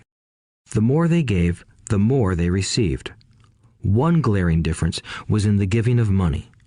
My rich dad gave lots of money away. He gave to his church, to charities, and to his foundation. He knew that to receive money, you had to give money. Giving money is the secret to most great wealthy families. That is why there are organizations like the Rockefeller Foundation and the Ford Foundation. These are organizations designed to take their wealth and increase it, as well as give it away in perpetuity. My educated dad always said, "When I have some extra money, I'll give it." The problem was that there was never any extra. So he worked harder to draw more money in rather than focus on the most important law of money: give and you shall receive. Instead, he believed in receive and then you give. In conclusion, I became both dads. One part of me is a hardcore capitalist who loves the game of money making money. The other part is a socially responsible teacher who is deeply concerned with this ever-widening gap between the haves and have-nots. I personally hold the archaic educational system primarily responsible for this growing gap. Chapter 7. Overcoming Obstacles. The primary difference between a rich person and a poor person is how they manage fear. Once people have studied and become financially literate, they may still face roadblocks to becoming financially independent. There are 5 main reasons why financially literate people may still not develop abundant asset columns that could produce a large cash flow. The 5 reasons are: 1. Fear. 2. Cynicism. 3. Laziness. 4. Bad habits. 5. Arrogance. Overcoming fear. I have never met anyone who really likes losing money. And in all my years, I have never met a rich person who has never lost money. But I have met a lot of poor people who have never lost a dime. Investing, that is. The fear of losing money is real. Everyone has it, even the rich. But it's not having fear that is the problem. It's how you handle fear. It's how you handle losing. It's how you handle failure that makes the difference in one's life. The primary difference between a rich person and a poor person is how they manage that fear. It's okay to be fearful. It's okay to be a coward when it comes to money. You can still be rich. We're all heroes at something and cowards at something else. My friend's wife is an emergency room nurse. When she sees blood, she flies into action. When I mention investing, she runs away. When I see blood, I don't run. I pass out. My rich dad understood phobias about money. Some people are terrified of snakes. Some people are terrified about losing money. Both are phobias, he would say. So his solution to the phobia of losing money was this little rhyme. If you hate risk and worry, start early. If you start young, it's easier to be rich. I won't go into it here, but there is a staggering difference between a person who starts investing at age 20 versus age 30. The purchase of Manhattan Island is said to be one of the greatest bargains of all time. New York was purchased for $24 in trinkets and beads. Yet if that $24 had been invested at 8% annually, that $24 would have been worth more than $28 trillion by 1995. Manhattan could be repurchased with money left over to buy much of Los Angeles. But what if you don't have much time left or would like to retire early? How do you handle the fear of losing money? My poor dad did nothing. He simply avoided the issue, refusing to discuss the subject. My rich dad, on the other hand, recommended that I think like a Texan. I like Texas and Texans, he used to say. In Texas, everything is bigger. When Texans win, they win big. And when they lose, it's spectacular. They like losing? I asked. That's not what I'm saying. Nobody likes losing. Show me a happy loser, and I'll show you a loser, said Rich Dad. It's a Texan's attitude toward risk, reward, and failure I'm talking about. It's how they handle life. They live it big. Not like most of the people around here, living like roaches when it comes to money, terrified that someone will shine a light on them and whimpering when the grocery clerk shortchanges them a quarter. Rich Dad went on, "What I like best is the Texas attitude. They're proud when they win, and they brag when they lose. Texans have a saying, if you're going to go broke, go big. You don't want to admit you went broke over a duplex." He constantly told Mike and me that the greatest reason for lack of financial success was because most people played it too safe. People are so afraid of losing that they lose, were his words. Fran Tarkenton, a one-time great NFL quarterback, says it still another way. Winning means being unafraid to lose.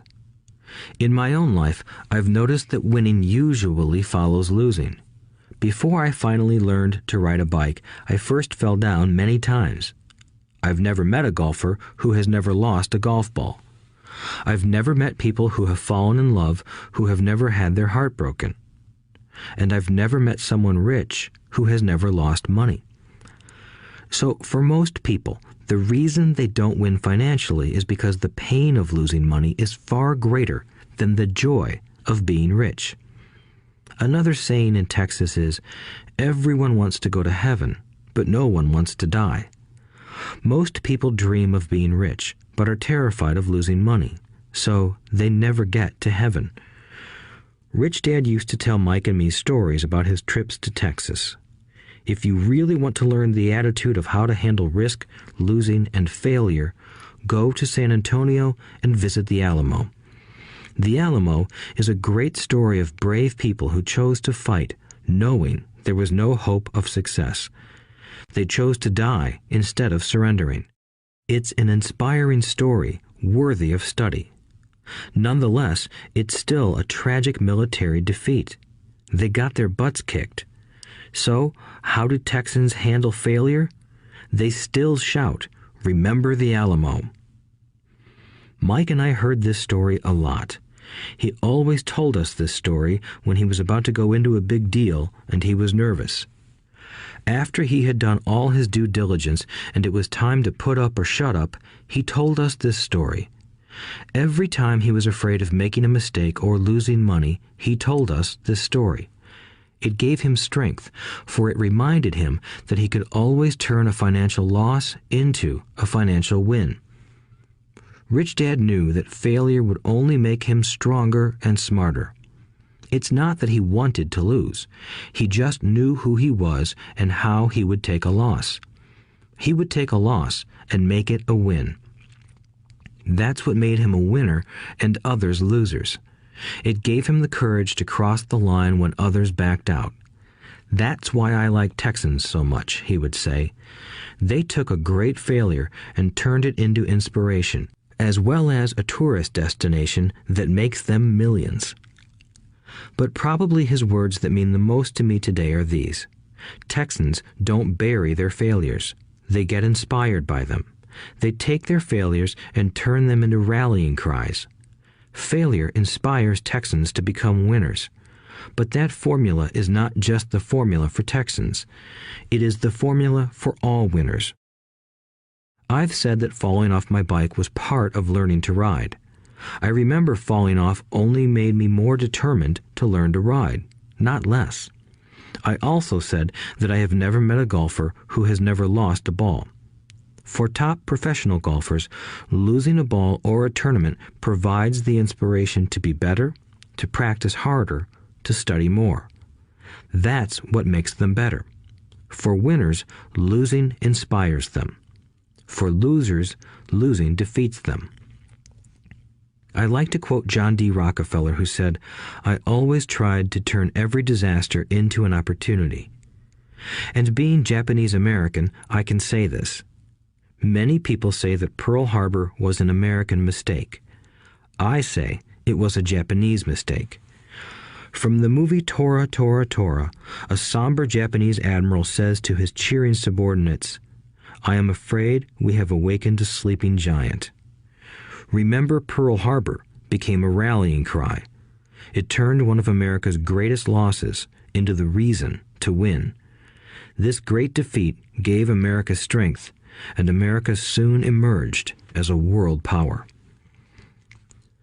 Failure inspires winners, and failure defeats losers. It is the biggest secret of winners. It's the secret that losers do not know. The greatest secret of winners is that failure inspires winning. Thus, they're not afraid of losing. Repeating Fran Tarkenton's quote, "Winning means being unafraid to lose." People like Fran Tarkenton are not afraid of losing because they know who they are. They hate losing, so they know that losing will only inspire them to become better. There is a big difference between hating losing and being afraid to lose. Most people are so afraid of losing money that they lose. They go broke over a duplex. Financially, they play life too safe and too small. They buy big houses and big cars, but not big investments. The main reason that over 90% of the American public struggles financially is because they play not to lose. They don't play to win. They go to their financial planners or accountants or stockbrokers and buy a balanced portfolio. Most have lots of cash in CDs, low-yield bonds, mutual funds that can be traded within a mutual fund family, and a few individual stocks. It is a safe and sensible portfolio, but it is not a winning portfolio. It is a portfolio of someone playing not to lose. Don't get me wrong, it's probably a better portfolio than more than 70% of the population has, and that's frightening. It's a great portfolio for someone who loves safety. But playing it safe and balanced on your investment portfolio is not the way successful investors play the game. If you have little money and you want to be rich, you must first be focused, not balanced. If you look at any successful person, at the start, they were not balanced. Balanced people go nowhere. They stay in one spot. To make progress, you must first go unbalanced. Just look at how you make progress walking. Thomas Edison was not balanced. He was focused. Bill Gates was not balanced. He was focused. Donald Trump is focused. George Soros is focused. George Patton did not take his tanks wide. He focused them and blew through the weak spots in the German line. The French went wide with the Maginot Line, and you know what happened to them. If you have any desire to be rich, you must focus. Do not do what poor and middle-class people do, put their few eggs in many baskets. Put a lot of your eggs in a few baskets and focus. Follow one course until successful. If you hate losing, play it safe. If losing makes you weak, play it safe. Go with balanced investments. If you're over 25 years old and are terrified of taking risks, don't change. Play it safe, but start early. Start accumulating your nest egg early because it will take time. But if you have dreams of freedom, of getting out of the rat race, the first question to ask yourself is, how do I respond to failure? If failure inspires you to win, maybe you should go for it, but only maybe. If failure makes you weak or causes you to throw temper tantrums, like spoiled brats who call attorneys to file lawsuits every time something doesn't go their way, then play it safe. Keep your daytime job, or buy bonds or mutual funds. But remember, there is risk in those financial instruments also, even though they may appear safe. I say all this, mentioning Texas and Fran Tarkenton, because stacking the asset column is easy. It's really a low-aptitude game. It doesn't take much education. Fifth-grade math will do. But building your asset column is a game in which attitude plays a major role. It takes guts, patience, and a great attitude toward failure. Losers avoid failing, and failure turns losers into winners. Just remember the Alamo.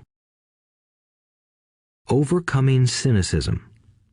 The sky is falling. The sky is falling. Most of us know the story of Chicken Little, who ran around warning the barnyard of impending doom. We all know people who are that way. There's a Chicken Little inside each of us. As I stated earlier, the cynic is really a little chicken. We all get a little chicken when fear and doubt cloud our thoughts. All of us have doubts. I'm not smart. I'm not good enough. So-and-so is better than me. Our doubts often paralyze us. We play the what-if game. What if the economy crashes right after I invest? What if I lose control and I can't pay the money back? What if things don't go as I planned? Or we have friends or loved ones who will remind us of our shortcomings. They often say, "What makes you think you can do that? If it's such a good idea, how come someone else hasn't done it? That will never work. You don't know what you're talking about." These words of doubt often get so loud that we fail to act. A horrible feeling builds in our stomach. Sometimes we can't sleep. We fail to move forward. So we stay with what is safe, and opportunities pass us by. We watch life passing by as we sit immobilized with a cold knot in our body. We have all felt this at one time in our lives, some more than others. Peter Lynch of Fidelity Magellan Mutual Fund fame refers to warnings about the sky falling as noise, and we all hear it. Noise is either created inside our heads or comes from outside, often from friends, family, co-workers, and the media. Lynch recalls the time during the 1950s when the threat of nuclear war was so prevalent in the news that people began building fallout shelters and storing food and water. If they had invested that money wisely in the market, instead of building a fallout shelter, they'd probably be financially independent today. When violence breaks out in a city, gun sales go up all over the country.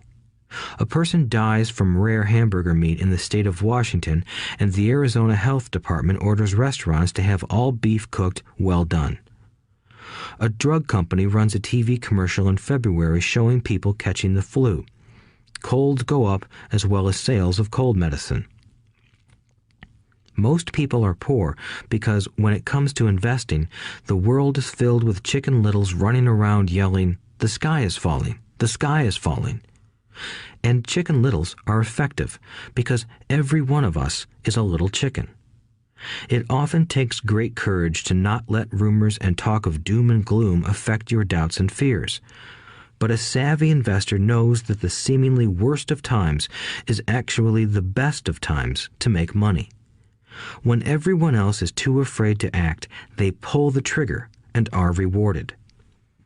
Some time ago, a friend named Richard came from Boston to visit Kim and me in Phoenix.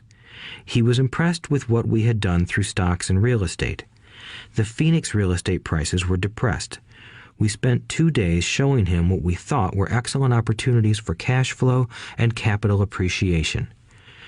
Kim and I are not real estate agents. We are strictly investors.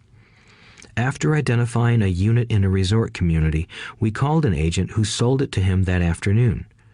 The price was a mere $42,000 for a 2-bedroom townhome. Similar units were going for $65,000. He had found a bargain. Excited, he bought it and returned to Boston. 2 weeks later, the agent called to say that our friend had backed out. I called immediately to find out why. All he said was that he talked to his neighbor, and his neighbor told him it was a bad deal. He was paying too much. I asked Richard if his neighbor was an investor. Richard said he was not. When I asked why he listened to him, Richard got defensive and simply said he wanted to keep looking. The real estate market in Phoenix turned, and a few years later, that little unit was renting for $1,000 a month, $2,500 in the peak winter months. The unit was worth $95,000. All Richard had to put down was $5,000, and he would have had a start at getting out of the rat race. Today, he still has done nothing. Richard's backing out did not surprise me. It's called buyer's remorse, and it affects all of us. The little chicken won, and a chance at freedom was lost. In another example, I hold a small portion of my assets in tax lien certificates instead of CDs. I earn 16% per year on my money, which certainly beats the interest rates banks offer on CDs.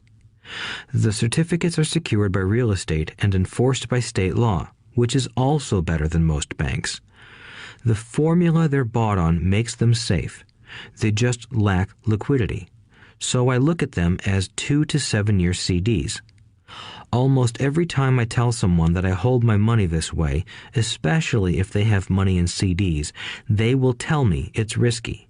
They tell me why I should not do it. When I ask them where they get their information, they say from a friend or an investment magazine. They've never done it, and they're telling someone who's doing it why they shouldn't. The lowest yield I look for is 16%, but people who are filled with doubt are willing to accept a far lower return. Doubt is expensive.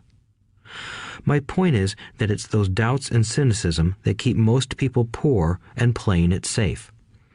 The real world is simply waiting for you to get rich. Only a person's doubts keep them poor. As I said, getting out of the rat race is technically easy. It doesn't take much education, but those doubts are cripplers for most people. Cynics never win, said Rich Dad. Unchecked doubt and fear creates a cynic. Cynics criticize and winners analyze was another of his favorite sayings. Rich Dad explained that criticism blinded while analysis opened eyes. Analysis allowed winners to see that critics were blind and to see opportunities that everyone else missed.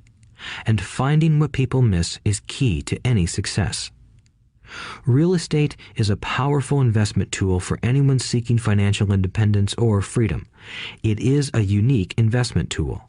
Yet every time I mention real estate as a vehicle, I often hear, "I don't want to fix toilets." That's what Peter Lynch calls noise. That's what my rich dad would say is the cynic talking, someone who criticizes and does not analyze, someone who lets their doubts and fears close their mind instead of open their eyes. So when someone says, "I don't want to fix toilets, I want to fire back," what makes you think I want to? They're saying a toilet is more important than what they want. I talk about freedom from the rat race, and they focus on toilets.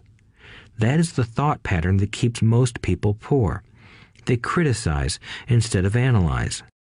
I don't once hold the key to your success, Rich Dad would say, because I too do not want to fix toilets. I shop hard for a property manager who does fix toilets. And by finding a great property manager who runs houses or apartments, well, my cash flow goes up. But more importantly, a great property manager allows me to buy a lot more real estate since I don't have to fix toilets. A great property manager is key to success in real estate. Finding a good manager is more important to me than the real estate. A great property manager often hears of great deals before real estate agents do, which makes them even more valuable. That is what Rich Dad meant by, I don't once hold the key to your success. Because I do not want to fix toilets either, I figured out how to buy more real estate and expedite my getting out of the rat race. The people who continue to say, I don't want to fix toilets, often deny themselves the use of this powerful investment vehicle. Toilets are more important than their freedom. In the stock market, I often hear people say, I don't want to lose money. Well, what makes them think I or anyone else likes losing money? They don't make money because they choose to not lose money. Instead of analyzing, they close their minds to another powerful investment vehicle, the stock market. I was riding with a friend past our neighborhood gas station.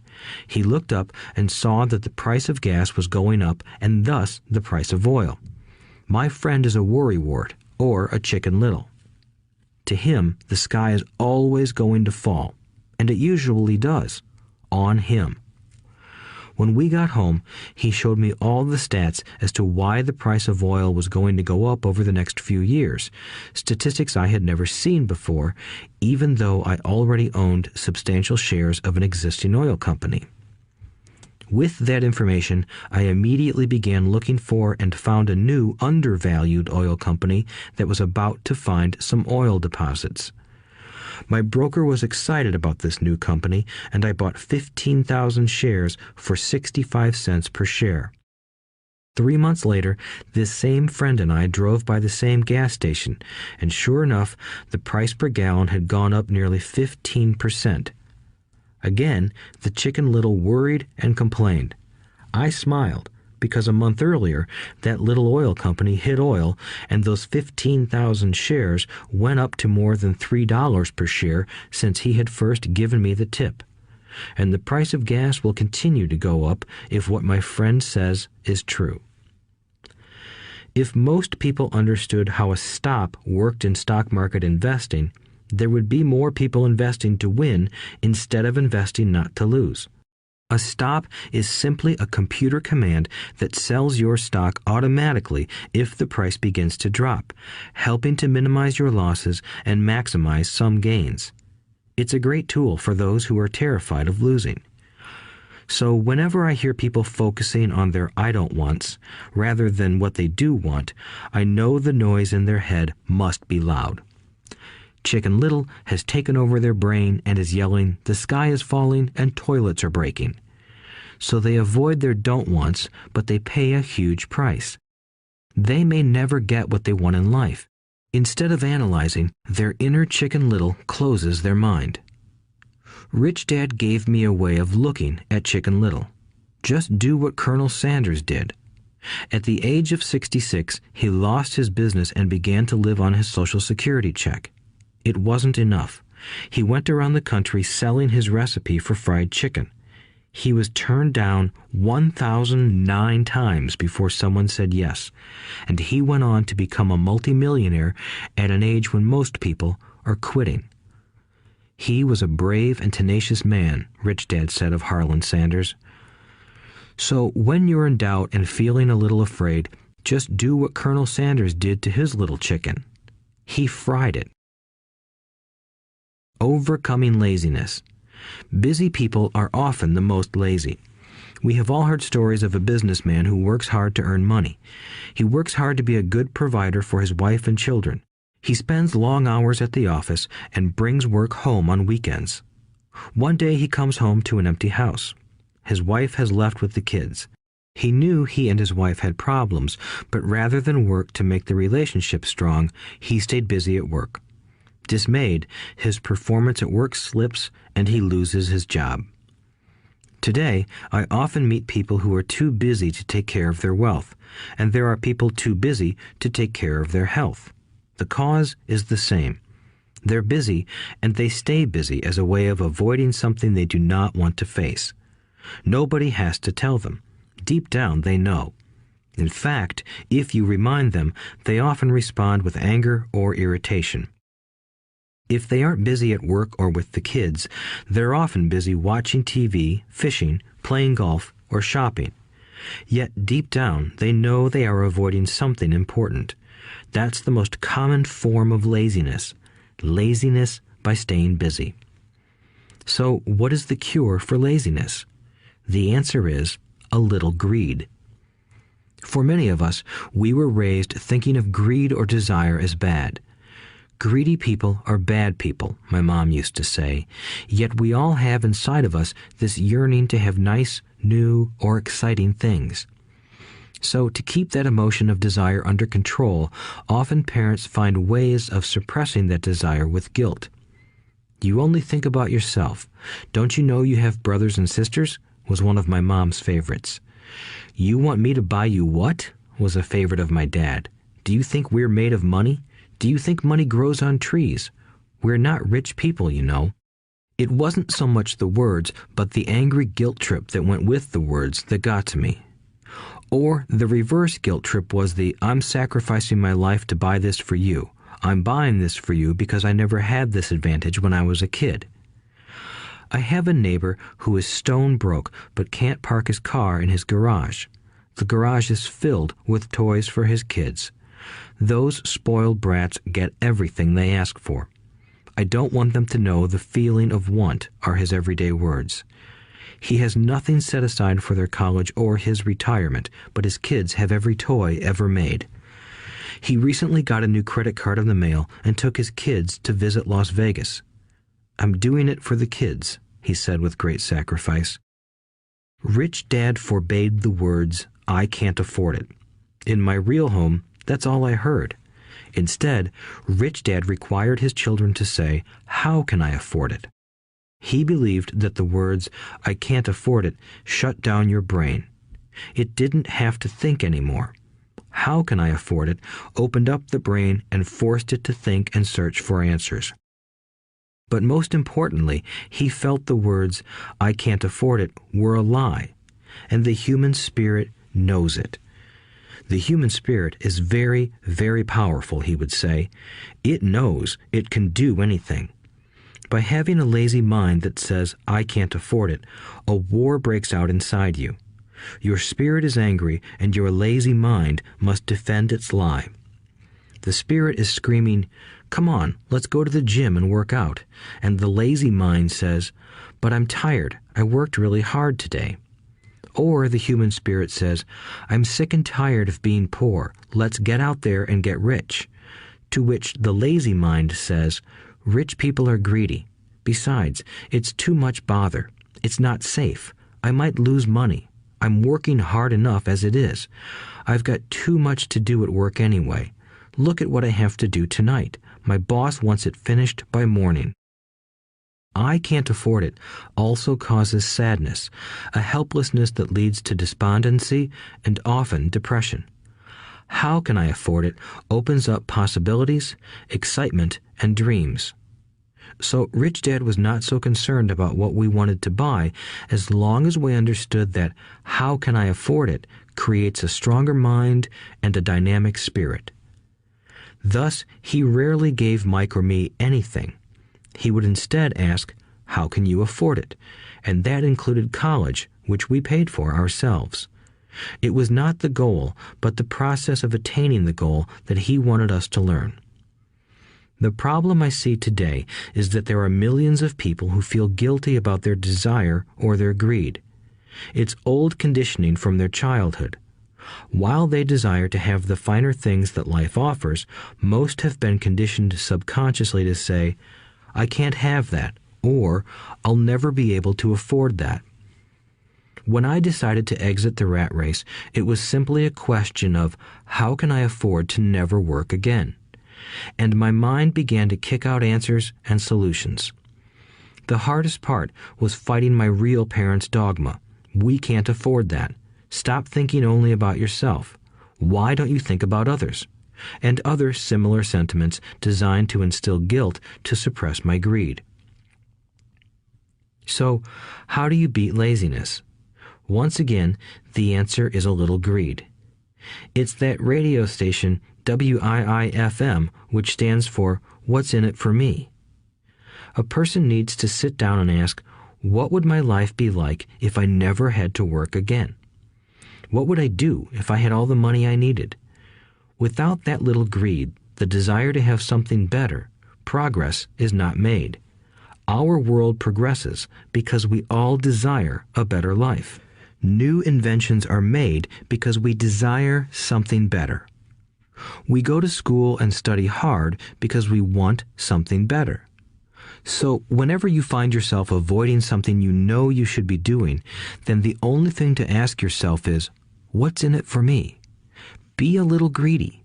It's the best cure for laziness. Too much greed, however, as anything in excess can be, is not good.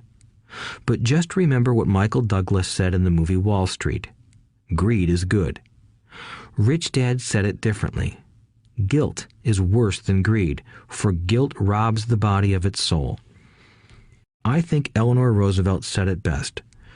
Do what you feel in your heart to be right, for you'll be criticized anyway. You'll be damned if you do, and damned if you don't.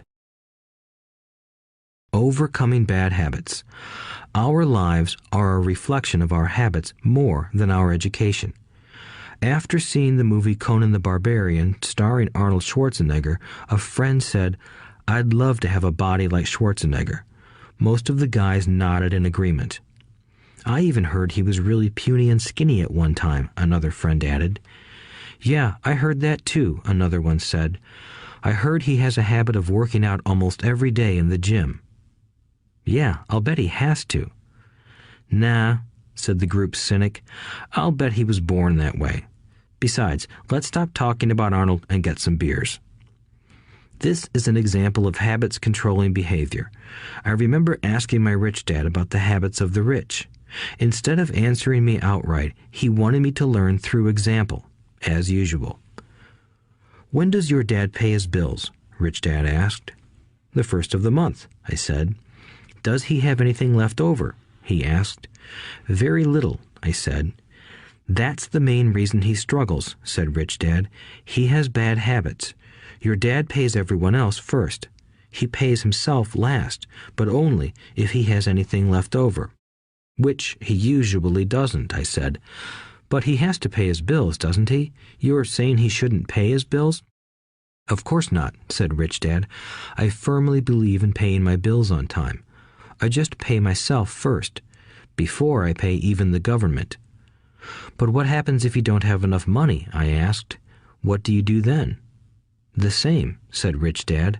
"I still pay myself first, even if I'm short of money. My asset column is far more important to me than the government." "But," I said, "don't they come after you?" "Yes, if you don't pay," said Rich Dad. "Look, I did not say not to pay. I just said I pay myself first, even if I'm short of money." "But," I replied, "how do you do that?" "It's not how. The question is why," Rich Dad said. "Okay, why?"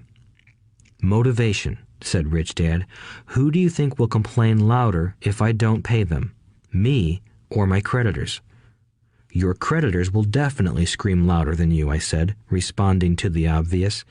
"You wouldn't say anything if you didn't pay yourself." So you see, after paying myself, the pressure to pay my taxes and the other creditors is so great that it forces me to seek other forms of income. The pressure to pay becomes my motivation. I've worked extra jobs, started other companies, traded in the stock market, anything just to make sure those guys don't start yelling at me. That pressure made me work harder, forced me to think, and all in all, made me smarter and more active when it comes to money. If I had paid myself last, I would have felt no pressure, but I'd be broke. So it is the fear of the government or other people you owe money to that motivates you? "That's right," said Rich Dad. You see, government bill collectors are big bullies. So are bill collectors in general. Most people give in to those bullies. They pay them and never pay themselves. You know the story of the 98-pound weakling who gets sand kicked in his face? I nodded. I see that ad for weightlifting and bodybuilding lessons in the comic books all the time. Well, most people let the bullies kick sand in their faces. I decided to use the fear of the bully to make me stronger. Others got weaker. Forcing myself to think about how to make extra money is like going to the gym and working out with weights. The more I work my mental money muscles out, the stronger I get. Now I'm not afraid of those bullies. I liked what Rich Dad was saying, so if I pay myself first, I get financially stronger mentally and fiscally. Rich Dad nodded. And if I pay myself last, or not at all, I get weaker. So people like bosses, managers, tax collectors, bill collectors, and landlords push me around all my life just because I don't have good money habits. Rich Dad nodded, just like the 98-pound weakling. Overcoming arrogance. What I know makes me money. What I don't know loses me money. Every time I have been arrogant, I have lost money. Because when I'm arrogant, I truly believe that what I don't know is not important, Rich Dad would often tell me. I have found that many people use arrogance to try to hide their own ignorance. It often happens when I am discussing financial statements with accountants or even other investors. They try to bluster their way through the discussion. It is clear to me that they don't know what they're talking about. They're not lying, but they are not telling the truth. There are many people in the world of money, finances, and investments who have absolutely no idea what they're talking about. Most people in the money industry are just spouting off sales pitches like used car salesmen. When you know you are ignorant in a subject, start educating yourself by finding an expert in the field or a book on the subject. Chapter 8. Getting Started. There is gold everywhere. Most people are not trained to see it. I wish I could say acquiring wealth was easy for me, but it wasn't. So in response to the question, how do I start, I offer the thought process I go through on a day-to-day basis. It really is easy to find great deals. I promise you that. It's just like riding a bike. After a little wobbling, it's a piece of cake. But when it comes to money, it takes determination to get through the wobbling. That's a personal thing. To find million-dollar deals of a lifetime requires us to call on our financial genius. I believe that each of us has a financial genius within us. The problem is that our financial genius lies asleep, waiting to be called upon. It lies asleep because our culture has educated us into believing that the love of money is the root of all evil. It has encouraged us to learn a profession so we can work for money, but failed to teach us how to have money work for us. It taught us not to worry about our financial future because our company or the government would take care of us when our working days are over. However, it is our children, educated in the same school system, who will end up paying for this absence of financial education. The message is still to work hard, earn money, and spend it. And when we run short, we can always borrow more. Unfortunately, 90% of the Western world subscribes to the above dogma, simply because it's easier to find a job and work for money. If you are not one of the masses, I offer you the following 10 steps to awaken your financial genius. I simply offer you the steps I have personally followed. If you want to follow some of them, great. If you don't, make up your own. Your financial genius is smart enough to develop its own list. While in Peru, I asked a gold miner of 45 years how he was so confident about finding a gold mine. He replied, "There is gold everywhere. Most people are not trained to see it." And I would say that is true. In real estate, I can go out and in a day come up with 4 or 5 great potential deals. while the average person will go out and find nothing, even looking in the same neighborhood. The reason is that they have not taken the time to develop their financial genius. I offer you the following 10 steps as a process to develop your God-given powers, powers over which only you have control. 1. Find a reason greater than reality, the power of spirit. If you ask most people if they would like to be rich or financially free, they would say yes. But then reality sets in. The road seems too long with too many hills to climb. It's easier to just work for money and hand the excess over to your broker. I once met a young woman who had dreams of swimming for the U.S. Olympic team. The reality was that she had to get up every morning at 4 o'clock to swim for 3 hours before going to school. She did not party with her friends on Saturday night. She had to study and keep her grades up, just like everyone else. When I asked her what fueled her superhuman ambition and sacrifice, she simply said, "I do it for myself and the people I love. It's love that gets me over the hurdles and sacrifices." A reason or a purpose is a combination of wants and don't wants. When people ask me what my reason for wanting to be rich is, I tell them that it is a combination of deep emotional wants and don't wants. I will list a few. First, the don't wants, for they create the wants. I don't want to work all my life. I don't want what my parents aspired for, which was job security and a house in the suburbs. I don't like being an employee. I hated that my dad always missed my football games because he was so busy working on his career. I hated it when my dad worked hard all his life and the government took most of what he worked for at his death. He could not even pass on what he worked so hard for when he died. The rich don't do that. They work hard and pass it on to their children. Now, the wants. I want to be free to travel the world and live in the lifestyle I love. I want to be young when I do this. I want to simply be free. I want control over my time and my life. I want money to work for me.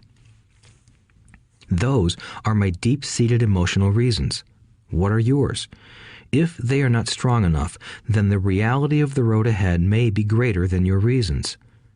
I have lost money and been set back many times, but it was the deep emotional reasons that kept me standing up and going forward. I wanted to be free by age 40, but it took me until I was 47, with many learning experiences along the way. As I said, I wish I could say it was easy.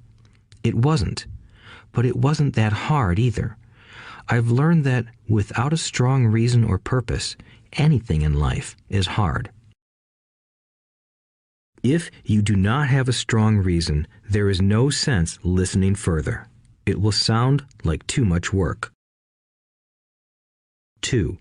Make daily choices. The power of choice. Choice is the main reason people want to live in a free country. We want the power to choose.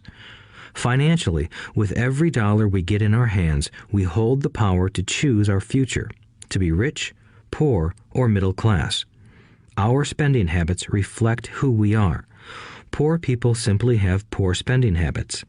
The benefit I had as a boy was that I loved playing Monopoly constantly. Nobody told me Monopoly was only for kids, so I just kept playing the game as an adult. I also had a rich dad who pointed out to me the difference between an asset and a liability. So a long time ago, as a little boy, I chose to be rich, and I knew that all I had to do was learn to acquire assets, real assets. My best friend, Mike, had an asset column handed to him, but he still had to choose to learn to keep it. Many rich families lose their assets in the next generation simply because there was no one trained to be a good steward over their assets. Most people choose not to be rich. For 90% of the population, being rich is too much of a hassle. So they invent sayings that go, "I'm not interested in money. I'll never be rich. I don't have to worry. I'm still young. When I make some money, then I'll think about my future." My husband or wife handles the finances. The problem with those statements is that they rob the person who chooses to think such thoughts of two things. One is time, which is your most precious asset. The second is learning. Having no money should not be an excuse to not learn, but that is a choice we all make daily. The choice of what we do with our time, our money, and what we put in our heads. That is the power of choice. All of us have choice. I just choose to be rich, and I make that choice every day. Invest first in education. In reality, the only real asset you have is your mind, the most powerful tool we have dominion over. Each of us has the choice of what we put in our brain once we're old enough. You can watch TV, read golf magazines, or go to ceramics class or a class on financial planning. You choose. Most people simply buy investments rather than first investing in learning about investing. A friend of mine recently had her apartment burglarized. The thieves took her electronics and left all the books. And we all have that same choice. 90% of the population buys TV sets, and only about 10% buy business books. So what do? I go to seminars. I like it when they are at least 2 days long because I like to immerse myself in a subject. In 1973, I was watching this guy on TV who was advertising a 3-day seminar on how to buy real estate for nothing down. I spent $385, and that course has made me at least $2 million, if not more. But more importantly, it bought me life. I don't have to work for the rest of my life because of that one course. I go to at least 2 such courses every year. I love CDs and audiobooks. The reason? I can easily review what I just heard. I was listening to an investor say something I completely disagreed with. Instead of becoming arrogant and critical, I simply listened to that 5-minute stretch at least 20 times, maybe more. But suddenly, by keeping my mind open, I understood why he said what he said. It was like magic. I felt like I had a window into the mind of one of the greatest investors of our time. I gained tremendous insight into the vast resources of his education and experience. The net result? I still have the old way I used to think, and I now have a new way of looking at the same problem or situation. I have 2 ways to analyze a problem or trend, and that is priceless. Today, I often say, how would Donald Trump do this, or Warren Buffett, or George Soros? The only way I can access their vast mental power is to be humble enough to read or listen to what they have to say. Arrogant or critical people are often people with low self-esteem who are afraid of taking risks. That's because if you learn something new, you are then required to make mistakes in order to fully understand what you have learned. If you have listened this far, arrogance is not one of your problems. Arrogant people rarely read or listen to experts. Why should they? They are the center of the universe. There are so many intelligent people who argue or defend when a new idea clashes with the way they think. In this case, their so-called intelligence combined with arrogance equals ignorance. Each of us knows people who are highly educated or believe they are smart, but their balance sheet paints a different picture. A truly intelligent person welcomes new ideas, for new ideas can add to the synergy of other accumulated ideas. Listening is more important than talking. If that were not true, God would not have given us 2 ears and only 1 mouth. Too many people think with their mouth instead of listening in order to absorb new ideas and possibilities. They argue instead of asking questions. I take a long view on my wealth. I do not subscribe to the get-rich-quick mentality most lottery players or casino gamblers have. I may go in and out of stocks, but I am long on education. If you want to fly an airplane, I advise taking lessons first. I am always shocked at people who buy stocks or real estate but never invest in their greatest asset, their mind. Just because you bought a house or two does not make you an expert at real estate. 3. Choose friends carefully. The power of association. First of all, I do not choose my friends by their financial statements. I have friends who have actually taken a vow of poverty, as well as friends who earn millions every year. The point is that I learn from all of them. Now, I will admit that there are people I have actually sought out because they had money. But I was not after their money. I was seeking their knowledge. In some cases, these people who had money have become dear friends. I've noticed that my friends with money talk about money. They don't do it to brag. They're interested in the subject. So I learn from them, and they learn from me.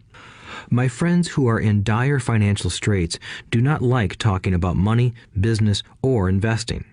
They often think it rude or unintellectual. So I also learn from my friends who struggle financially. I find out what not to do. I have several friends who have generated over $1 billion in their short lifetimes. The 3 of them report the same phenomenon.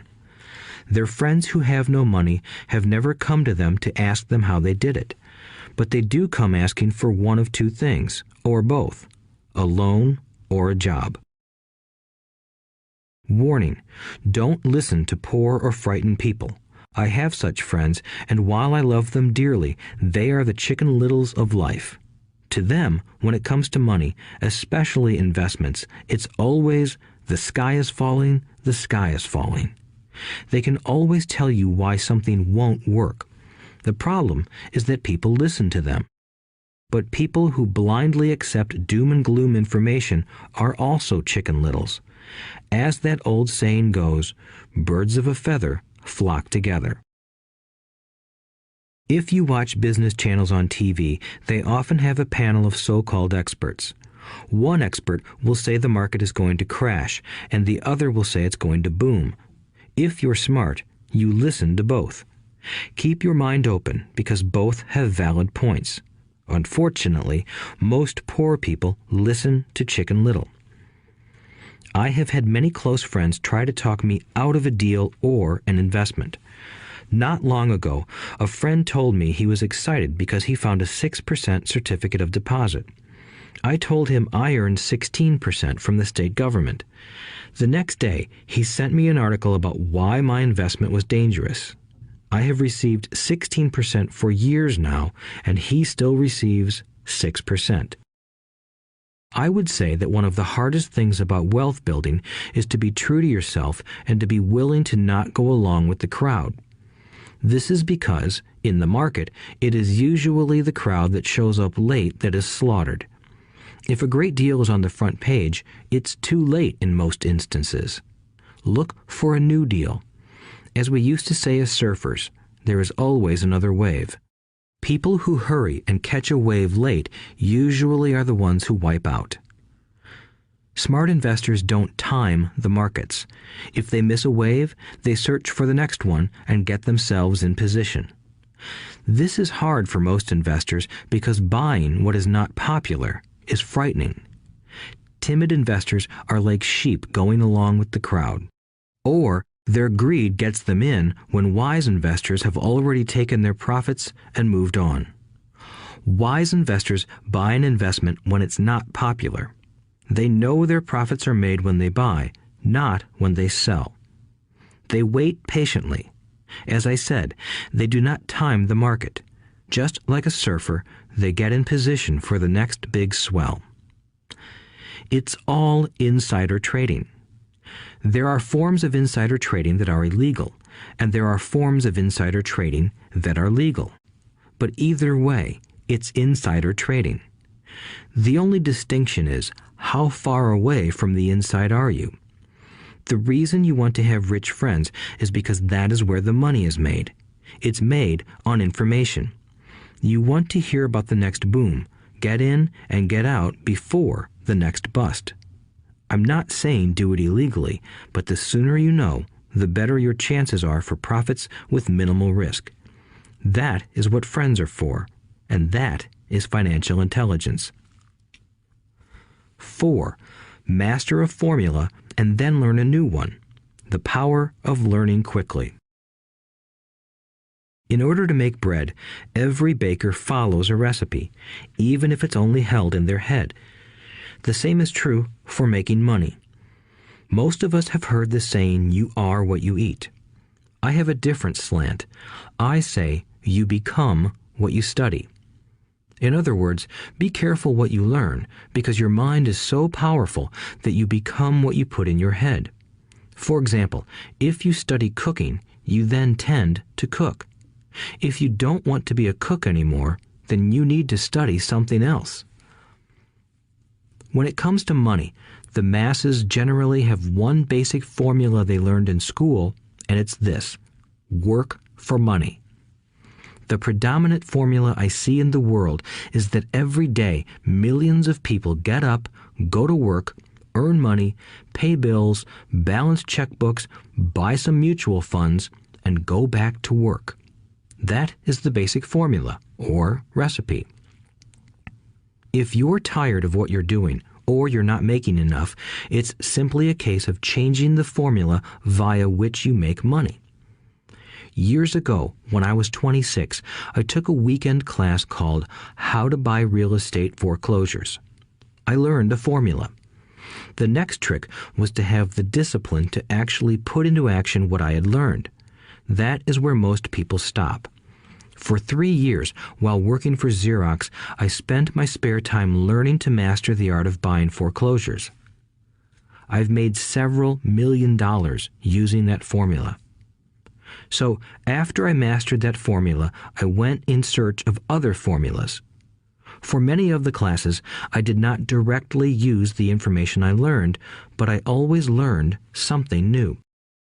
I have attended classes designed for derivative traders, commodity option traders, and chaologists. I was way out of my league, being in a room full of people with doctorates in nuclear physics and space science. Yet, I learned a lot that made my stock and real estate investing more meaningful and lucrative.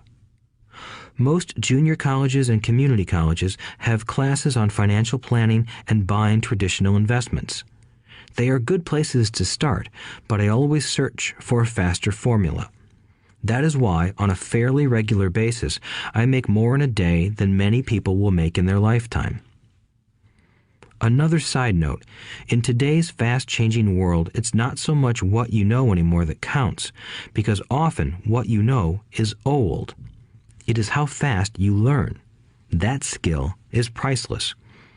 It's priceless in finding faster formulas, recipes, if you will, for making dough.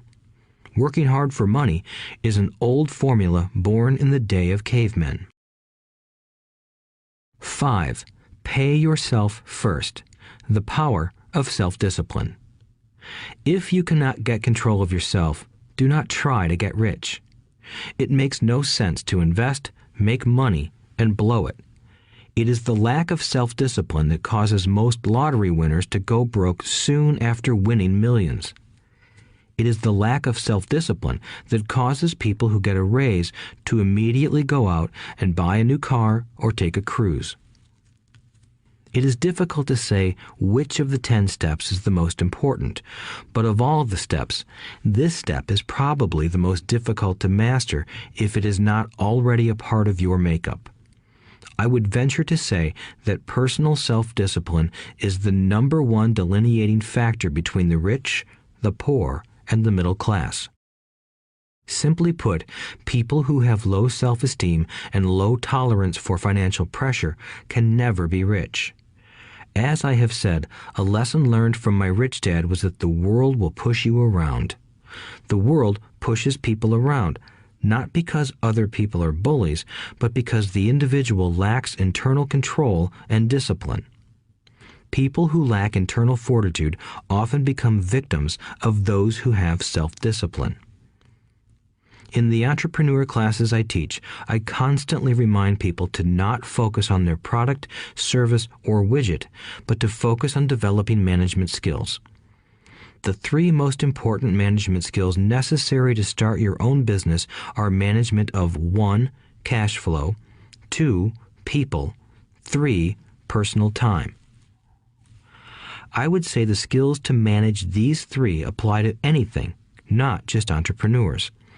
The three matter in the way you live your life as an individual or as part of a family, a business, a charitable organization, a city, or a nation. Each of these skills is enhanced by the mastery of self-discipline. I do not take the saying, "pay yourself first," lightly.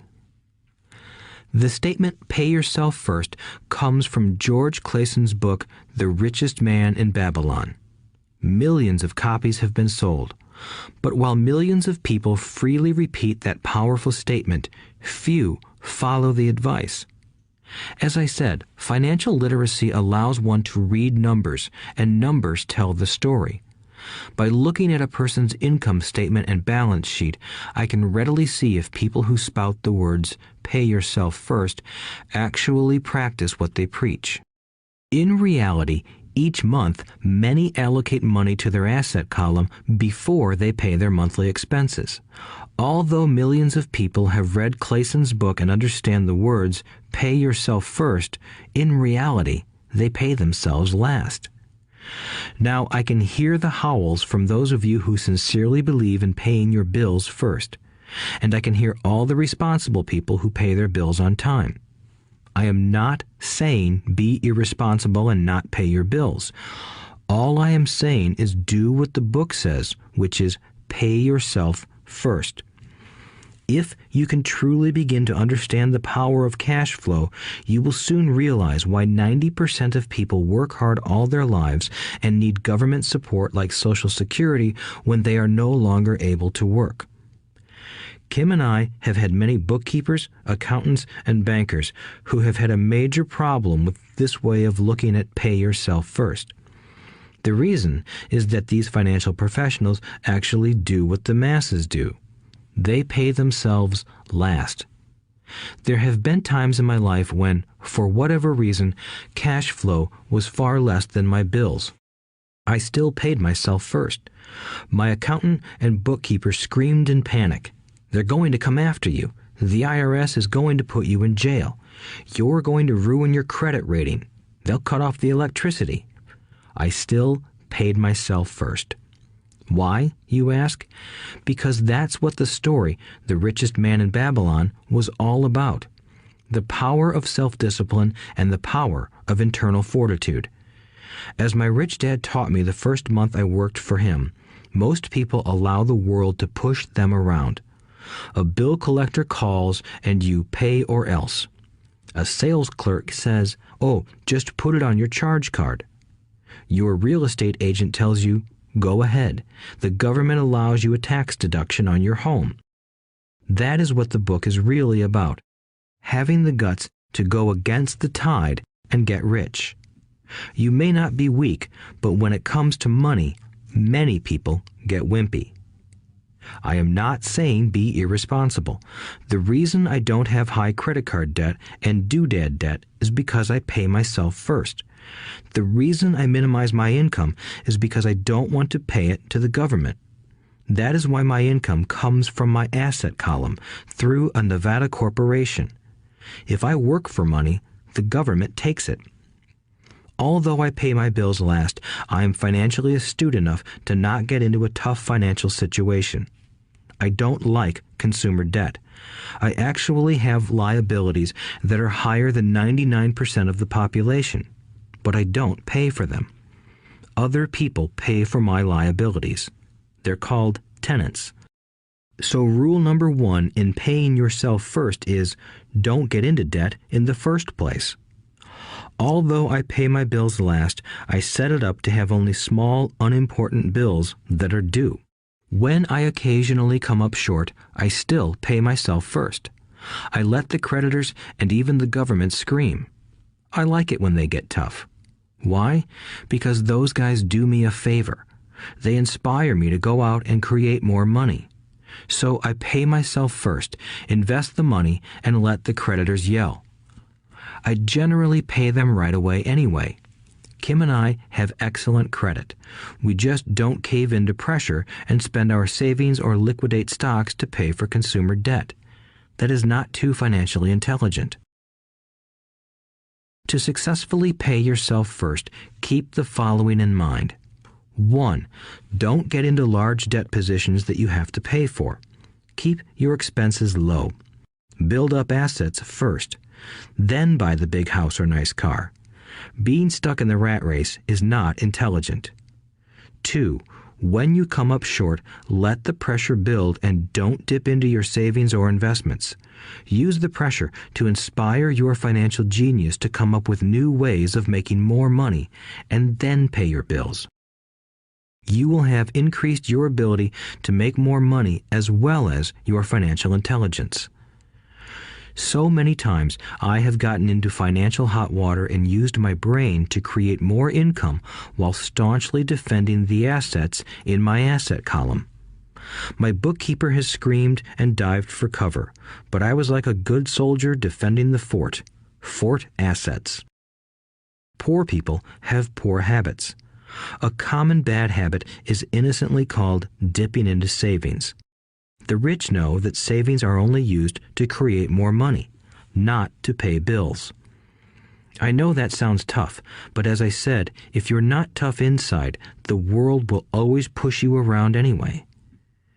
If you do not like financial pressure, then find a formula that works for you.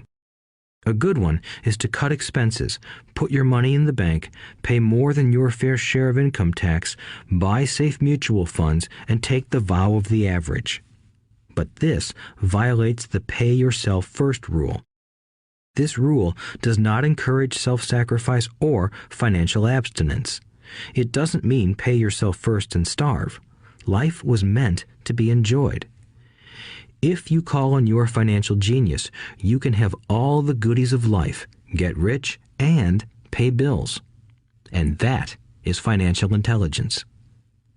6. Pay your brokers well. The power of good advice. Sometimes I see people posting a sign in front of their house that says, "For sale by owner." Or I see people on TV claiming to be discount brokers. My rich dad taught me to take the opposite approach. He believed in paying professionals well, and I have adopted that policy also. Today, I have expensive attorneys, accountants, real estate brokers, and stockbrokers. Why? Because if, and I do mean if, the people are professionals, their services should make you money. And the more money they make, the more money I make. We live in the information age. Information is priceless. A good broker should provide you with information as well as take the time to educate you. I have several brokers who do that for me. Some taught me when I had little or no money, and I am still with them today. What I pay a broker is tiny in comparison with what kind of money I can make because of the information they provide. I love it when my real estate broker or stockbroker makes a lot of money because that usually means I made a lot of money. A good broker saves me time in addition to making me money. Like when I bought the vacant land for $9,000 and sold it immediately for over $25,000 so I could buy my Porsche quicker. A broker is my eyes and ears in the market. They're there every day, so I do not have to be. I'd rather play golf. People who sell their house on their own must not value their time much. Why would I want to save a few bucks when I could use that time to make more money or spend it with those I love? What I find funny is that so many poor and middle-class people insist on tipping restaurant help 15 to 20%, even for bad service, but complain about paying a broker 3 to 7%. They enjoy tipping people in the expense column and stiffing people in the asset column. That is not financially intelligent. Keep in mind that not all brokers are created equal. Unfortunately, most brokers are only salespeople. They sell, but they themselves own little or no real estate. There is a tremendous difference between a broker who sells houses and a broker who sells investments. The same is true for stock, bond, mutual fund, and insurance, brokers who call themselves financial planners. When I interview any paid professional, I first find out how much property or stocks they personally own and what percentage they pay in taxes. And that applies to my tax attorney as well as my accountant. I have an accountant who minds his own business. His profession is accounting, but his business is real estate. I used to have an accountant who was a small business accountant, but he had no real estate. I switched because we did not love the same business. Find a broker who has your best interests at heart. Many brokers will spend the time educating you, and they could be the best asset you find. Just be fair, and most of them will be fair to you. If all you can think about is cutting their commissions, then why should they want to help you? It's just simple logic. As I said earlier, one of the management skills is the management of people. Many people only manage people they feel smarter than and they have power over. Many middle managers remain middle managers, failing to get promoted because they know how to work with people below them, but not with people above them. The real skill is to manage and reward the people who are smarter than you in some technical area. That is why companies have a board of directors. You should have one too. That is financial intelligence. 7. Be an Indian giver. The power of getting something for nothing. When the first European settlers came to America, they were taken aback by a cultural practice some American Indians had. For example, if a settler was cold, the Indian would give the person a blanket. Mistaking it for a gift, the settler was often offended when the Indian asked for it back. The Indians also got upset when they realized that settlers did not want to give it back. That is where the term Indian giver came from, a simple cultural misunderstanding.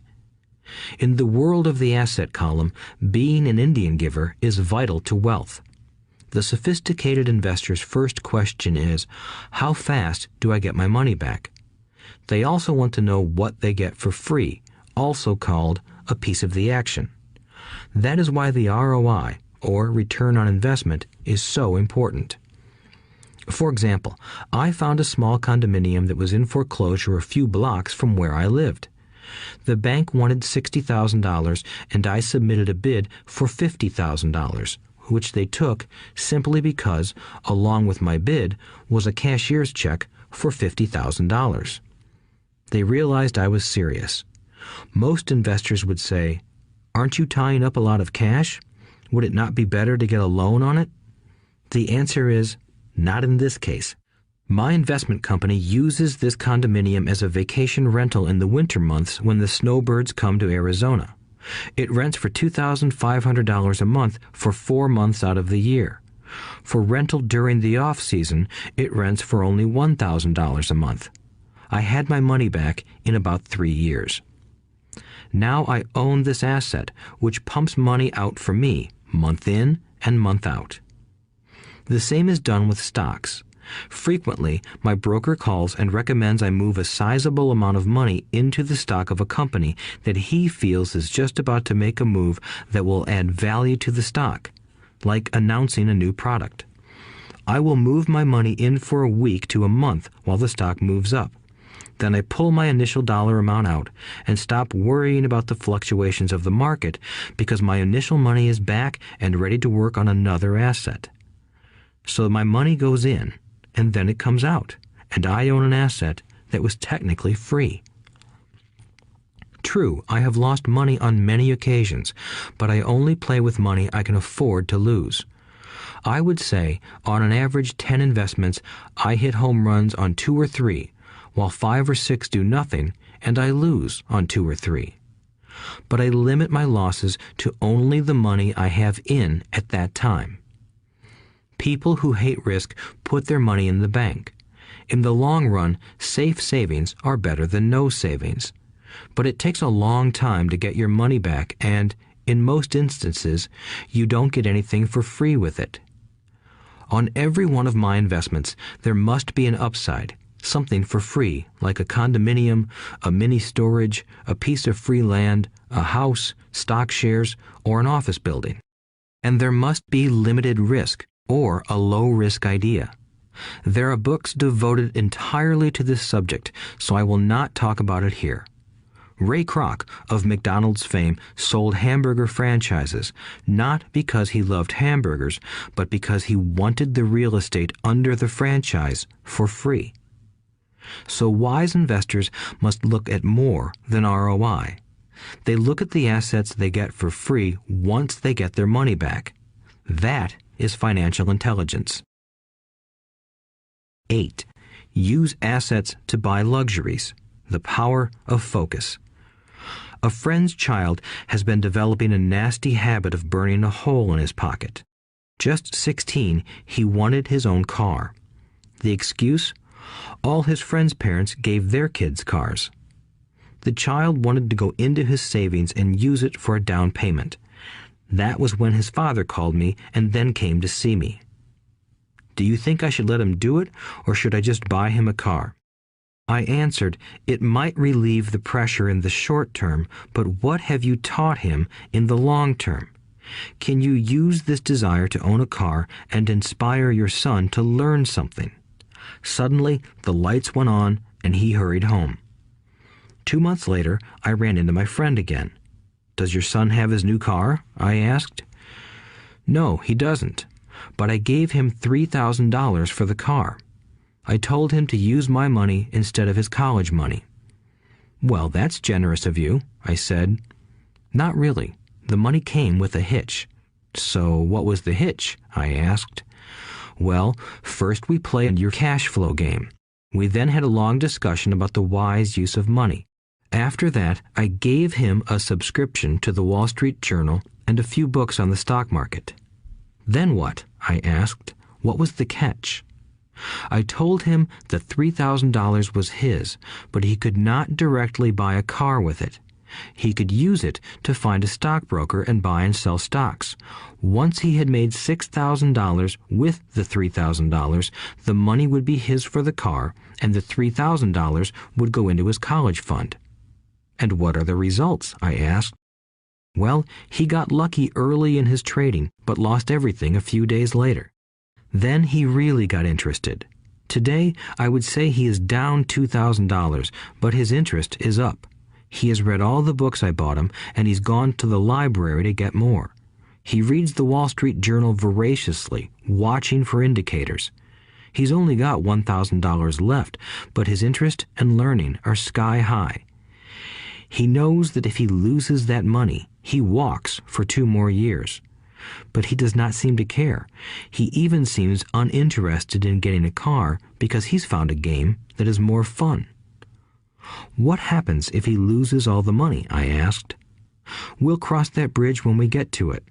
I'd rather have him lose everything now than wait till he's our age to risk losing everything. And besides, that is the best $3,000 I've ever spent on his education. What he is learning will serve him for life, and he seems to have gained a new respect for the power of money. As I said earlier, if a person cannot master the power of self-discipline, it is best not to try to get rich. I say this because although the process of developing cash flow from an asset column is easy in theory, what's hard is the mental fortitude to direct money to the correct use. Due to external temptations, it is much easier in today's consumer world to simply blow money out the expense column. With weak mental fortitude, that money flows into the paths of least resistance. That is the cause of poverty and financial struggle. The following example illustrates the financial intelligence needed to direct money to make more money. If we give 100 people $10,000 at the start of the year, I believe that at the end of the year, 80 would have nothing left. In fact, many would have created greater debt by making a down payment on a new car, refrigerator, electronics, or a holiday. 16 would have increased that $10,000 by 5 to 10%. 4 would have increased it to $20,000 or into the millions. We go to school to learn a profession so we can work for money. It is my opinion that it's just as important to learn how to have money work for you. I love my luxuries as much as anyone else. The difference is I don't buy them on credit. It's the keep up with the Joneses trap. When I wanted to buy a Porsche, the easy road would have been to call my banker and get a loan. Instead of choosing to focus in the liability column, I chose to focus in the asset column. As a habit, I use my desire to consume to inspire and motivate my financial genius to invest. Too often today, we focus on borrowing money to get the things we want instead of focusing on creating money. One is easier in the short term, but harder in the long term. It's a bad habit that we as individuals and as a nation have gotten into. Remember, the easy road often becomes hard, and the hard road often becomes easy. The earlier you can train yourself and those you love to be masters of money, the better. Money is a powerful force. Unfortunately, people use the power of money against themselves. If your financial intelligence is low, money will run all over you. It will be smarter than you. If money is smarter than you, you will work for it all your life. To be the master of money, you need to be smarter than it. Then money will do as it is told. It will obey you. Instead of being a slave to it, you will be the master of it. That is financial intelligence. 9. Choose heroes. The power of myth. When I was a kid, I greatly admired Willie Mays, Hank Aaron, and Yogi Berra. They were my heroes, and I wanted to be just like them. I treasured their baseball cards. I knew their stats, the RBIs, the ERAs, their batting averages, how much they got paid, and how they came up from the minor leagues. As a 9-year-old kid, when I stepped up to bat or played first base or catcher, I wasn't me. I pretended I was a famous baseball player. It's one of the most powerful ways we learn, and we often lose that as adults. We lose our heroes. Today, I watch young kids playing basketball near my home. On the court, they're not little Johnny. They're pretending to be their favorite basketball hero. Copying or emulating heroes is true power learning. I have new heroes as I grow older. I have golf heroes, and I copy their swings and do my best to read everything I can about them. I also have heroes such as Donald Trump, Warren Buffett, Peter Lynch, George Soros, and Jim Rogers. I know their stats just like I knew the ERAs and RBIs of my childhood baseball heroes. I follow what Warren Buffett invests in, and I read anything I can about his point of view on the market and how he chooses stocks. And I read about Donald Trump, trying to find out how he negotiates and puts deals together. Just as I was not me when I was up to bat, when I'm in the market or I'm negotiating a deal, I am subconsciously acting with the bravado of Trump. Or, when analyzing a trend, I look at it as though Warren Buffett were doing it. By having heroes, we tap into a tremendous source of raw genius. But heroes do more than simply inspire us. Heroes make things look easy. Making it look easy convinces us to want to be just like them. If they can do it, so can I. When it comes to investing, too many people make it sound hard. Instead, find heroes who make it look easy. 10. Teach and you shall receive. The power of giving. Both of my dads were teachers. My rich dad taught me a lesson I have carried all my life, the necessity of being charitable or giving. My educated dad gave a lot of his time and knowledge, but almost never gave away money. He usually said that he would give when he had some extra money, but of course, there was rarely any extra. My rich dad gave money as well as education. He believed firmly in tithing. If you want something, you first need to give, he would always say. When he was short of money, he gave money to his church or to his favorite charity. If I could leave one single idea with you, it is that idea. Whenever you feel short or in need of something, give what you want first, and it will come back in buckets. That is true for money, a smile, love, or friendship. I know it is often the last thing a person may want to do, but it has always worked for me. I trust that the principle of reciprocity is true, and I give what I want. I want money, so I give money, and it comes back in multiples. I want sales, so I help someone else sell something, and sales come to me. I want contacts, and I help someone else get contacts. Like magic, contacts come to me. I heard a saying years ago that went, "God does not need to receive, but humans need to give." My rich dad would often say, poor people are more greedy than rich people. He would explain that if a person was rich, that person was providing something that other people wanted. In my life, whenever I have felt needy or short of money or short of help, I simply went out or found in my heart what I wanted and decided to give it first. And when I gave, it always came back. It reminds me of the story of the guy sitting with firewood in his arms on a cold, freezing night. He is yelling at the pot-bellied stove, "When you give me some heat, then I'll put some wood in you." And when it comes to money, love, happiness, sales, and contacts, all one needs to remember is to give first. Often, just the process of thinking of what I want and how I could give that to someone else breaks free a torrent of bounty. Whenever I feel that people aren't smiling at me, I simply begin smiling and saying hello. Like magic, the next thing I know, I'm surrounded by smiling people.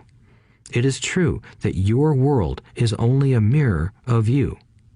So that's why I say, teach and you shall receive. I have found that the more I teach those who want to learn, the more I learn.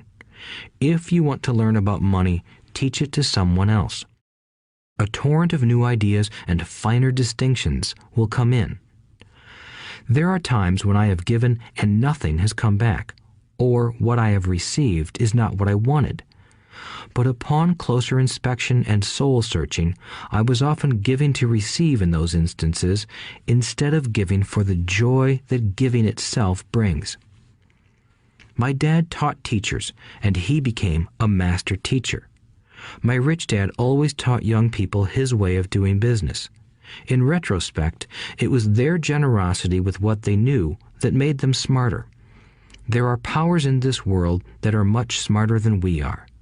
You can get there on your own, but it's easier with the help of the powers that be. You only need to be generous with what you have. Chapter 9. Still want more? Here are some to-dos. Many people may not be satisfied with my 10 steps. They see them more as philosophies than actions. I think understanding the philosophy is just as important as the action. There are many people who want to do instead of think, and then there are people who think but do not do. I would say that I am both. I love new ideas, and I love action. So for those who want a to-do list on how to get started, I will share with you some of the things I do in abbreviated form. Stop doing what you're doing. In other words, take a break and assess what is working and what is not working. The definition of insanity is doing the same thing over and over and expecting a different result. Stop doing what is not working and look for something new. Look for new ideas. For new investing ideas, I go to bookstores and search for books on different and unique subjects. I call them formulas. I buy how-to books on formulas I know nothing about. For example, in the bookstore I found the book The 16% Solution by Joel Moskowitz. I bought the book and read it, and the next Thursday I did exactly as the book said. Most people do not take action, or they let someone talk them out of whatever new formula they are studying. My neighbor told me why 16% would not work. I did not listen to him because he's never done it. Find someone who has done what you want to do.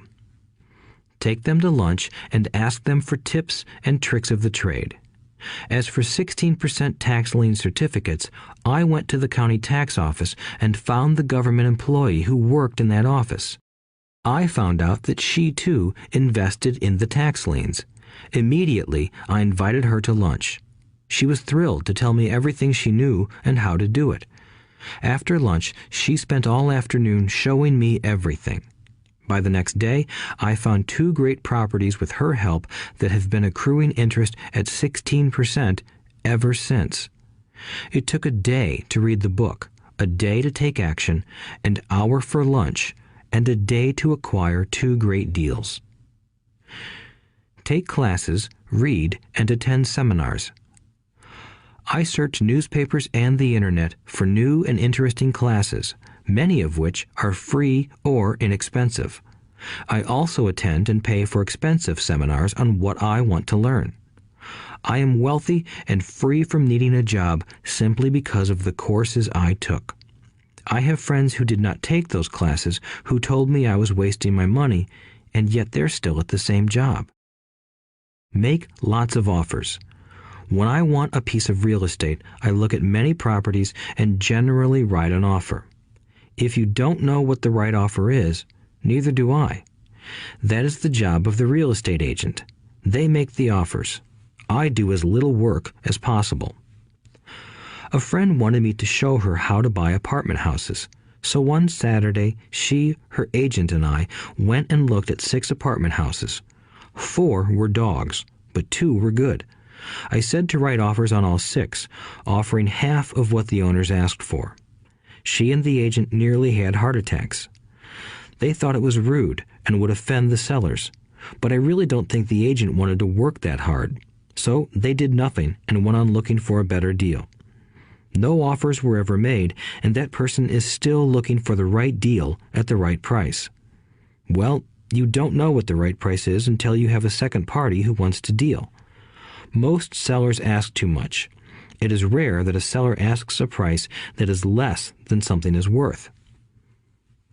Moral of the story: make offers.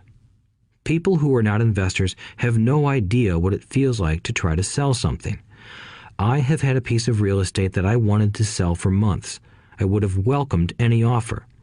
They could have offered me 10 pigs and I would have been happy. Not at the offer, but just because someone was interested.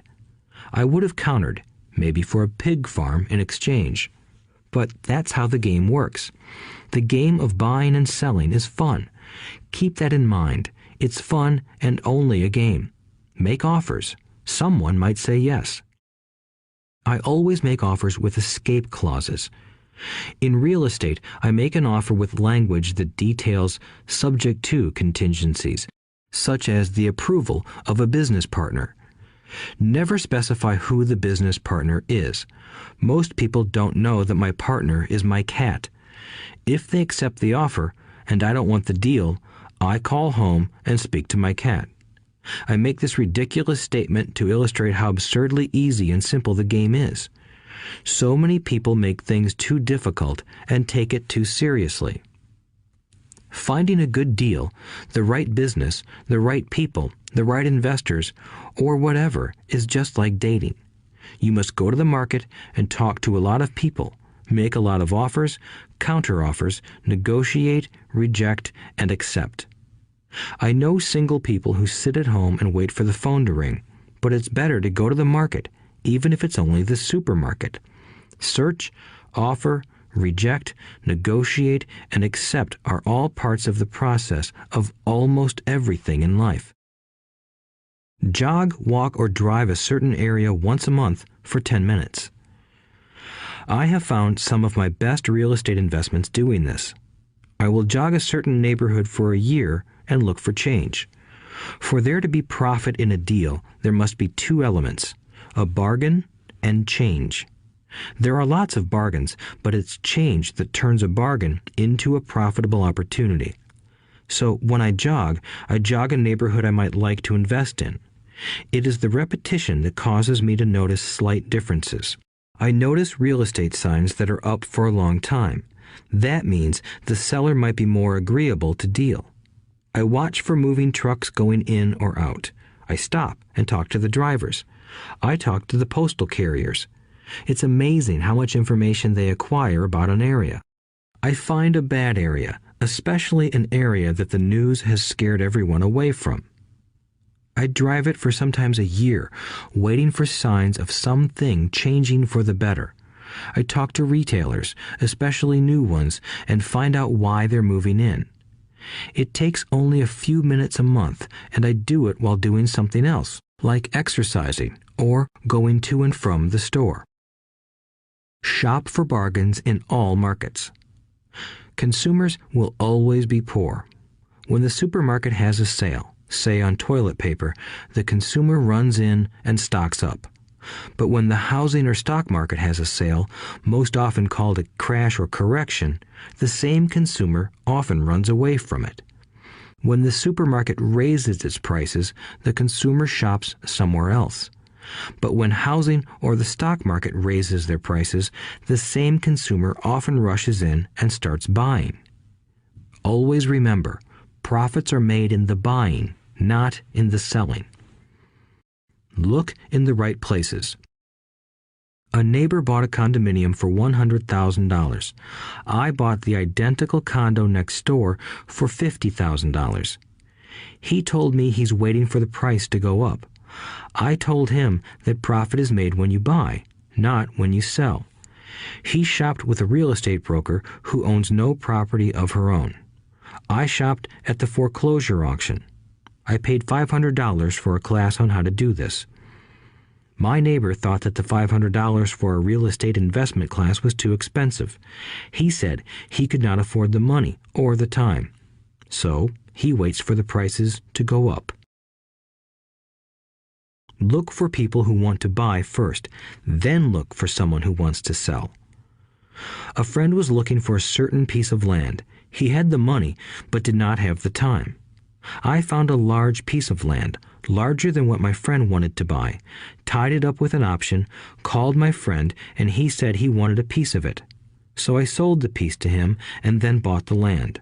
I kept the remaining land as mine for free. Moral of the story: buy the pie and cut it in pieces.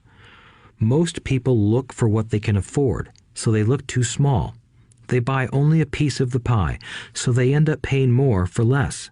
Small thinkers don't get the big breaks. If you want to get richer, think big. Think big. Retailers love giving volume discounts simply because most business people love big spenders. So even if you're small, you can always think big. When my company was in the market for computers, I called several friends and asked them if they were ready to buy also. We then went to different dealers and negotiated a great deal because we wanted to buy so many. I have done the same with stocks. Small people remain small because they think small, act alone, or don't act at all. Learn from history. All the big companies on the stock exchange started out as small companies. Colonel Sanders did not get rich until after he lost everything in his 60s. Bill Gates was one of the richest men in the world before he was 30. Action always beats inaction. These are just a few of the things I have done and continue to do to recognize opportunities. The important words are have done and do. As repeated many times throughout this audiobook, you must take action before you can receive the financial rewards. Act now. Final thoughts. I would like to share some final thoughts with you.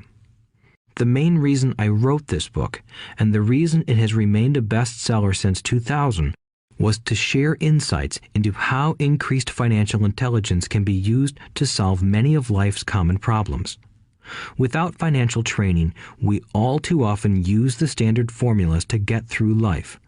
Work hard, save, borrow, and pay excessive taxes. Today, more than ever, we need better information. I use the following story as an example of a financial problem that confronts many young families today. How do you afford a good education for your children and provide for your own retirement? It requires using financial intelligence instead of hard work. A friend of mine was griping one day about how hard it was to save money for his 4 children's college educations. He was putting $300 away in a college fund each month and had so far accumulated only about $12,000. He had about 12 more years to save for college since his oldest child was then 6 years old. At the time, the real estate market in Phoenix was terrible. People were giving houses away. I suggested to my friend that he buy a house with some of the money in his college fund. The idea intrigued him, and we began to discuss the possibility. His primary concern was that he did not have credit with the bank to buy another house since he was so overextended. I assured him that there were other ways to finance a property rather than through the bank. We looked for a house for 2 weeks, a house that would fit all our criteria. There were plenty to choose from, so shopping was fun. Finally, we found a 3-bedroom, 2-bath home in a prime neighborhood. The owner had been downsized and needed to sell that day because he and his family were moving to California where another job waited. The owner wanted $102,000, but we offered only $79,000. He took it immediately and agreed to carry back the loan with a 10% down payment. All my friend had to come up with was $7,900. As soon as the owner moved, my friend put the house up for rent. After all expenses were paid, including the mortgage, he put $125 in his pocket each month. His plan was to keep the house for 12 years and let the mortgage get paid down faster by applying the extra $125 to the principal each month. We figured that in 12 years, a large portion of the mortgage would be paid off and he could possibly be clearing $800 a month by the time his first child went to college. He could also sell the house if it had appreciated in value. 3 years later, the real estate market greatly improved in Phoenix, and he was offered $156,000 for the same house by the tenant who lived in it. Again, he asked me what I thought. I advised that he sell it, using a 1031 tax-deferred exchange. Suddenly, he had nearly $80,000 to operate with. I called another friend in Austin, Texas, who then moved this tax-deferred capital gain into a mini storage facility. Within 3 months, he began receiving checks for a little less than $1,000 a month, which he then poured back into the college fund. A couple of years later, the mini warehouse sold, and he received a check for nearly $330,000 as proceeds from the sale. He rolled those funds into a new project that would now generate over $3,000 a month in income, again going into the college fund.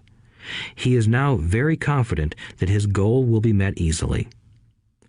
It only took $7,900 to start and a little financial intelligence. His children will be able to afford the education they want, and he will then use the underlying asset, wrapped in his legal entity, to pay for his retirement. As a result of this successful investment strategy, he will be able to retire early. Thank you for listening to this audiobook.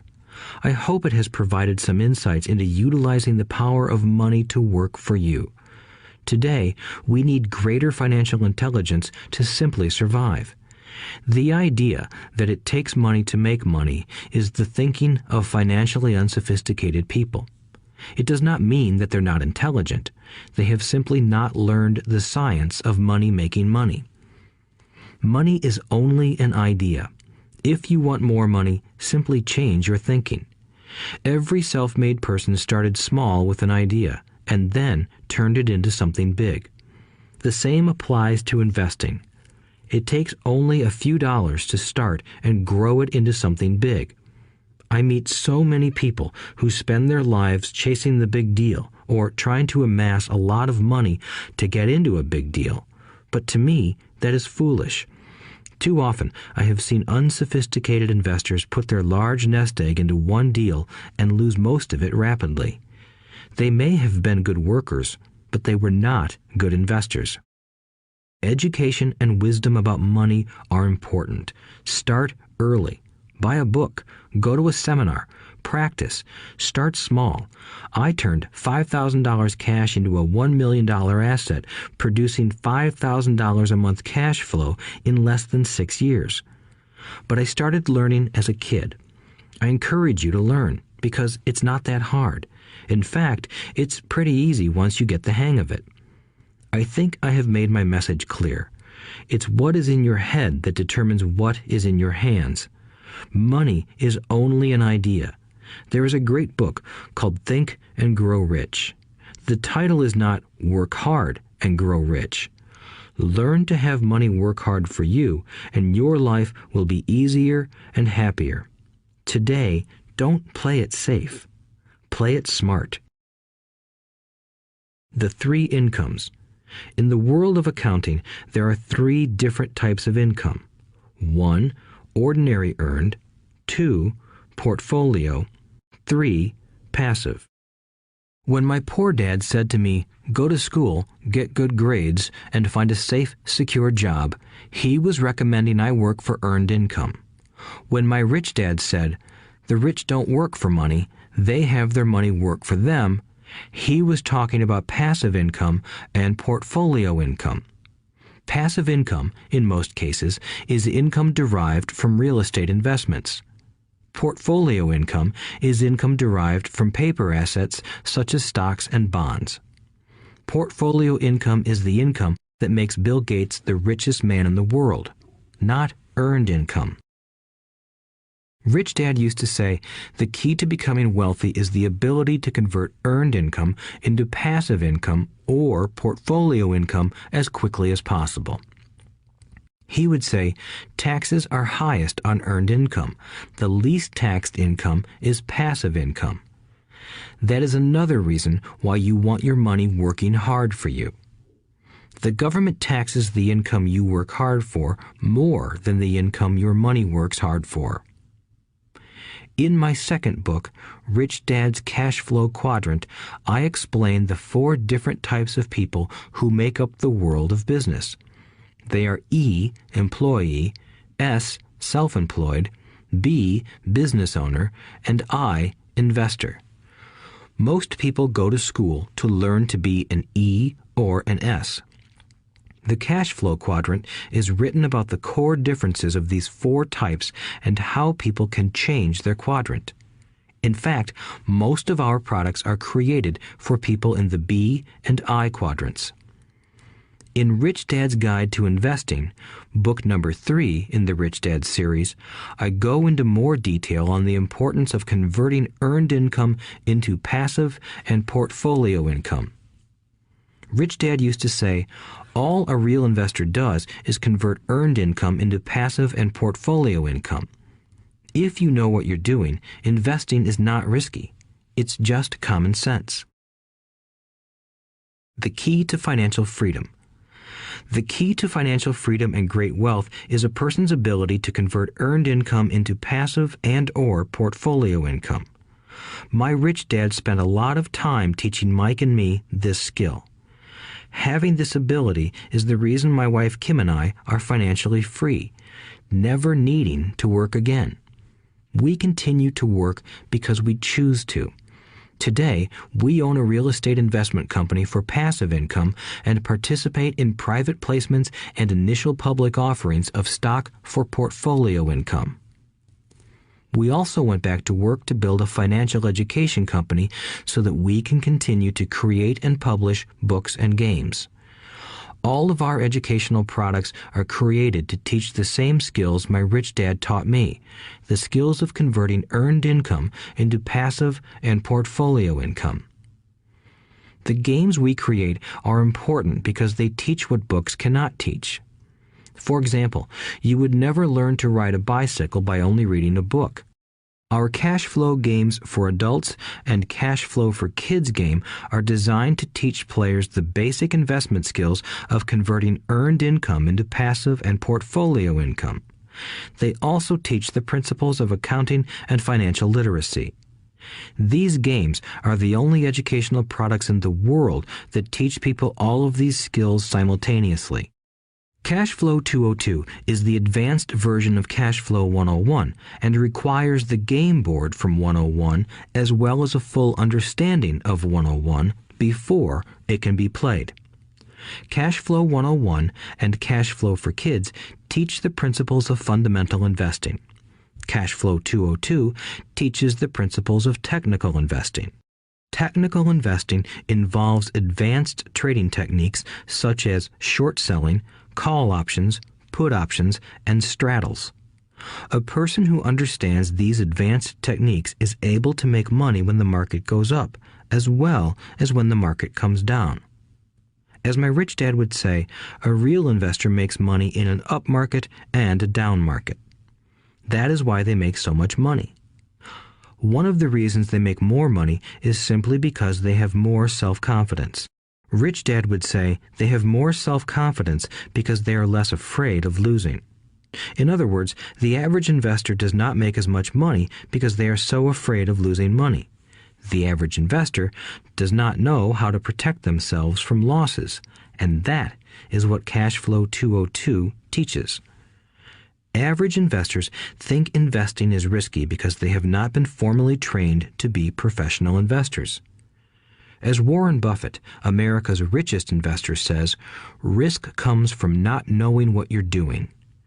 My board games teach the simple basics of fundamental investing and technical investing while people are having fun. I occasionally hear someone say, your educational games are expensive, which poses the question of ROI, the return on investment, or the value returned for the price paid. I nod my head and reply, yes, they may be expensive, especially when compared to entertainment board games. But my games are not as expensive as a college education, working hard all your life for earned income, paying excessive taxes, and then living in terror of losing all of your money in the investment markets. When someone walks away mumbling about the price, I can hear my rich dad saying, if you want to be rich, you must know what kind of income to work hard for, how to keep it, and how to protect it from loss. That is the key to great wealth. Rich Dad would also say, if you do not understand the differences in those three incomes and do not learn the skills on how to acquire and protect those incomes, you will probably spend your life earning less than you could and working harder than you should. My poor dad thought a good education, a good job, and years of hard work were all you needed to be successful. My rich dad also thought a good education was important. But to him, it was also important that Mike and I know the differences in the three incomes and what kind of income to work hard for. To him, that was basic financial education. Knowing the differences in the three incomes and learning the investment skills of how to acquire the different incomes is basic education for anyone who strives to acquire great wealth and achieve financial freedom, a special kind of freedom that only a few will ever know. As Rich Dad states in lesson number 1, the rich do not work for money. They know how to have money work hard for them. Rich Dad said, earned income is money you work for, and passive and portfolio income is money working for you. Knowing that little difference has been significant in my life.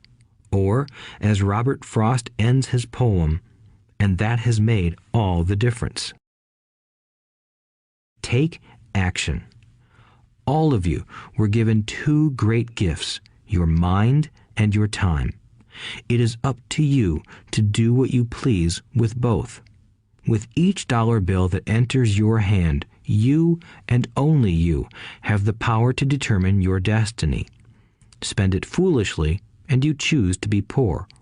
Spend it on liabilities, and you join the middle class. Invest it in your mind and learn how to acquire assets, and you will be choosing wealth as your goal and your future. The choice is yours, and only yours. Every day, with every dollar, you decide to be rich, poor, or middle class. Choose to share this knowledge with your children, and you choose to prepare them for the world that awaits. No one else will.